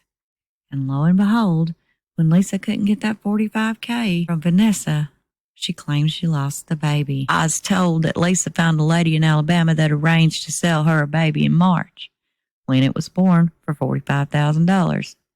So when she did not get the money, she immediately claimed she lost the one she is pregnant with. Come on now. With him. The day before Lisa turned 18, as Carl was leaving, she stood by his car, arms wrapped around each other, and Lisa cried to Carl, I want to be with you all the time. Just let me move in with you. Lisa cried into his chest. Wait until you finish school, Lisa. I love you. I want to marry you. But everything's moving way too fast. Carl was worried about this relationship moving so fast. In 1979, he was with the woman he loved with his whole heart and soul. They even had a little girl together, but they had both been killed in a car wreck. This had set Carl into a deep depression, and he was not sure that he would ever come out of it. Carl later admitted that he feared getting into another relationship. He was scared. Come on, Carl, please. Let's just try, Lisa begged through tears. I don't know, Lisa, Carl said. Please, Carl, can we just try it? Lisa asked. God. Okay, Carl said, giving in to Lisa's pleas. And the next day, on her 18th birthday, she had all of her things packed and waiting when Carl got there. And once she moved in with him, they were not even seeing each other much at all. Carl worked the graveyard shift at the prison, and Lisa went to school during the day. This caused friction early on with them living together. Carl was happy with his job at the prison, and he was making good money there. Lisa talked about all these plans that she had with different degrees she wanted to pursue in college when she graduated high school. Lisa excelled academically, but now she was saying that she had no desire to go to college. When Carl would ask her why she was refusing to go to college now, she would say through tears, I want to be a mother, Carl. That is the only thing I want to do with my life. I just want to be a mother to your children. I want to correct the mistakes that were made in my life by my mother. Well, that's a good thing to want to do, Lisa. But where's this coming from? We had plans for our futures, Carl said. When Lisa graduated high school, she went to the Army recruit office to sign up.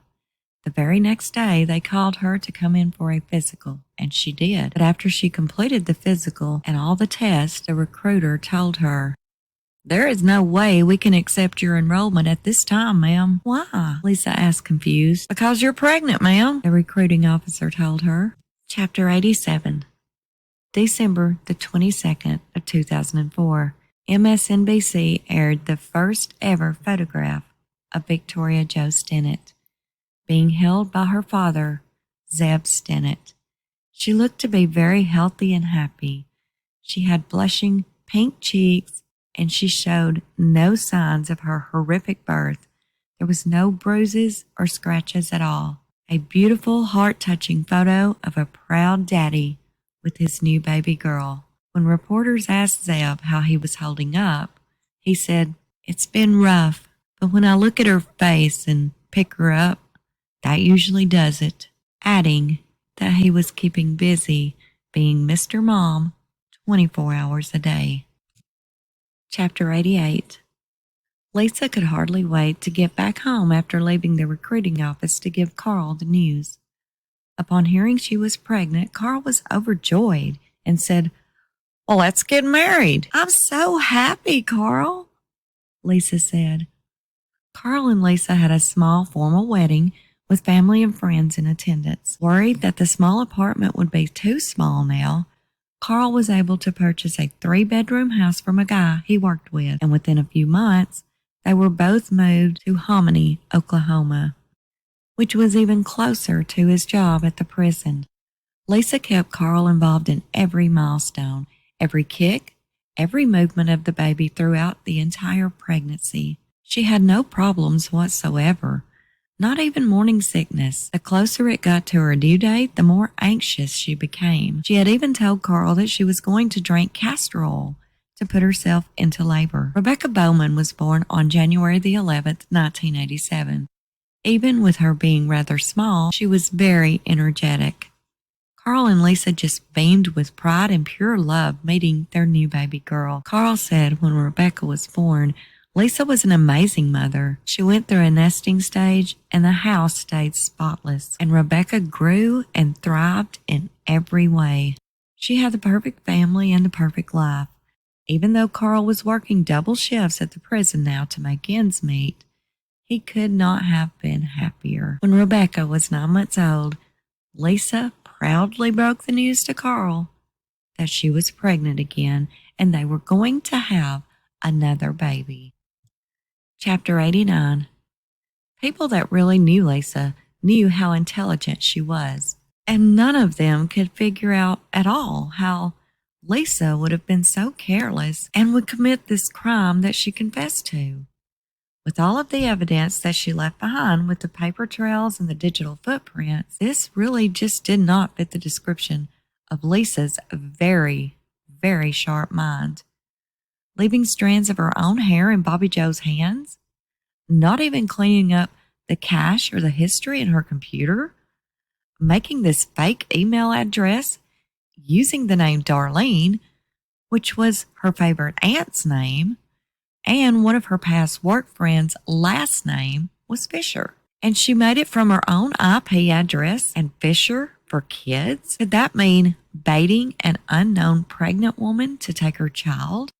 But Lisa had actually spent months planning this, yet she left so much behind to point straight back at her. It really didn't make sense. A family friend speculated that Lisa was more concerned with proving Carl Bowman and his wife that she really had been pregnant.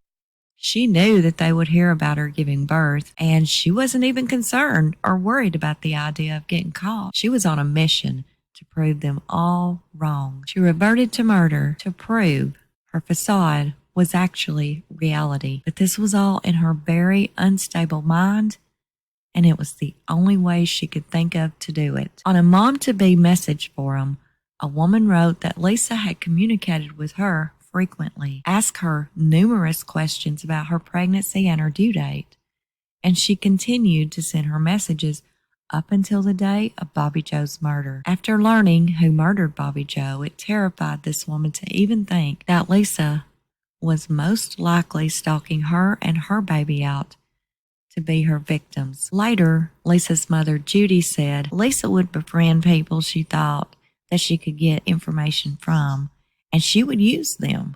That's how she got her second divorce from Carl.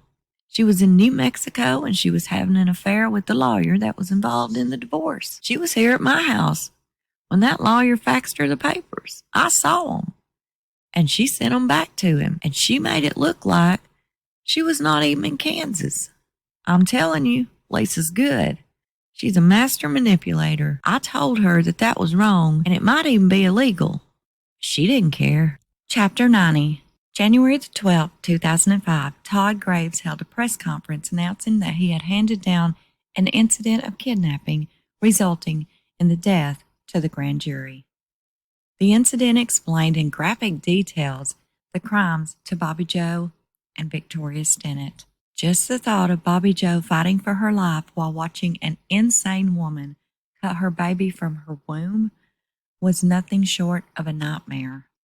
Autopsy reports proved that Bobby Joe was very much alive and fighting while Lisa Montgomery used a kitchen knife to cut her open, and Bobby Joe watched as Lisa took her baby out of her, slice off the umbilical cord, and wrap her baby in towels and blankets and run out the door. Bobby Joe likely heard Victoria Joe's first cry as she lay bleeding to death on her floor.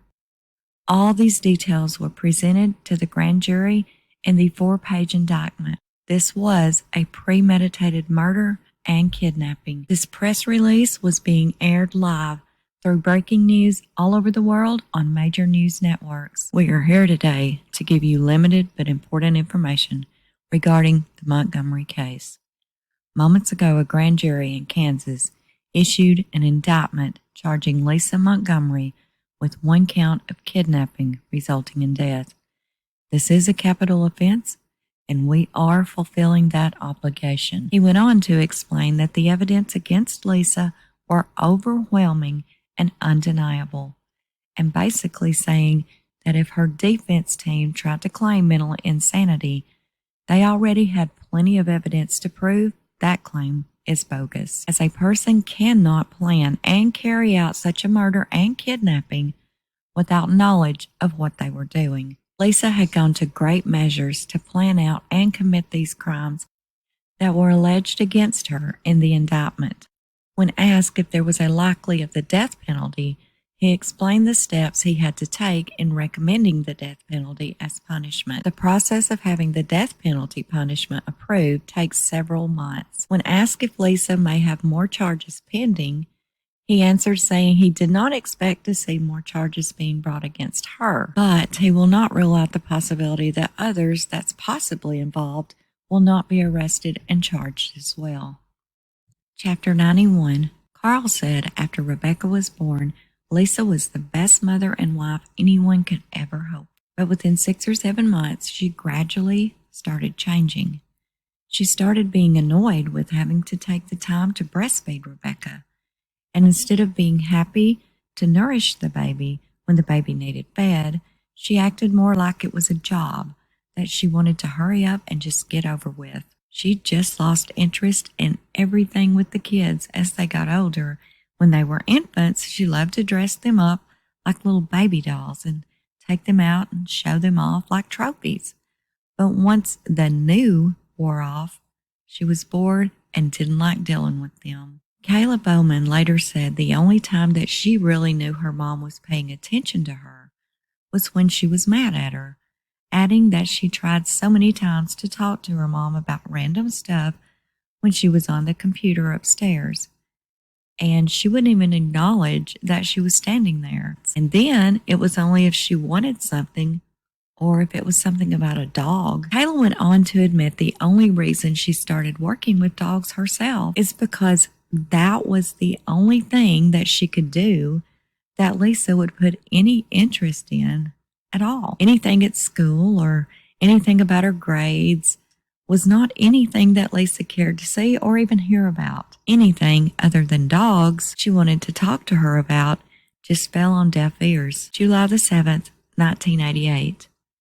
Carl and Lisa Bowman were overjoyed when they welcomed their second child, a little girl that we will refer to as Felicia. When Lisa was pregnant with Felicia, Carl done just as he did when she was pregnant with Rebecca.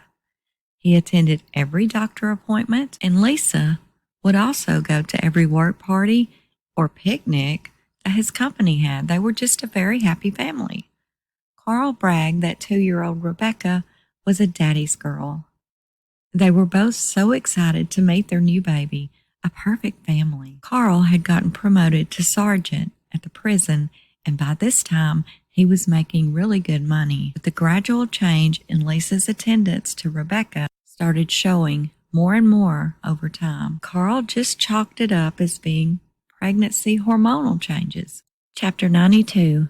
Carl and 2 of the kids made an appearance on a well-known talk show in January of 2005. The only reason he finally agreed to do this interview was he was hoping if he'd done it and told his side of the story, as the network had promised him that he could, the others would stop hounding him because his story would be out there then. Also hoping that the rumors and the speculations that were running rampant could be set to rest with finally having the truth. He was not paid for his or the kids' appearances. The network only covered the flight cost there and back, motel stay while they were there, and a small amount for meals. Carl thought it may do the kids some good to get away for a few days, away from all of the commotion that was still lingering around them like a thick fog. And a trip to New York would be exciting for them, he thought, a place that they may never get to see except on TV. He had hoped that it would be something positive for the kids. The network had made them promises about what they would be discussing and what questions would be asked of them while they were on air live. But the network did not abide by the pre-agreed interview, and Carl regretted the interview. Carl had turned down every major news network and most well-known reporters that had reached out to him via his attorney until that point when he finally agreed, which he said was a huge mistake. Somehow Lisa found out about the show, and she was furious. She sent Carl a handwritten letter about the show. "Are you making enough money? You ignored the kids for years, but now you flaunt them around for money. You are no better than me, and I will let everyone know what you did. Now they might believe me." She went on to say that she had refused all interviews with the press because she didn't want to drag her kids into all of this. But he done it anyway, made them miss school and dragged them around for money. She ended her letter by saying, "You are no Christian, Carl. You make me sick." Lisa spread a rumor around when they had separated years ago, telling people that Carl was a murderer because he had killed, referring to his time in the military. Carl thought. "You are no better than me," Carl said, repeating Lisa's accusations and threats. "To me, that means," Carl said, "she was comparing herself to the murders that she had spread about me, killing someone while I was in service. It's strange, because she knows the FBI and prison staff reads her mail. It was the same old, classic Lisa, twisting the truth and trying to control my life." Chapter 93. Internet detectives had taken screenshots of the messages Lisa had posted in random places and were sharing them around on the internet and having conversations about them. One post from April 19th, 2003, Lisa was introducing herself to the members of the group, saying that she was happily married with 4 children, and she gave all of her children's ages, saying that they lived in a 2-story farmhouse in Melbourne, Kansas, and they were anxiously awaiting the arrival of their new baby any day, and it was her goal to bring her children up in a pioneer lifestyle so they would never depend on the convenient things in life. They would be taught the way of the pioneer lifestyle and be able to always live off the land and off the grid if they ever needed to. Even saying that her and Kevin were going to be butchering a pig themselves soon, and by doing this, it would cut out the payment to the slaughterhouse. Adding that if anyone had any suggestions for butchering a pig, it would be really appreciated. The thing is, they had many animals on their farm, but no pigs. Lisa always loved for people to think that she lived a lifestyle such as that of her favorite TV show, Little House on the Prairie.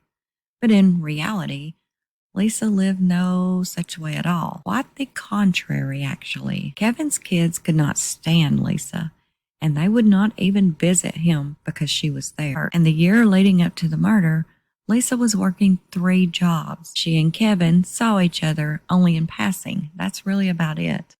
On January 20th, 2005, Lisa's attorneys entered a plea of not guilty on Lisa's behalf.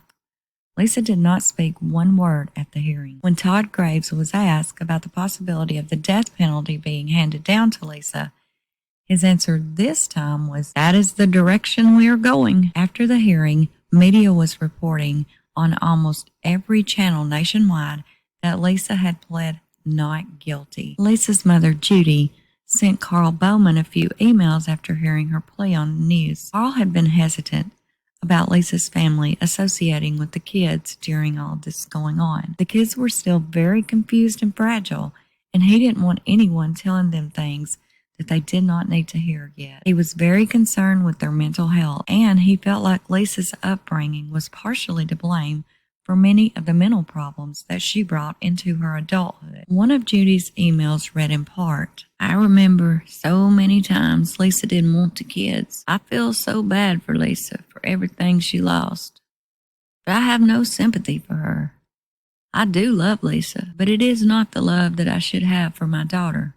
And I feel bad about that, but it's just the truth. I don't want to see her at this point, but I know someday I'll have to see her again, and I dread it." Judy added that she also believed that Lisa mentally abused them with all of the things that she did to them then and even now. She went on to say, "I haven't said anything to Brian about what he told you about Kevin knowing." This part would have been open-ended and confusing to anyone else reading the email, but Carl knew what she was talking about. Brian had told Carl not long after Lisa's arrest that he and Kevin found out the ultrasound photo that Lisa showed them and carried around showing to everyone else was not her ultrasound. It was a photo that she had found online, and she printed it out herself. Chapter 94.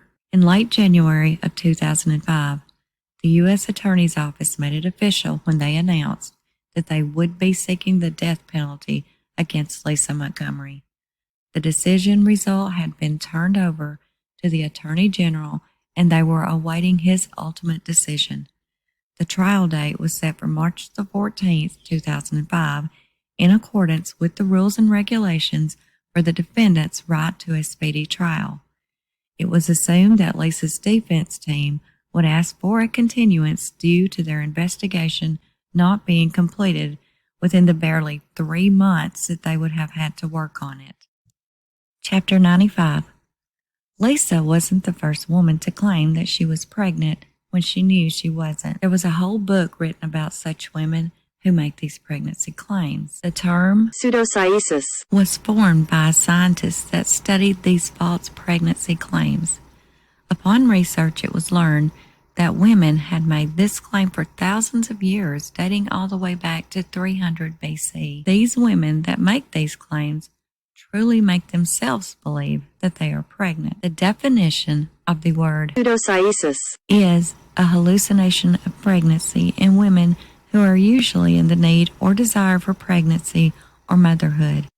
Many women with pseudocyesis syndrome will even stop menstruating. Their abdomens will swell, and in some cases, their breast will even start to produce milk. Lisa's periods had been irregular most of her life, and when she had these false claims to pregnancy, friends and family said her stomach was swollen, leading most everyone to believe that she was pregnant. The study and research found in some women their obsession with being pregnant in their own minds would literally trick their bodies into reacting as if they indeed were pregnant. The cervix and the uterus show signs of pregnancy in x-rays, and a pregnancy urine test can even have a false positive result. It is unknown if Lisa Montgomery suffered with this syndrome. However, with Lisa's desperate desire to give birth and her continuing pregnancy claims, it is something to consider, as it is a very real condition that some women suffer from. The mind is a very powerful thing, and it has complete control over the entire body. Research further found that the average age of women suffering from pseudocyesis is 33. Lisa was 32 when she first started making these false pregnancy claims, and she continued these claims each year until she was 36 years old when she murdered Bobby Joe Stinnett. 80% of the women suffering from the syndrome were married. Lisa started the false claims very soon after her and Kevin were married.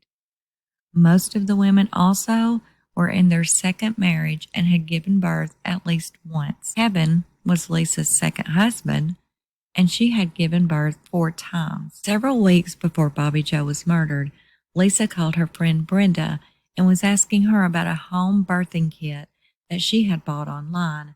Brenda gave her the information because Lisa told her that she wanted to have her baby at home, like pioneer women. Brenda found nothing strange about this, as everyone knew Lisa preferred the pioneer lifestyle over modern day. Brenda was glad to help her friend and she wished her well and told her to give her a call when she went into labor. The next time Brenda heard from Lisa was the night before she murdered Bobby Joe. "I just delivered a baby girl," Lisa told her. Brenda totally believed Lisa.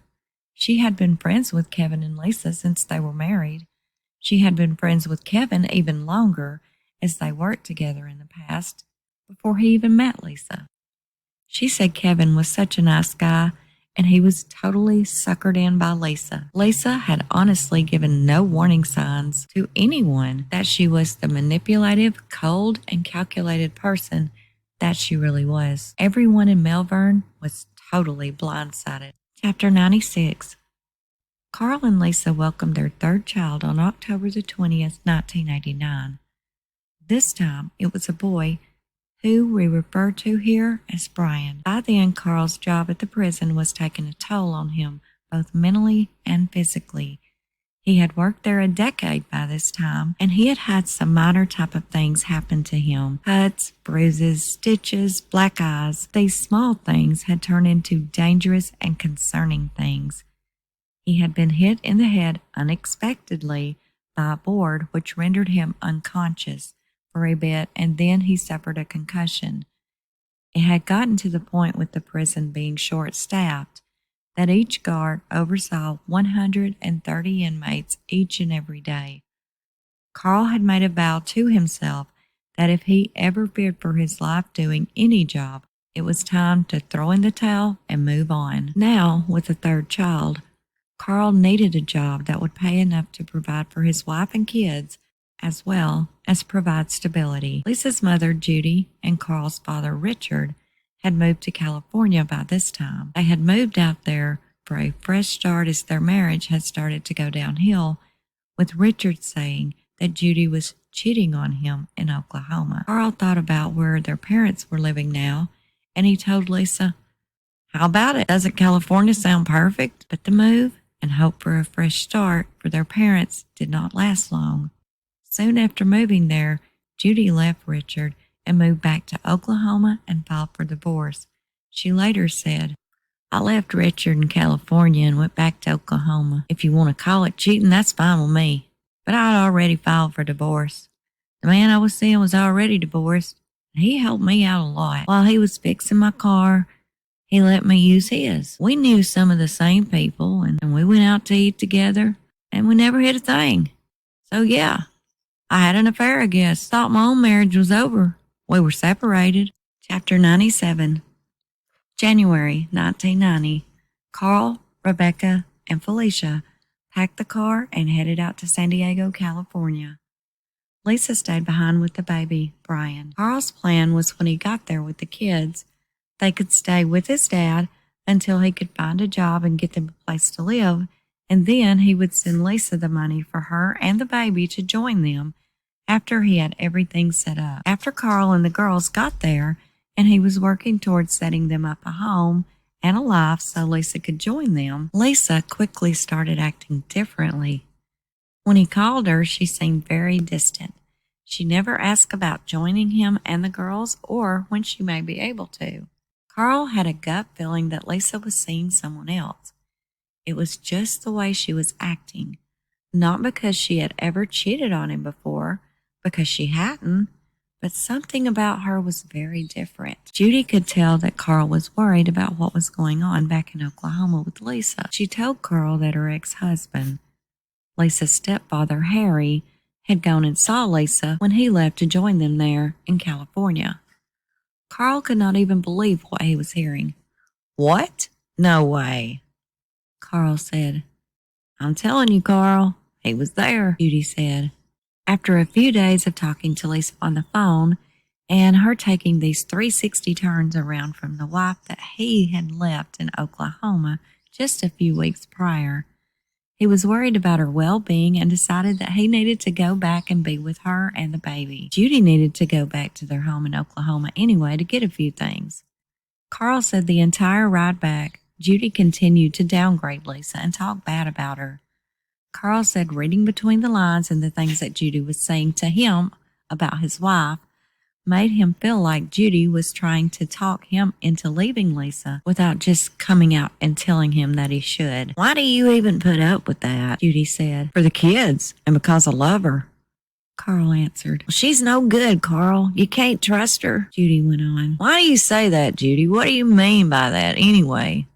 Carl asked. "She's messing around on you, Carl," Judy said. When they arrived back in Oklahoma, Lisa informed Carl that she was pregnant again.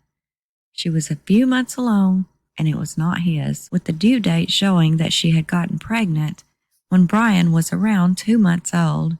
This was well before he left for California, so it had to be his, right?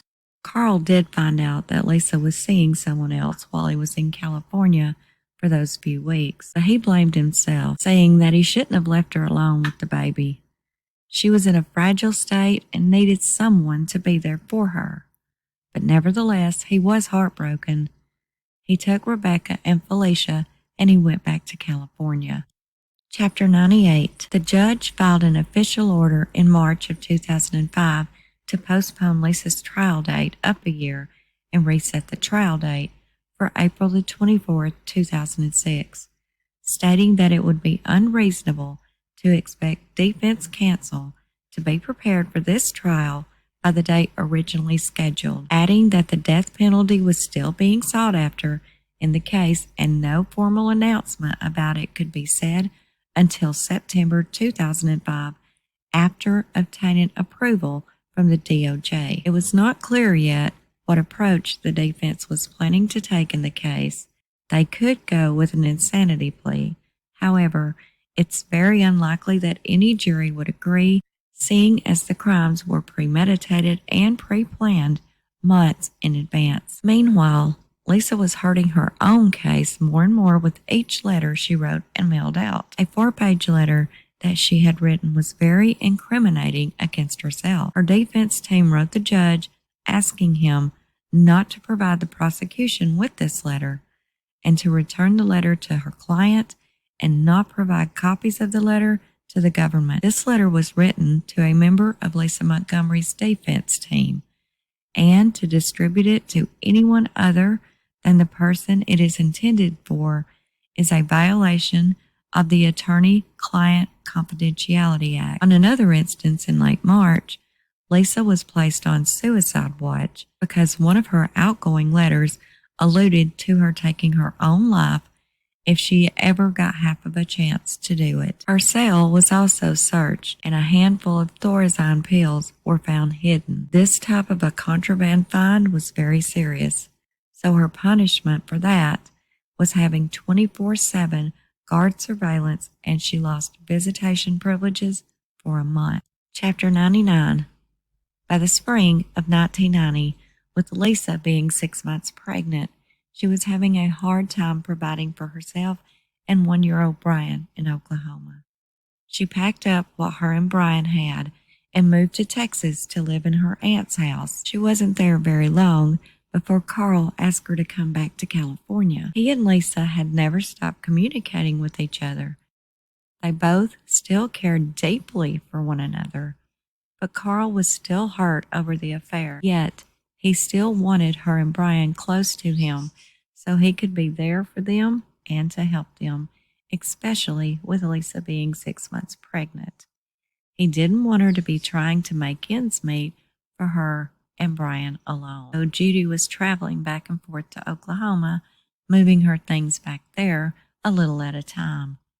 Her and Richard were divorced, but still sharing the same apartment for the time being.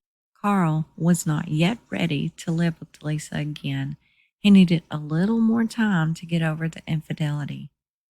But he arranged for her to move in with his dad and Judy in their apartment that was very close to his apartment, which Lisa did. Carl later said, "Having Lisa move in with her mother was a huge mistake. Let's just say that didn't work out well at all." Lisa kept telling Carl that Judy was trying to take their kids away from them and to get custody of them. And Carl confronted Judy about it, and that did not end well at all. There was an all-out war over that one. "I called her every name in the book," Carl later said. Later, Judy denied it all. Lisa left Carl and moved in with Richard and me. We took her in because she was pregnant with Kayla. I took her to sign up for welfare, and she got it. But she was only on it a month, and then she moved right back in with Carl. Carl had gotten a job at Wells Fargo as a security guard. He was working long hours while Lisa stayed home with the kids.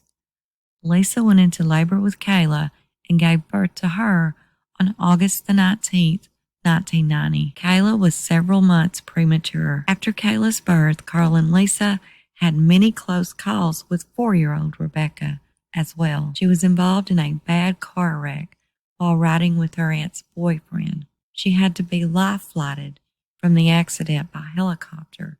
She had numerous bumps and bruises and a broken jaw. Soon after her recovery from the wreck, she was accidentally hit with a softball. Everything Carl and Lisa were going through with the children was devastating. These things did seem to be pulling them closer together. Part 4, God is Calling.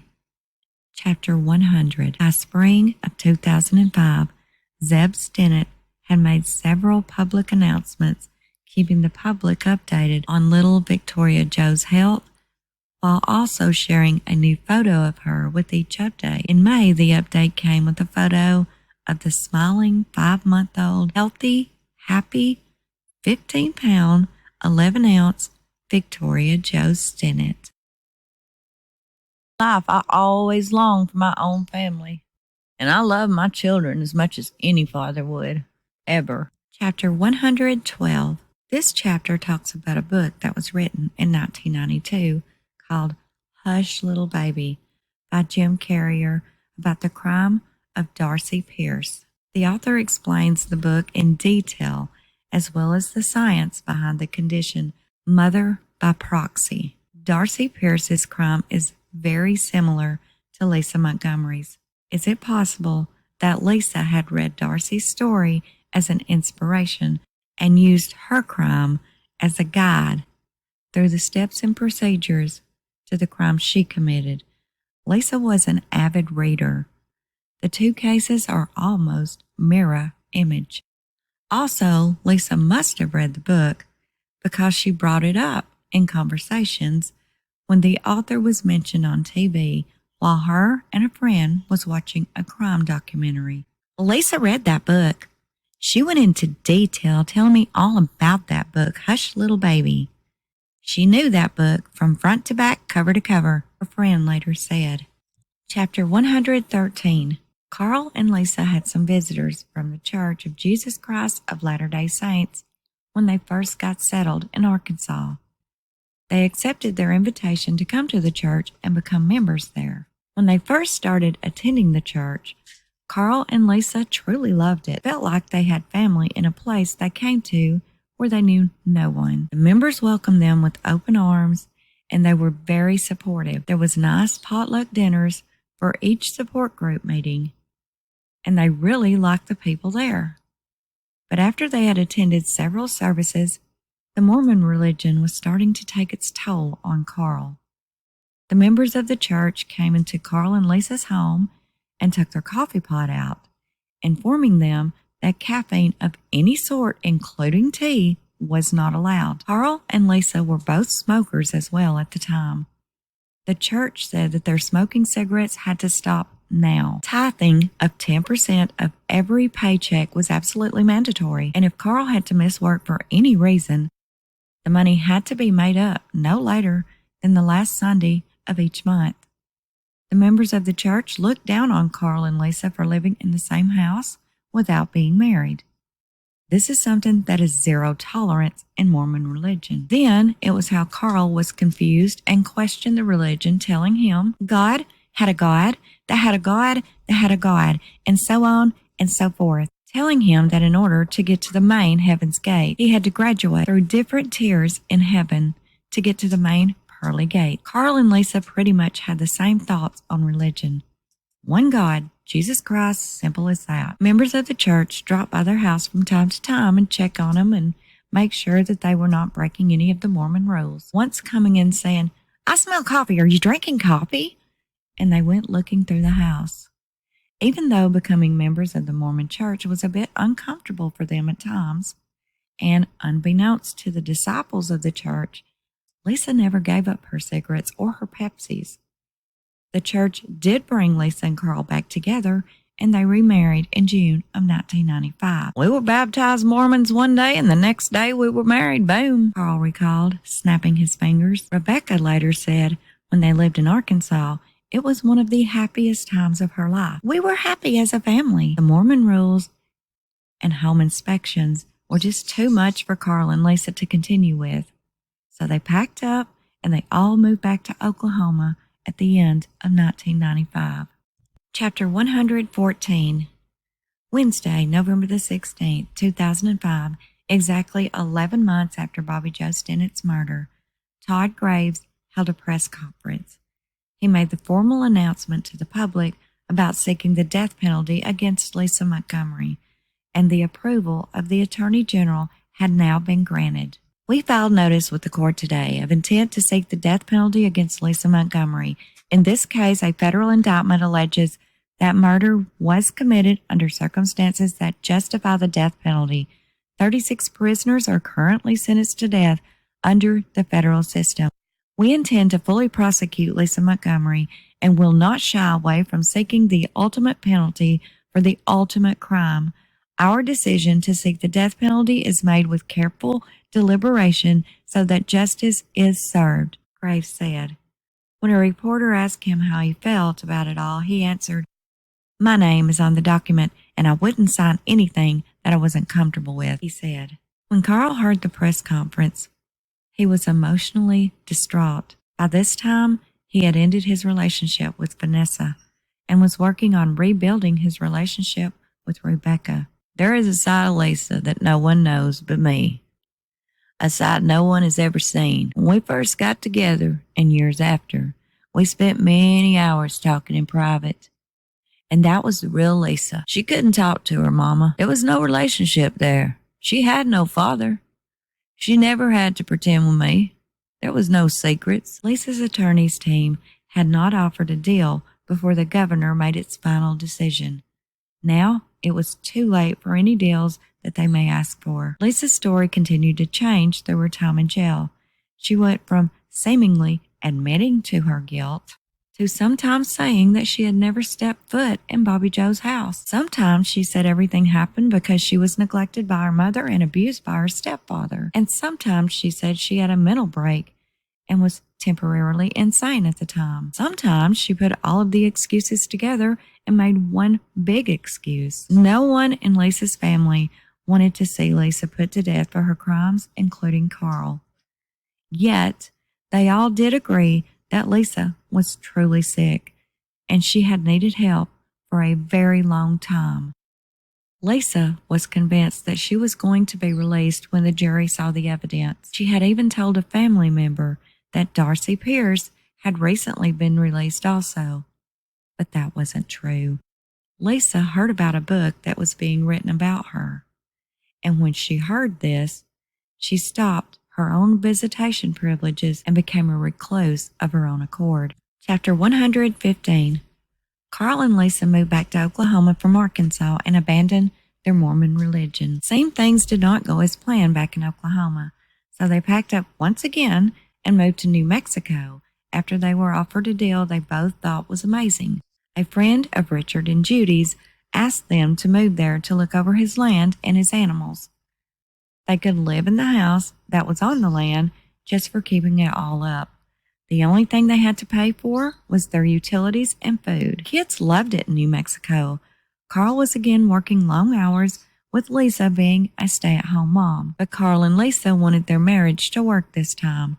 They started having their long, heartfelt conversations again, as they did when they first got together. After they were settled in New Mexico for a bit, Lisa took a job delivering newspapers. That's when her old habits came back out. She wanted to be more than what she was, Carl recalled. She had only been working for a few weeks when she started hanging out at a bar after she finished her nightly route, and the problems of their past made a nasty comeback. Chapter 116. By the spring of 1997, Carl was having bad vibes that something was going on with Lisa. He was hoping that it was just his own mind overthinking things because his trust was starting to rebuild for her. But with her now hanging out at the bar, it was bothering him, and he had made a vow to himself that he would not excuse or ignore one more time of Lisa being unfaithful while he was working so hard, physically and mentally, to rebuild their life and family as well as provide for them all. Carl was working long hours every day. After he got off work at his job constructing mobile homes, he would go with Lisa on her paper route and help her deliver papers. Sadly, Carl did learn that not long after they moved to New Mexico, Lisa had indeed started having affairs again, several of them, worse than she ever had before. But what really hit him right in the heart was one of the guys that she was seeing was a friend of his. "I taught him how to tape, texture, hang sheetrock," Carl said. Carl couldn't lie to himself again, making himself believe that they could ever have an actual marriage. "I can't do this again, Lisa. I'm out of here." Carl remembered telling Lisa this. "What? No, you're not going anywhere, Carl Bowman," Lisa said. "Watch me." Carl snapped back. "You're not going anywhere because the kids aren't going anywhere and you won't leave them," Lisa said, laughing. Carl moved out and into a small apartment for a few months. But Lisa talked him into moving back into the house with her and the kids for their sakes. She was hanging out at the bar all night long and tagging the kids along with her. I had to move back in to make sure my kids didn't grow up inside a bar.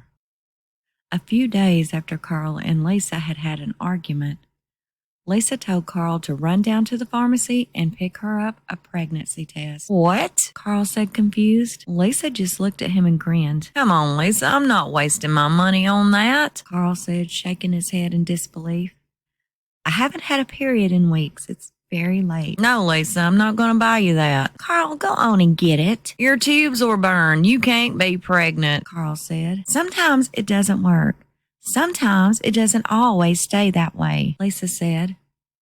"Come on, Lisa, you're kidding me, right?" "You don't know what you're talking about," Lisa said, raising her voice as she stomped out of the room, going to the pharmacy to buy the test herself. When the test results were negative, Carl just shrugged as if to say, "Told you so." Lisa, shaking the stick, said, "Damn it, Carl, these things aren't always right, you know." Even though the test was negative, she still told her friends at the bar that she was pregnant, and Carl's friend was the father. Word got back to Carl what she was telling people at the bar, and that was the final straw. He was taking the kids and going back to Oklahoma, and he would never give Lisa another chance again. That was it for him. He knew Lisa would follow him wherever he went. The kids said some of their best childhood memories were when they lived in Mexico. "Titanic was the last movie Mom, Dad, and the four of us kids watched together," Kayla said, remembering back, adding that this was around the time all of the kids started calling Lisa Martha. "We were all in the car with Mom. All of us were trying to get her attention at the same time. We were all saying, 'Mom, Mom, Mom,' at the same time, and she was ignoring all four of us as usual. So we started calling her Martha, and she answered. So we all just started calling her Martha when we really wanted her attention," Kayla said. Chapter 117. Lisa's mother, Judy, had missed a call from one of Lisa's attorneys on December the 17th, 2005. He had left a voicemail asking her to return his call. The next morning, she called him back. The government was going to pursue the death penalty.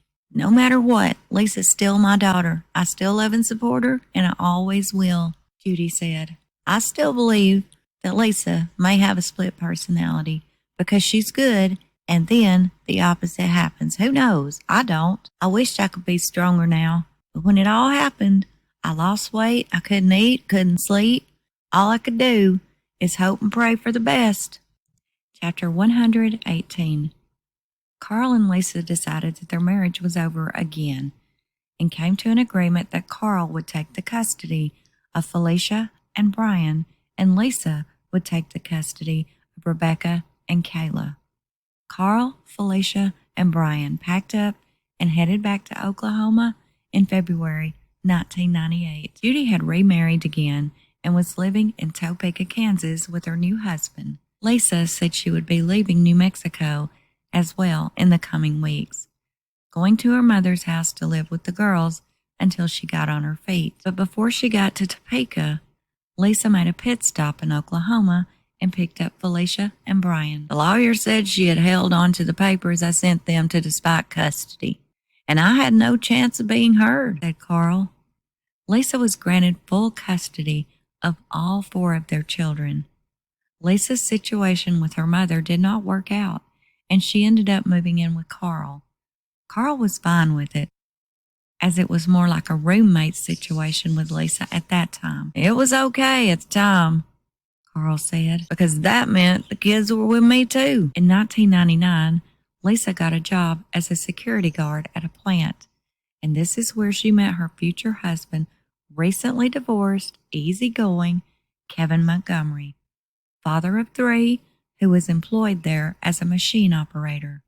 Kayla later said, remembering back, Mom always talked bad about Dad to Kevin. She would always say that she had to buy all of our food and stuff, but that's not true.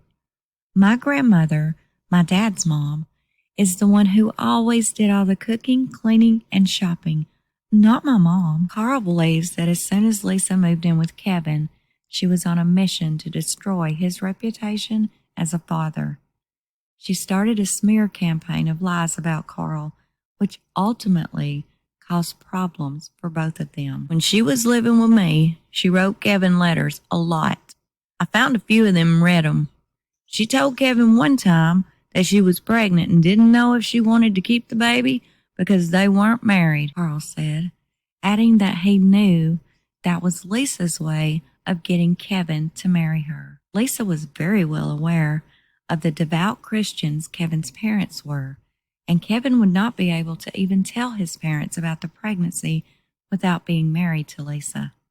And Kevin was very close to his parents, and he would want to tell them before anyone else. Kevin gave her $300 to have an abortion, according to what I was told, Carl said. Lisa even told Kevin she had a baby by her stepfather after he raped her, and the state had taken the baby. Carl picked up quickly that Kevin was very vulnerable, and Lisa was taking full advantage of him, feeding his head full of just pure garbage. Carl said he felt sorry for Kevin, but he didn't want him or any man besides himself raising his kids. Lisa finally moved out of Carl's place and rented herself an apartment not very far from him, but she never wanted the kids there. Kevin would spend the weekends with Lisa at her apartment, and she would get the kids for a few hours so they could get used to Kevin, but she would have them right back at Carl's for the rest of the weekend. One day, and just totally out of the blue, while the kids were at Carl's mother's spending time with her, Lisa showed up at Carl's informing him that she was taking the kids. Chapter 119. Late fall 1999, Lisa and Kevin were living together while Lisa was fast at work planning her wedding for the following spring. Carl and Lisa would meet up at the park to do their exchange drop-off for the kids on the weekends for Carl's time with them. Occasionally, while the kids played on the playground equipment, Lisa and Carl would talk. Stop with the lies, Lisa, Carl said. You're spreading rumors about me, and I'm tired of it. Lisa said nothing. Why are you spreading these lies, Lisa? Carl asked. Lisa, still not responding and totally ignoring his question, walked towards the kids. Come on, kids, time to go, Lisa hollered at the kids. 9-year-old Kayla ran up and hugged Carl's legs, and then she reached up to him. I don't want to go, Daddy. I don't want to leave you, she said, crying. It's okay, Kayla. I'll see you soon, Carl said as he put her down and started walking towards the car, with Kayla grabbing his legs again. Carl bent down and whispered to Kayla, You have to go, honey. It's okay, but I'll see you soon. Carl said he felt helpless that day. He had no authority or power to do anything to stop Kayla's broken heart. The kids had been through so much with their parents' back and forth together relationship. It just wasn't fair to them. On Carl's way back home, he pulled off the side of the road and he cried. His tears came from a place of both hurt and anger. Kayla later said she remembered that day, and it wasn't because she didn't like being with her mom. It was just that I wanted to stay with my dad forever, adding that she can't remember if her mom said anything to her about that day. But most of the time, if they cried about anything, Lisa would tell them, "Stop it, or I'm going to give you something to cry about." Chapter 120. Victoria Joe was growing into a curious, spunky toddler. Zeb had moved less than 10 miles from Skidmore to Maitland, Missouri, where his siblings lived. They helped him with Victoria Joe while he worked. Victoria Joe had grown like a weed in the last year, healthy, bubbly, and energetic, crawling, babbling, baby talk. Bobby Joe's mother, Becky Harper, said she doesn't have much hair yet, but neither did her mom at that age. December the 16th, 2005 was bittersweet for Zeb Little and family and friends of Bobby Joe. Little Victoria Joe's first birthday, a candlelight vigil was held in memory of Bobby Joe that night. Family and friends huddled around the 7-foot brick monument that was dedicated to Bobby Joe Stinnett in the bitter cold. Reverend Hammond led the vigil in prayer and talked about how he was so proud of their community and how they all banded together in the search of Bobby Joe and then showing support and kindness to her family after the news of her demise. When tragedy strikes, you can fall apart, roll over, or play dead, or you can rise to the occasion. I just thank God that we can share together as members of a community such as we are here. Tragedy comes, but we don't have to be defeated by it. Reverend Hammond said. A press release held on December the 15th announced that the vigil would be held the following night. This vigil is being held to remember Bobby Joe Stinnett and to let her family know we care about them. A secondary purpose of this event is to raise awareness to the legislation regarding Tory's loophole in the Amber Alert. A final purpose of this event is to bring further awareness and restrictions on grandparents' rights to visitation in Missouri. After Zeb moved out of Bobby Joe's mother's house with Victoria Joe, he had cut back on how much time that Becky Harper could keep her granddaughter Victoria Joe to only 1 weekend a month. Zeb was concerned about the things that Becky might say to Victoria Joe and about how she once said that one day they're going to have to explain to her when she got older about her mother and the circumstances surrounding her birth. The animosity around Becky and Zeb became so bad that Becky filed a petition with the court asking that she legally be allowed to spend more time with their granddaughter. Zeb answered the petition by filing an injunction himself, stating in it that he temporarily cut off Becky's visits with Victoria because her behavior became bizarre, adding, at no time should Becky Harper discuss any events concerning the death and demise of Victoria Joe's natural mother. In January of 2006, a court hearing was held, and Becky Harper was awarded visitation through her grandparents' rights. Chapter 121. Lisa's favorite song after being locked up after a while was Mockingbird by the rapper Eminem, saying that she related to the meaning of the song.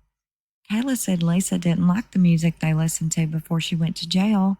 She would listen to a little bit of their music sometimes, but she didn't like it. Lisa called Rebecca and reiterated the words to the song to her, singing it to her. I know Mommy's not here right now. We don't know why we feel how we feel inside. It may seem a little crazy, pretty baby, but I promise Mama's gonna be all right. Lisa had written Kayla many letters since her request, but Kayla rarely writes her back. She sent Kayla a handmade doily and one of her drawings on Mother's Day. Lisa had drawn a rather nice portrait of Laura Ingalls from Little House on the Prairie. She was holding a potted heart-shaped plant, and Kayla thanked her over the phone and said, "That's pretty cool." "Well, that's me," Lisa told Kayla with happiness in her voice. Kayla was the only child of Lisa's that had not been to visit her since she had been in jail. There was one time she was going to go with the rest of her siblings to visit, but after thinking about it, she backed out at the last minute, later saying, "I just don't want to see her in jail. I don't want to remember her there," guarding her heart in case her mother is put to death for her crimes. She had not saw her mother since her 14th birthday on August the 14th, 2004, when she went to Georgia, and she had only spoken to her on the phone a few times since her arrest. She needed time to heal. Speaking about the distance that Kayla had put between her and her mother, Carl Bowman said, "For the first time in her life, Kayla's free from the restraints that Lisa put on her. She's her own person again, and she's happy again for the first time in a long while." Kayla agreed with her dad, saying, I really am." Epilogue. The epilogue begins with Lisa Montgomery still being incarcerated and awaiting trial at the time of the writing of this book, and this book was published April the 19th, 2010. So I will not go into the book's epilogue here. However, I will brief you on what has happened since the publication of this book.